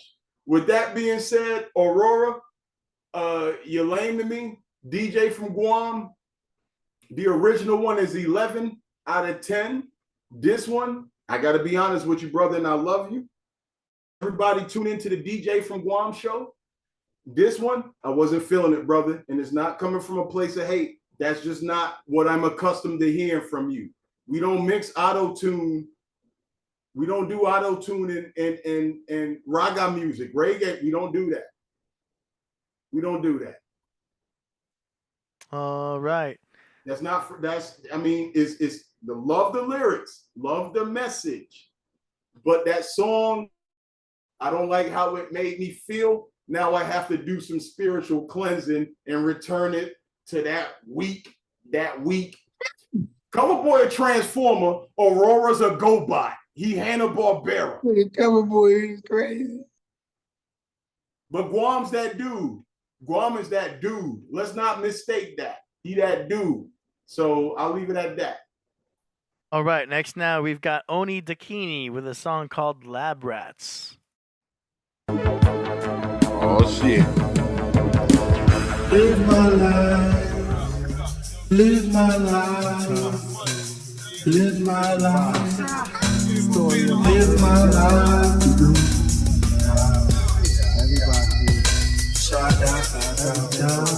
Every day. Some days we didn't even eat. Oh, I look back.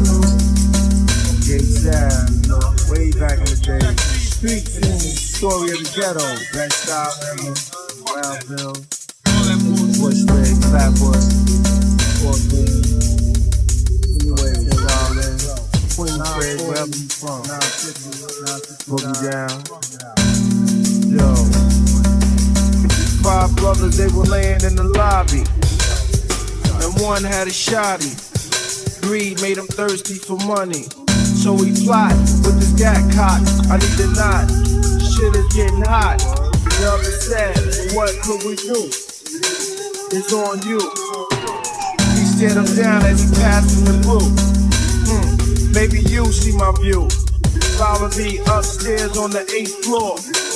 And I will show you the door. The 8th floor? How is that? That's where my cousin is slinging crack. Grim, what y'all niggas is, puss?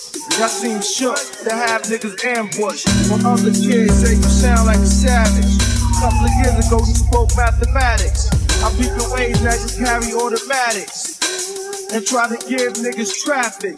Peace. Fuck y'all niggas, man, I'm out of here.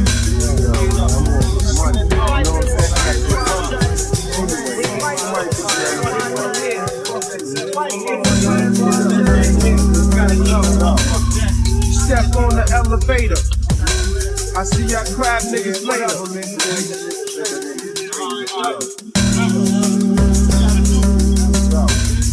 Call your cousin and warn him up to set up before the brother gets sweat up.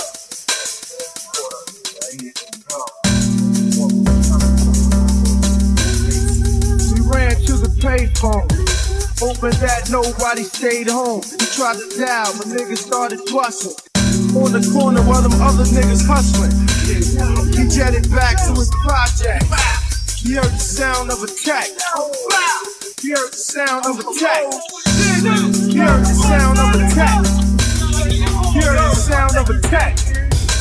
He heard the sound of attack. He heard the sound of attack.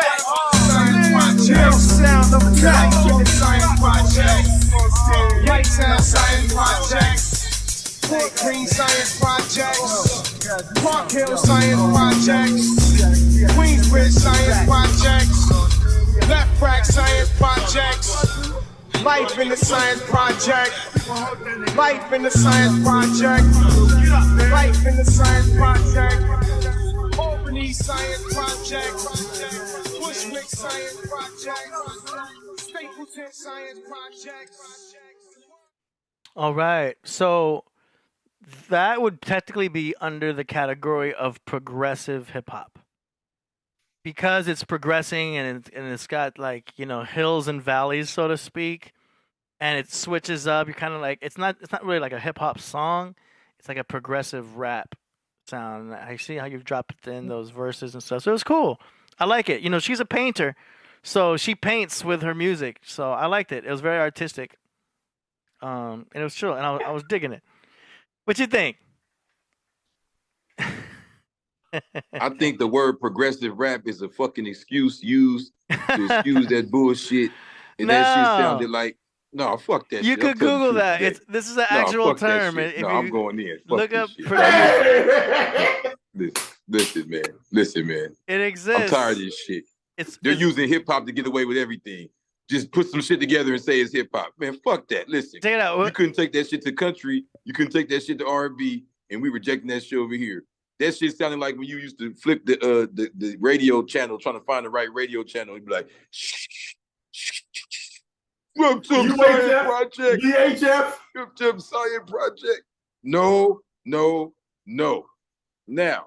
I'm not going to be discouraging. I'm going to put some yin and some yang to this. Try again, I guess. But however, that one, no. And I'm going to tell you why else. It's this new age. I got it. If you ain't on Killah Priest level where you've been rapping forever and you got like a natural drum beat in your mind, you ain't pulling it off. This offbeat crazy shit. Now, AD, did you have something to do with that? You better say no. Please. No, I didn't. No, she does her own. Okay, thank you. All right, nigga. She does her own thing. All right, I hope your feelings wasn't hurt. I'm letting that shit. That progressive. No, because you talking about some progressive hip hop. I don't know you trying to fix this shit or something. That is an actual technical term. Bro, it didn't push us forward. I know what progressive means. I've been around before they made that shit up. It didn't progress us nothing. That shit took us back. Progressive rap is when you have long and intricate song structures, complex harmonic progressions, and complex time signatures and rhythms. And that's what she had. It had none of that. It did. Me being a person who's produced before, it had none of that. It sounded like, you know what it sounded like for me? It sounded like back when I had the 8-track.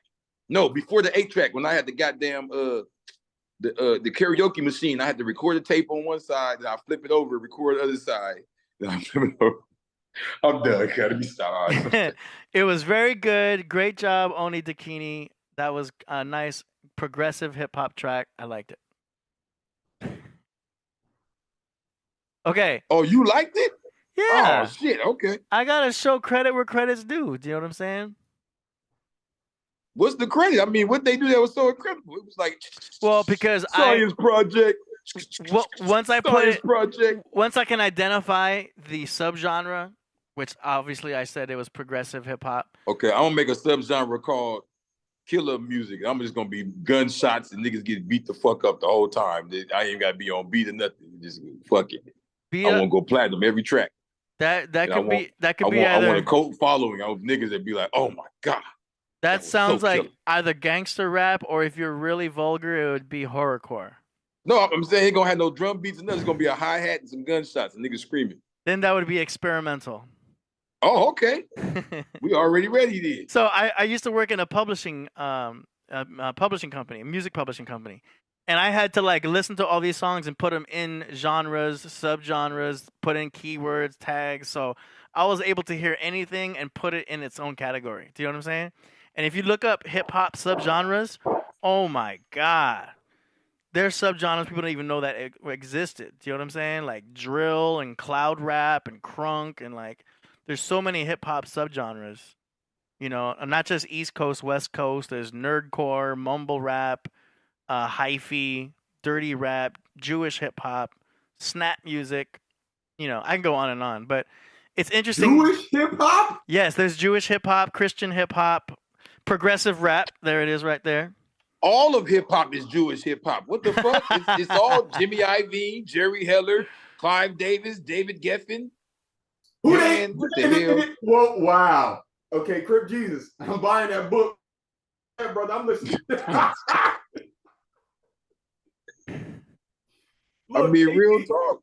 AD, man. Yeah. I'm not, look. There's political hip hop, conscious hip hop, which we all know. There's the no cap. There's the they progressive. did that to separate it so they could just push the bullshit to the top and call it and give it a special name. And if we say this is freaky rap. Yeah. If we say something bad about it, then we're bad guys because she's a girl. Nobody felt sorry for Boss. Nobody felt sorry for Antoinette. Nobody felt sorry for MC Light. And being that I'm saying this, nobody felt sorry for Bahamadia. Nobody felt sorry for the Lady of Rage. Being that I'm saying this, she gonna go create a diss track to diss CoverBoy. Let me tell y'all about Only the King. I really don't. And then if she's gonna use this sound bite or sound clip too, Only the King means a demon. If you speak Asian language, it means that her name, if you translate it, it means a demon. So what side are you on? I'm not dissing you because allegedly from what I was told and what I observed, what they call you, CoverBoy song promotion boo-thang. That's what they call you. All right? You never take, that's like me taking a Crip Jesus verse and putting it on a CoverBoy beat without his permission. It don't work like that. It don't work like that. I'm not dissing you, but stop taking what I grew up with and trying to alter it around to get a new sound. Now, with that being said, because I look on both sides. I'm looking downward on both sides. If you want to take that to a little Japanese club, Asian club where they smoking cigarettes, danuntanums, that's what we call them, where they smoking danuntanums all day and drinking MD 2020 with them little glow lights and them laser and shit like that with the neon lights, then have fun. But don't mess with our childhood like that, man. Madam, I'm just being honest. I'm not knocking you. Thank you for supporting. Feel free to diss me, because all I'm just gonna do here is just sit here and watch and just, you know, be like, okay. And I'll just tell you the truth. Some of the stuff that she had before, even when she was dissing me, it sounded better than that. Stop taking Killah Priest's beats and flipping it around, or his vocals, Hellraiser's vocals, because if y'all remember, that song was off of Heavy Mental Science Projects, because that's where they put the brothers in and they experiment on them, right? A science project. Stop taking our childhood and messing it up. Don't do that. Make your own beats. Your own beats sound okay. All right? Even if you're dissing me or not. Although I don't like you, I don't know where you come from, I don't want to know. You sound like a white girl to me. All right? But today, this is Roman gladiator school. Thumbs down, sister girl. You're done for the day. Go get your little tampon and put it inside your little bikini, baloney, whatever your name is. You're done. We don't want to hear that. Crip Jesus is right. Your music was trash today. Trash. I'd rather comb my beard and look at myself in the mirror because I'm that glamorous. Now sit down. Damn. Oh man, come on! I didn't even like the song. Now you were so hard. Damn. Okay, so she says those are my beats. No, those aren't your lyrics. Stop trying to use Killah Priest's lyrics to get some type of attention.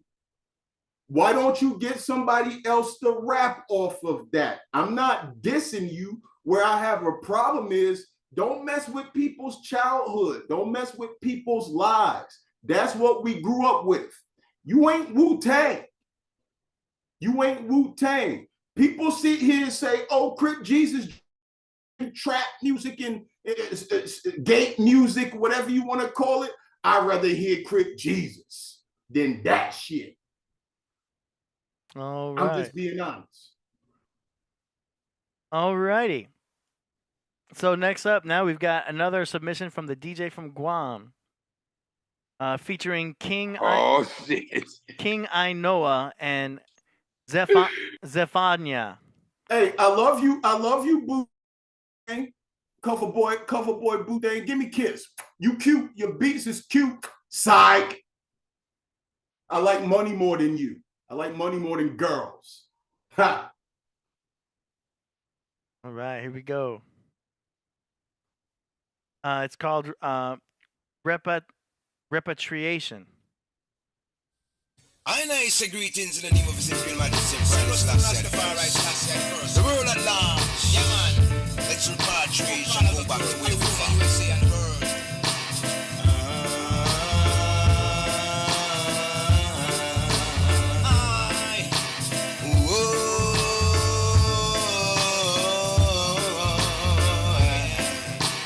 Repatriation, that is a must. Almighty God is righteous and just. Repatriation, that is a must. Christ him and me guide and me just. Repatriation, that is a must. Almighty God is righteous and just. Repatriation, that is a must. Christ him and me guide and me just. Them contentious, suspicious and vicious. On top of that, the whole of them gravelicious. Bad mind watch and people and covetous. Them would have kill to satisfy them stomach. Know what a deal how you feel people feel coca when the salary decrease and all they do them short. Work hard. And them a say that you know what, and when things don't work out, you in a bad luck. Hook it out in your brain, them a belly broke short. Tell Nazarene how much Jimmy rough to cut. Money here for picky and bury up in your heart. Consciously live up.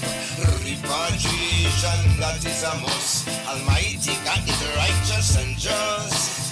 Repatriation, that is a must. Christ him and me guide and me trust. Repatriation, that is a must. Almighty God is righteous and just. Repatriation, that is a must.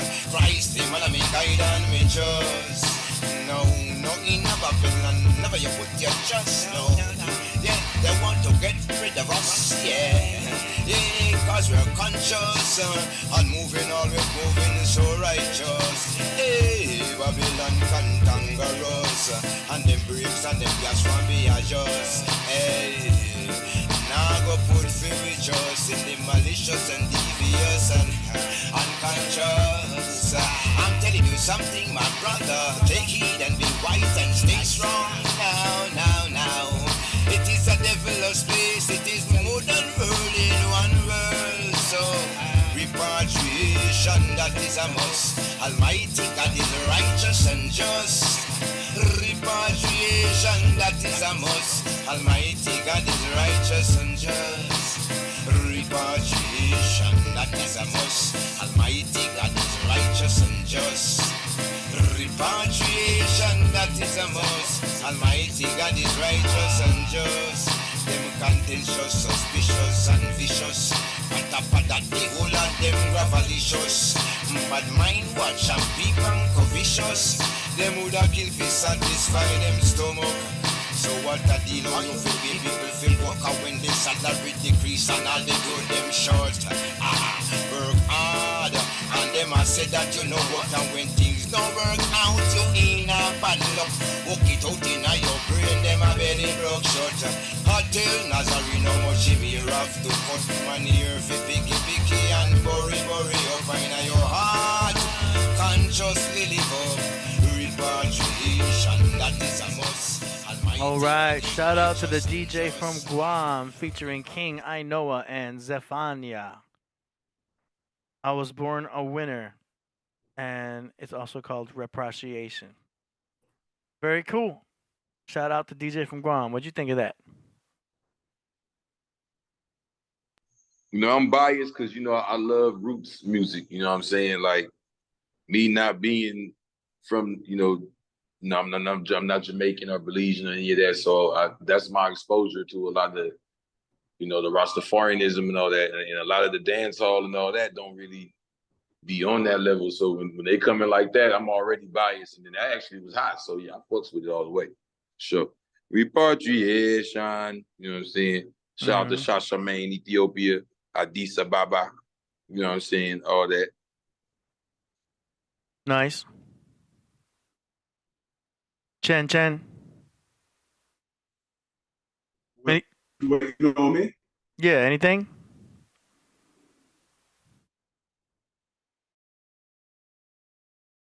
Are you frozen? Yeah, I think he froze, bro. Let's give him 2 seconds. There you are. All right, there you back. Oh, you can hear me now? Yeah. Hey, I apologize, brother. Crip Jesus, I mean to cut your knowledge when you was talking. You understand? Go ahead and finish talking, brother. I apologize. No, I was done, bro. You was done? Okay. Yeah. Nah, I like it. I can't complain, man. Guam's a good dude. He invited me to his radio show. I apologize, Guam. Let me go on ahead and say that right now. I apologize. I was out partying. I couldn't make the radio show. Selena and I were supposed to be there. Apologize for not making it. Thank you for the support. You always showed love to me. Positive energy. DJ Guam show Saturdays. Y'all talk to him about that. With that being said, I can't knock the song. I like it. And you know what? I remember when Guam had that song called I'm Working Like a Dog. Yeah. You know, yeah, he had that song. And you know, I was one of his best supporters when it came to that. That's my favorite he made. But with that being said, all else spoken, I love the song I just played, man. I'm not gonna give it a rating, but I love it because it just puts you in the mood, man. Yeah. And you know, we go from there. All right. Next now we got 7 Digs with a song called Protest. Yeah. That was hard. Shout out to 7 Digs. Yo, the quality of that track was so nice. Great mix. The vocals were just clean. Nice little reverb on there. Great master. That song is done. What y'all think? Huh. Remind me of the Beat Nuts. I love it. Psycho Lesson Juju. So remind me of the Beat Nuts, man. That beat, those bars, man. I like it. We got to hear from Crip Jesus now. No, that's how I felt too. It reminded me of the Beat Nuts and all that. He went in, it was hard, the bars, everything was there. It didn't the horns and all that wasn't too much. It was just right. You know what I'm saying? And it turned up. Yeah. That was dope. I was fucking with it for sure. I felt it immediately, right when I hit play. I was like, ooh. Yeah, it reminded me like some Pharoah Monch, like the homie said, like that type of like that real hip hop type shit. He's telling the truth. Organized confusion. He's right. It does sound like what was it? Prince Poe and Pharoah Monch, right? Organized confusion. Yeah. Yep. Exactly. He's right. All right. Next up, we have a submission here from Crip Jesus. Let's go. This for all my underground hip hop. I don't want to hear but nothing but bars ass motherfuckers. I woke up in Mecca, looking at the sun, moon, and stars. White man flew to outer space, seen faces carved in the planets like Mars. Description of the face and lips was like ours. Ours being black men, the black man is God. Arm, leg, arm, head, that spells Allah. Every time they see me, they make a wish I'm a star. No twinkle, just your cerebral. No cathedral, bring the truth, beanie seagull. Desert eagles under the dashiki palm ring. Blinking my pocket, singing high notes, Benjamin Franklin's. What you thinking? We ain't gon' reign supreme. Real hip hop, like when Wu-Tang made cream. The same year Bloods and Crips showed y'all to bang. I'm banging on wax. I'm stating these facts. I'm taking you back to an age of rap when you couldn't even rap. If you niggas tried to rap about the shit you niggas rap rap about now. Cause now these niggas rap without style. All this motherfucking cap, bro, I'm turning it down. And you don't really want no fade, now you turn it down. I'm about to blow this bitch up, bro, I'm counting it down. So take 10 rappers in them with 9s with 8 shots each. That's 7 of them laid 6 feet deep. Let's go. You got it for 5, I got it for 4, and I got 3 left. So if you cop 2, you can get 1 more. Let's go. I'm so good with mathematics, can't leave him asthmatic. Yeah, this nigga is ass backwards. Coward ass rappers, they should not try me. When I die, I wanna die like Muhammad Ali. Looking for me, I be with Mujahid Allah. That's his real name, it's on his ID. That's the way it sound when we smoke a whole pound. And laugh at you fake rapping ass, capping ass, no bars, any bars inside the backpack ass rappers. That's the way it sound when we smoke a whole pound. And laugh at you fake rapping ass, capping ass, no bars, any bars inside the backpack ass rappers.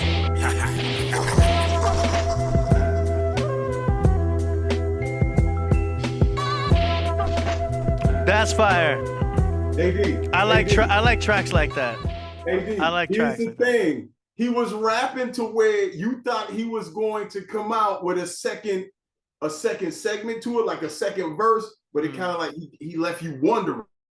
No, he does that. I noticed he does that. I like that. He doesn't overdo it. He gives you nice short amount of tracks so that it's not too much. You know what I'm saying? That's key. You don't want to overdo it.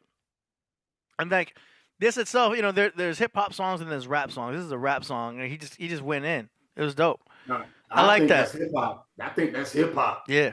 Hip hop. Yeah, I gotta tell y'all the story behind that song. So look, you see at the end of the verse, I say, if you're looking for me, I be with Mujahid Allah. That's his real name. It's on his ID.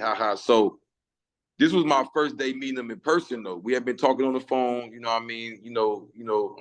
If y'all know about the culture of the guys, you know, it's mainly in New York.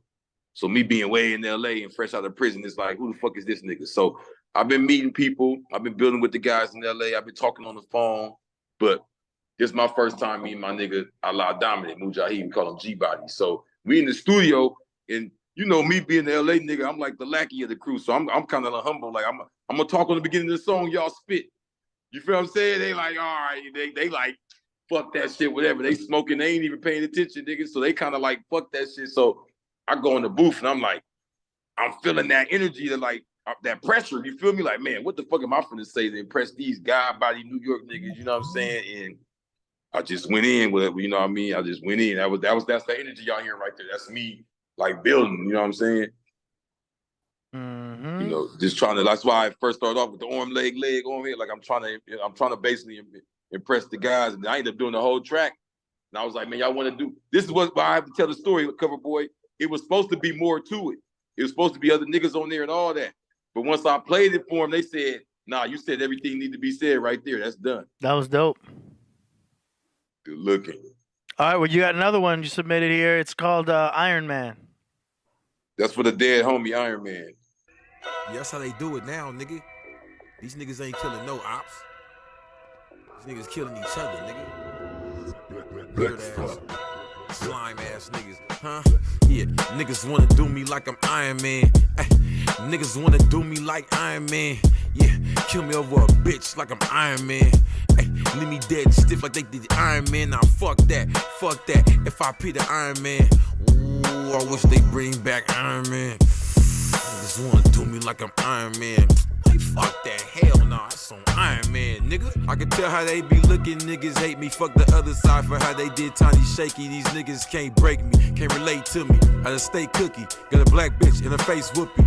But in her ass, she like Beyonce. Head so good, make her fiance. Bunch of fake niggas on my entree. I eat them all. Bunch of bad bitches bend her over. Watch me beat them all. Niggas can't see me, wanna see me fall. See me in the hood, roof down. I can see the stars. Yo, bitch, give me throat till she choke. She need CPR. Oh my God's what these hoes say. When they see the God, they love me. Stand in the hood, covered in gold. Won't that nigga touch me. Do my Dougie to the bank. And then I laugh to the shower. Watch this dirty money off me, nigga. I'ma need a couple hours. Trade that pussy and that powder for the money and the power. Knock two bitches down at once like Taliban did the Twin Towers. Niggas wanna do me like I'm Iron Man.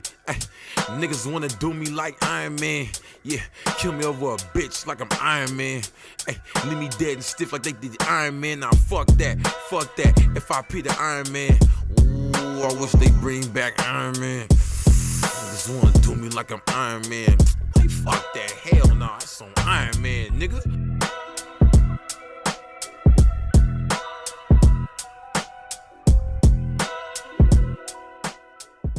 Yeah. Fire. God, that's a cool hook, sir. too. Yes, sir. That's a cool hook. I actually went to an event. You heard a lot about other music, so I'm here, there, everywhere with this shit. So I went to an event. I was still, in my little, I build and shit, but nigga, this Crip or whatever, right? So I wasn't really trying to let my guard down. So they had a freestyle battle. And I'm like, all right, I'm gonna sit back and chill. But these niggas were so garbage to me. I said, fuck that shit. I'm in this motherfucker. So I dropped some Black Power bars, right? And they went crazy. They like, oh my God. Oh, the dude put me to the side. He like, man, I already know what type of rapper you are, my nigga. We fucking with you. Like basically like he finna do a whole project come through. But I didn't have no songs that was like that type of hip hop. So I said, oh shit, I gotta hurry up to the lab and go make some shit. So that was like one of the first ones I made on that type of wave, So I'm still on some hood shit. I'm talking about my dead homie Iron Man, but it's like a boom bap type beat if you ask me. It sounded hard. It was cool. I like it. What do you think, Chan?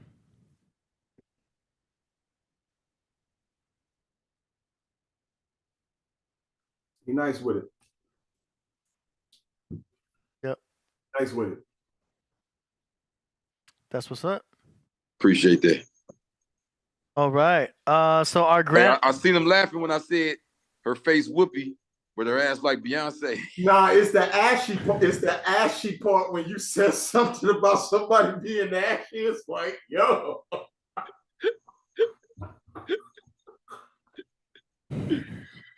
Yo. All right.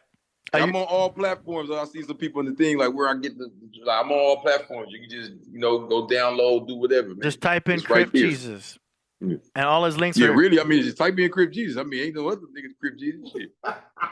And all the Crip Jesus links are in the description.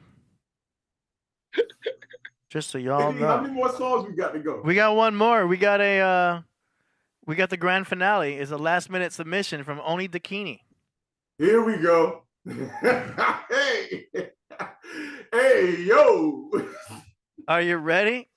Let's go. Here we go. This one is called Ghost Rider.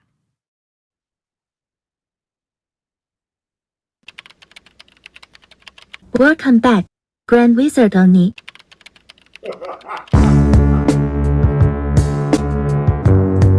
Oni, I really think you should dumb it down. You cannot keep doing this. B. Rated high explosive out of 10. B.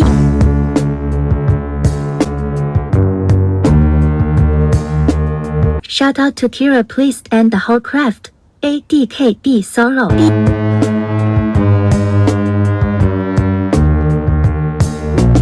This is a definitely rated high X explosives. B.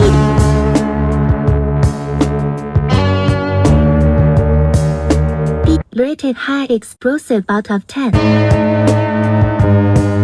Shout out to CoverBoy. High explosive updated microphone body King David. My eyes have seen the spaceship flying the Buddha. High exalted mystic ruler.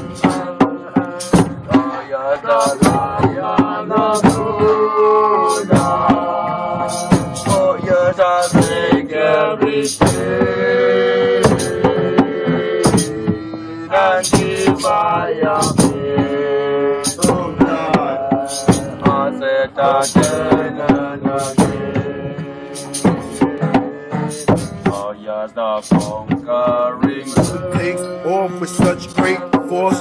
Space war, a break off, leaving lakes cross. Take the planet off course, different ships, mountains and cliffs, planet shifts, mind drifts. I'm in the ducks, I'm stuck with. corrupted. 9 to 5 puppet, authority, my team bucket.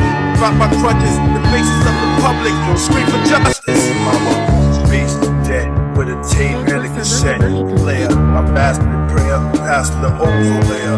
I meditate in the land, high explosive lyrics, high explosive. I'm beast dead with a tape and a cassette player. My bastard prayer, past the ozone layer. I meditate in the land, high explosive lyrics, high explosive.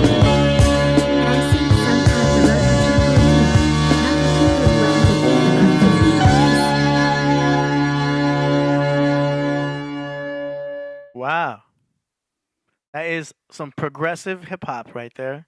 No, hey, Yo. Let the big dogs, let Big Dog, the OG god, Crip Jesus talk on that. And I'll go later. Man, I don't even understand what the fuck just happened, man. It's like Halloween early or some shit.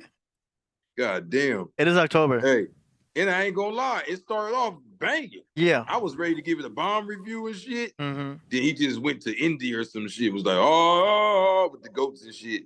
Then he had the audacity to come back. If you was gonna take us away to India and go goat herding, you should just left us there. Why the fuck you gonna bring us back? Now we don't know what to say. Because I was gonna say something good since it ended good. I was like, you know what? Fuck that shit. I'm pointing out that goat shit in the middle. What was that about, my nigga? It went tribal for a minute. No, it went goat. I know what I said goat on purpose. Okay. Hey, Crip Jesus. Before it was, now that she played it, look, now I'm going to sleep on that one, brother. Like, go to Betty. Like, nah. At first, like Crip Jesus said, it's now before I get into that, AD, can I? Well, nah, I'm not even gonna ask no favors because this is all fair. This is all sport. How did she get the AI Japanese voice? It was like, shout out to CoverBoy. When it's Crip Jesus broke it down. It was good when it started off. It was good, but this is where she messed up at. When she first produced that song, she tried to hide it and make it seem like it's me that produced it, that is me out there doing that. Everybody knows. You know, Killah Priest knows, Solomon knows. My beats, the tempo, frequency, the energy within it is different. I'm not knocking that beat because I do like it. Now, this is where Crip Jesus comes in. When she came in with that juju, with that mtupu stuff, then I was like, all right, you're done for the day. Like, and then you mix Killah Priest lyrics on that, like, yo, be yourself. Be yourself. Be yourself. And only, let me be honest with you. You got to show respect to Jagger in the chat because she was here before you. She was here before you. All right? I remember your boy. What's your boy name? I'm not going to say any names. I'm not even going to touch that. But show Jagger respect. Show Jody respect. Coach Kendako, no, I don't even deal with her like that. Show her respect. She all right. Show them respect. They was here before you. Maybe you should associate with them. She got to understand pattern, man. You know, music, it's got to have a synchronicity. Is that how to pronounce that? A synchronicity, whatever the fuck, man. Synchronicity.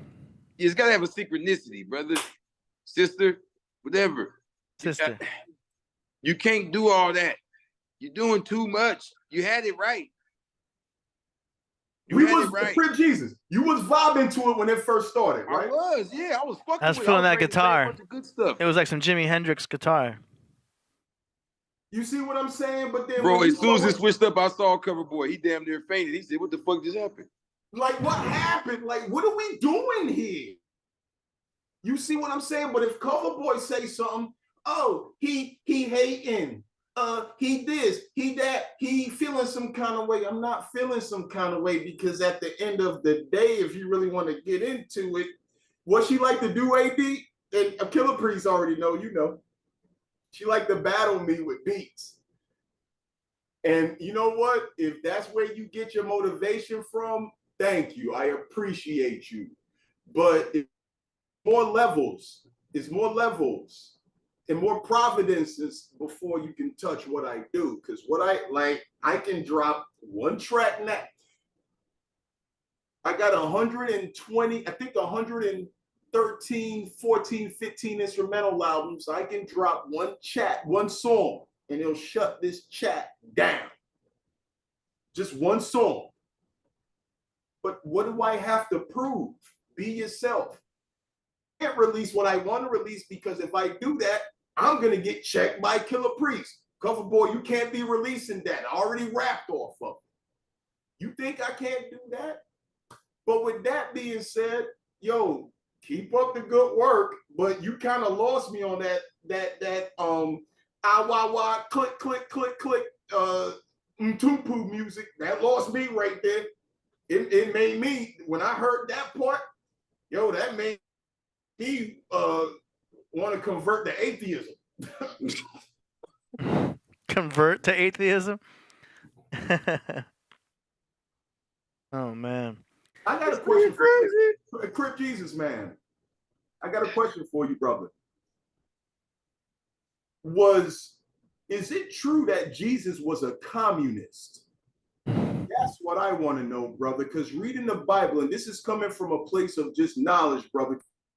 Now, you know, it ain't nothing between us. I like to learn. I love knowledge, brother. Would you consider him a communist to an extent, sir?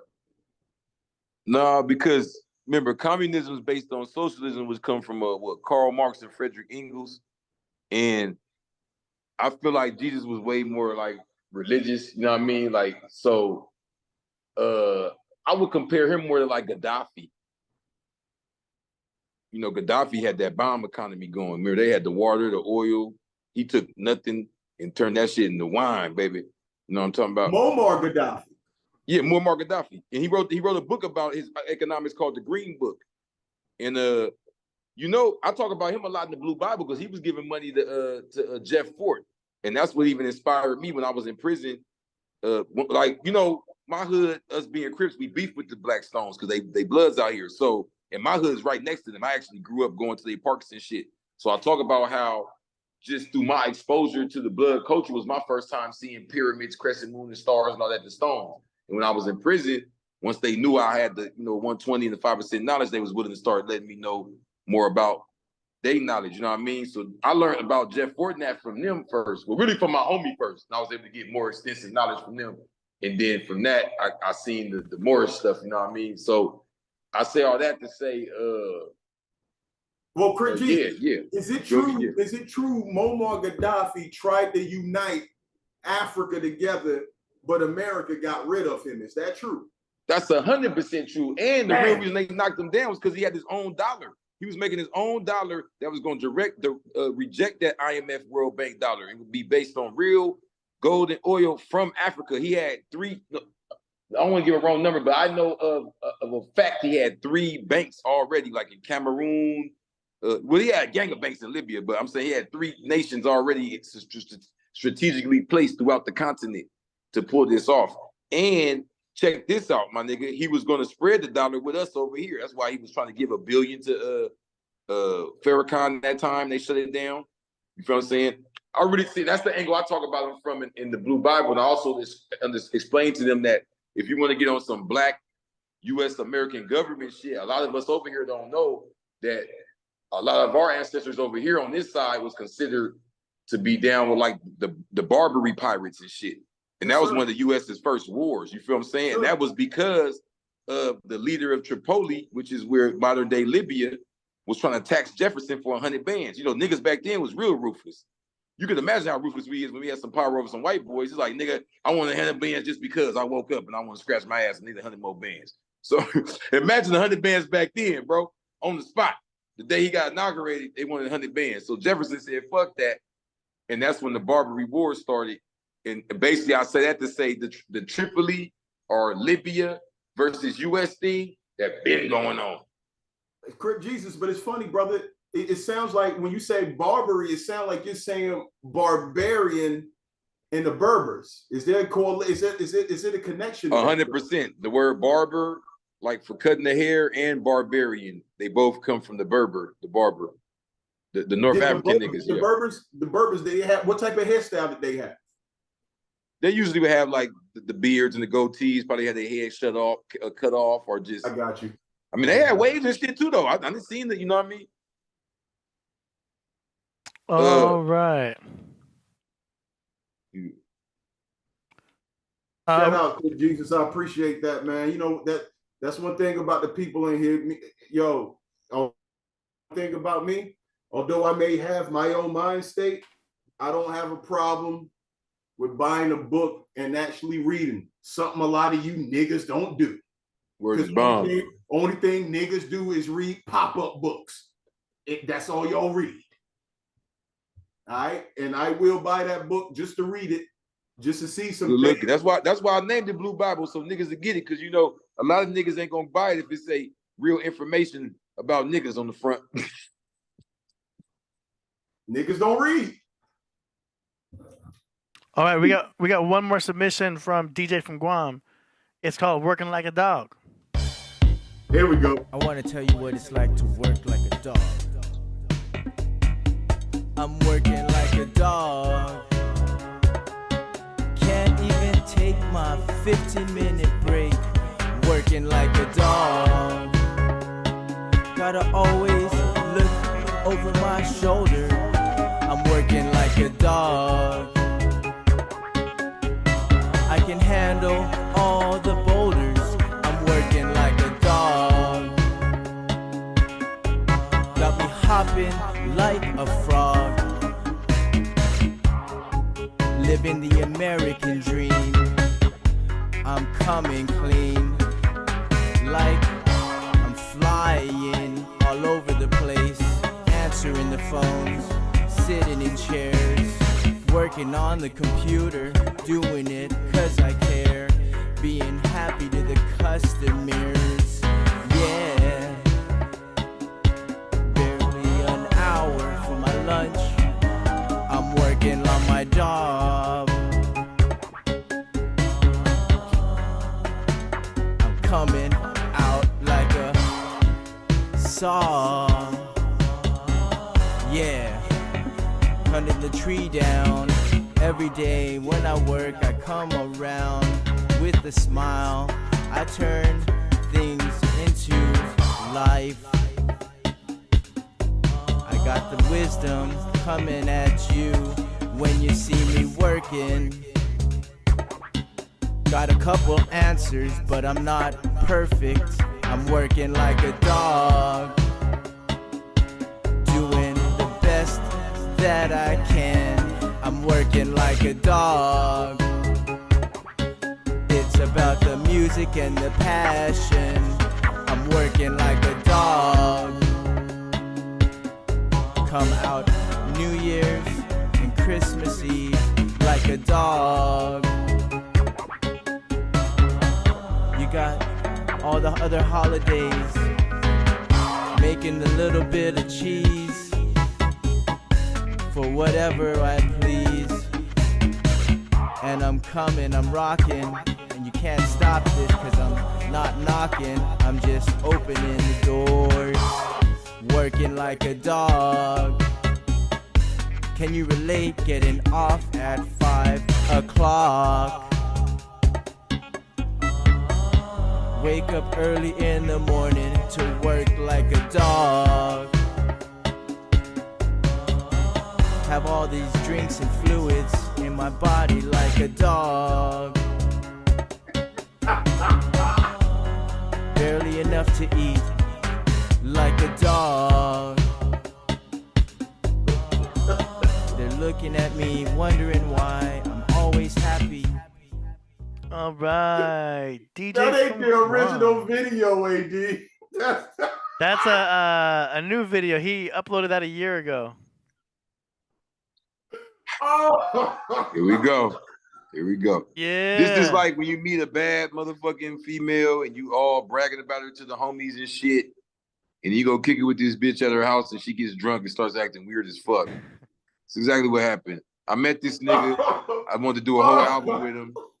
Next track, we vibing and we loving it. I'm ready to call niggas and let them know about DJ from Guam. Get me in contact with this nigga. He's the hottest nigga in America. And then he does this shit. Now, me being a 5%er, you know, word is bond to find his life, and I'll get my life before my word for shall fail. Well, I guess my motherfucking life gonna fail today because I'm taking my word back. I'm not fucking with this shit. I'm not fucking with this what? shit.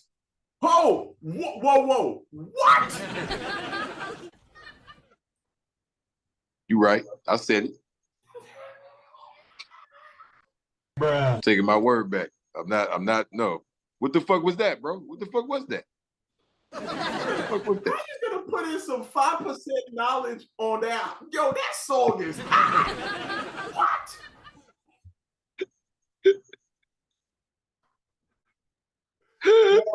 Yo, I apologize. The funny part about it, here's the thing about it, right? The original video is more funny. I don't know why. I'm just going off of a limb here. I'm not falling off of. I don't know. I think he did that to make me laugh. I could be wrong. I don't know when he made that new video. I love that song, man. Who was that in the video? Did he get light skinned all of a sudden? Like he was dark skinned in the other videos and he got light skinned in this one. What the fuck happened? Nah, he Afro-Asiatic like me. He just a different shade. No, I'm saying in the other two videos, he was black as a motherfucker. Now all of a sudden he came with this bullshit. He was light skinned. That wasn't him. Crip Jesus, that what the fuck happened? Him. In the video, this nigga was black as fuck. This nigga was Sizzler on the first tracks. Then he turned into Shaggy at the end. What the fuck was this? Ain't that like the kettle? Ain't that like the kettle calling the stove black or something like that? I'm not tripping about him being black as fuck. I'm saying what happened. He was black as hell in the first two. Okay, you just explained it. My bad. You said that wasn't him. Okay, my bad. Let me stop. Yeah, because Crip Jesus, you looking a little bit black right now. I told you I'm black as fuck last episode when you was trying to argue with me. I told your ass. I said, all right, you gonna see me one day, nigga. I'm black for real. Nah, man. Yo, I can't. You know the funny part about it? Whenever, and this is when I first started like commenting on the Killah Priest podcast. I don't know who it was. It was probably a hating moderator. I would post like when he first premiered the original video for the song, like 5 times. Call it ADD. I don't care. You know, y'all can, soundbite, whatever. I put 5 times in the I think it was the chat or the comment section. I don't remember. And I was like, yo, I'm working like a dog. I love this song. And it was deleted. I'm like, yo, what's going on? This song is hot. It's a feel-good song. He did that to make you laugh. At the same time, he was busting his ass. Pause. Crip Jesus, you a funny dude, man. I like that song, brother. What do you rate it? I give it a 10 point. I give it 11. Let's rock. What you rate it? Hey, you're muted. Oh, my bad. I'm mute. Okay, hold on. I'm about to fuck your head up. I don't dislike the song. The problem is you came in with the combat boots, black as fuck, looking like Seal, like you was on some revolutionary shit, and you left out this motherfucker on some Tevin Campbell shit. And I don't like that. You fucked my head up. You see what I'm saying? Guam is a protective spirit. He here to help people out, man.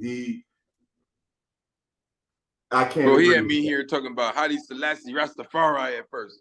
What the fuck was that last one? See, it's kind of like with you got hip hop tracks. I'm not comparing, yo. I'm just stating the obvious. No, I got you. Yeah, you got hip hop tracks. You got that gutter underground, make you want to slap somebody type of stuff. But then you got that other music that people where I be down there, we'll be busting to a prayer or something. Yeah, I won't say that. Not even that. You know, the brothers in the chat was saying that, they said you had a little glitter baby backpack. They said you had a baby backpack that was silver that had rhinestones on it for the commercial song. But his is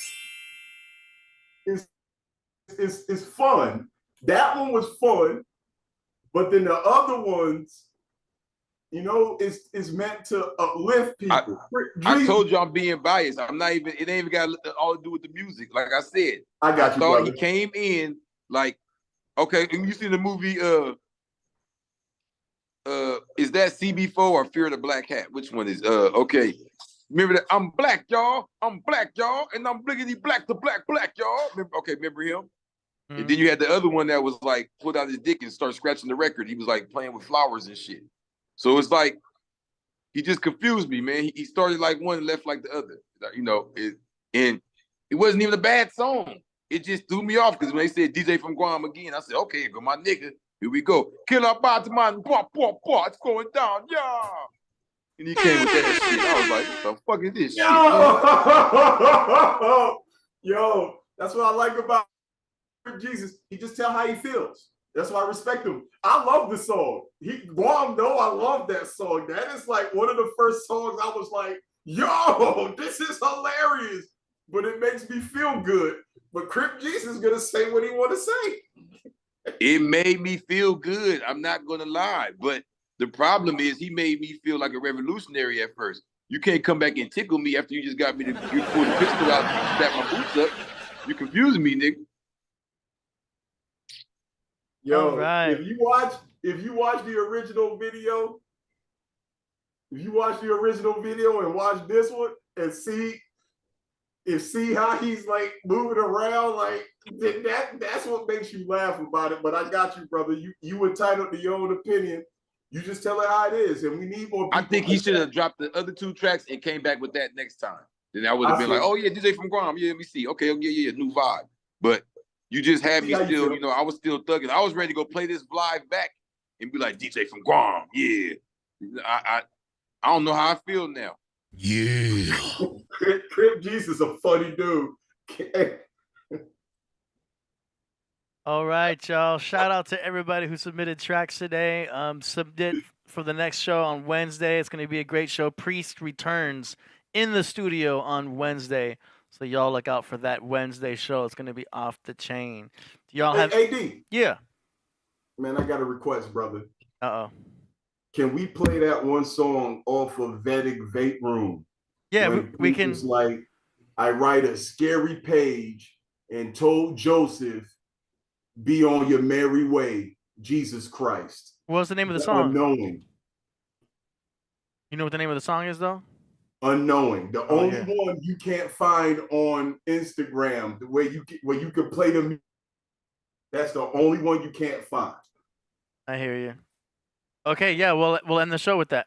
Niggas said I had old Disney boots, cuz. What the Whoa. What they said, Chris? Nigga FG Postmortem said I had old Disney boots. Hey! Why you do me like this? I never had the Disney boots, cuz. Why you trying to do it? You know them big ass red Disney boots all the rappers wearing? Oh shit. Oh, he lit me up, bro. Oh my God. He said, see, I'm gonna read the whole comment to you. You're gonna cry laughing. He said CJ redeemed himself tonight, but I'm not gonna forget the Disney boots and bedazzled fanny backpack. Oh boy. Hey brother, they was in the chat saying you had a rhinestone book bag that came from KB Toys or Toys R Us, and it had nothing but crayons and there and no scripts. That's what they said in the chat. Now look, I can't say nothing about the bag. They would give me about the MCM bag, but I ain't have no Disney boots. I ain't gonna let y'all just run my name in the dirt like this, nigga. They said you had some Mickey Mouse boots, them gold boots, them space boots. Nah, get the fuck out of here. I ain't never had no motherfucking they look like communion. They look like communion wafer boots, like some bread boots that Jesus fed the people with. Yeah, I ain't got none of that. I ain't got none of that type of shit. I wear regular shit, nigga. You know what I'm saying? Air Force Ones and shit. Like, you know what I'm saying? Chucks and regular shit. They talk about some Disney boots.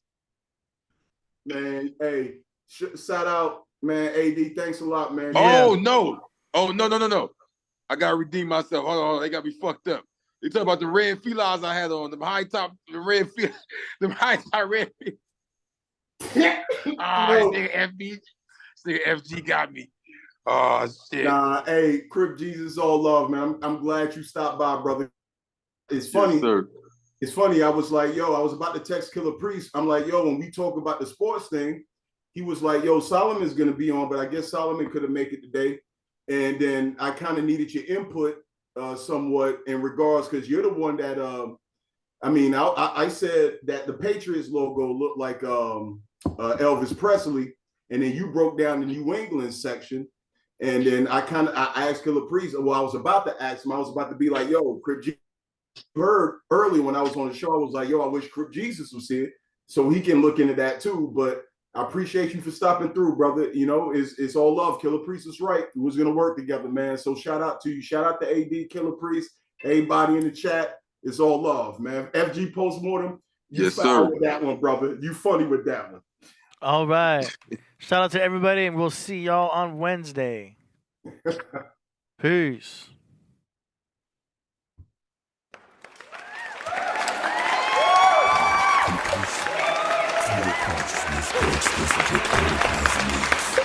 Of course, to a discussion of the criteria by which consciousness can be inferred, and hence a third solution, which states consciousness began not with matter, but you must go underwater until you hear the babies, the children, the star seeds. Then you will see.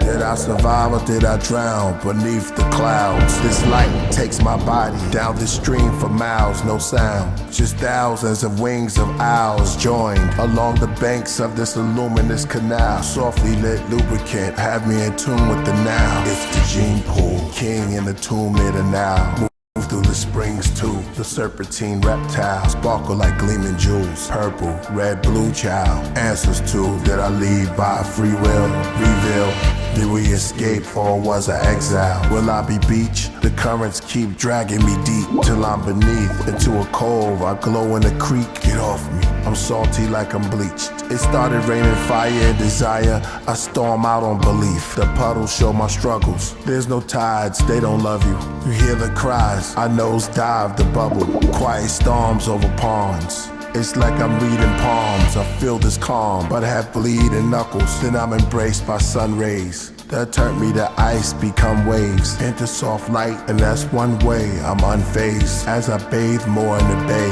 Bet you crabs start corals, that's sure as the day. I drift past the elders of the delta, the cherubs, helter skelter, the hell that scares you. My eyes roll back, I feel the terror. I can't go back, I start to shiver. Man in the house with the vase, pour me a river. Do I see and turn his he indefinitely and permanently? Patience will accompany me, encouraging myself comfortably.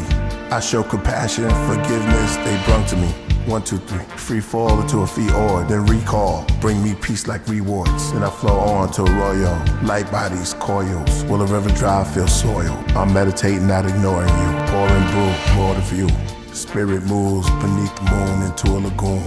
I saw my horrors at the harbor. Voodoo. It's pitch black, going darker. Climbing the canoe. Paddle back, my soul's bothered. Is this my end? Was it my beginning? I'm spinning. Jet skis, the devil's driving, I'm on linen. The water broke, a huge wave, I'm surfing. Over old ways, the cold days, I was uncertain. Till I heard liquid swords, the ripples flip my board. Once again I fell deep, went down, saw sea urchins. Once again swimming through interviews, criminals, my failures, regrets, isolation. PCP they call wet. Learn to breathe, release stress. This is a C, depressed. Don't worry, Jizzle told me. KP, you got next. Supportive care, mental repaired. Heavy mental is near. I'm aware, gave me scuba gear. Sunlight, nutrition, you two would glisten. True religion, exercise, my receptacles high. Ancestor vibes, from rocket to nebula. Divine intervention, technicolor from the third eye. I'm forever your God. Forget rhymes, I make inventions. that would change everything. All you have to do is listen and know the library kings prepare their graves with clary sage. I write a scary page and told Joseph, be on your merry way. Jesus Christ, speaking in tongues while having a seizure. Deja vu with my amnesia. While y'all be on Instagram, I play with pentagrams and scare preachers. That's why I need to come up for air, it's rare. But how long should I be here? I need a breather. I'm soaking and these omens are taking me. I'm stroking, but this ocean is open for water skis. Take me to a border, please. As I'm embraced by this cozy brightness, I'm encircled with purple. I see this tunnel, I feel snuggled. I tumble and tumble as I'm brung through the primordial puddles. What is this, a swamp or reservoir where these headless dogs once haunt? Through these mountains where natives once flaunt, they write using a sacred font. Mystic languish, drain my anguish, but I'm anxious to see the ancient, the lake of greatness. We float to a moat, above the water I see smoke. It's like a mist, it sits, I must be getting close. Then I heard words from the lips of the shaman. This the end of your trip, then I awoke. Man, what was that you gave me? You have got in tune with yourself, your higher self.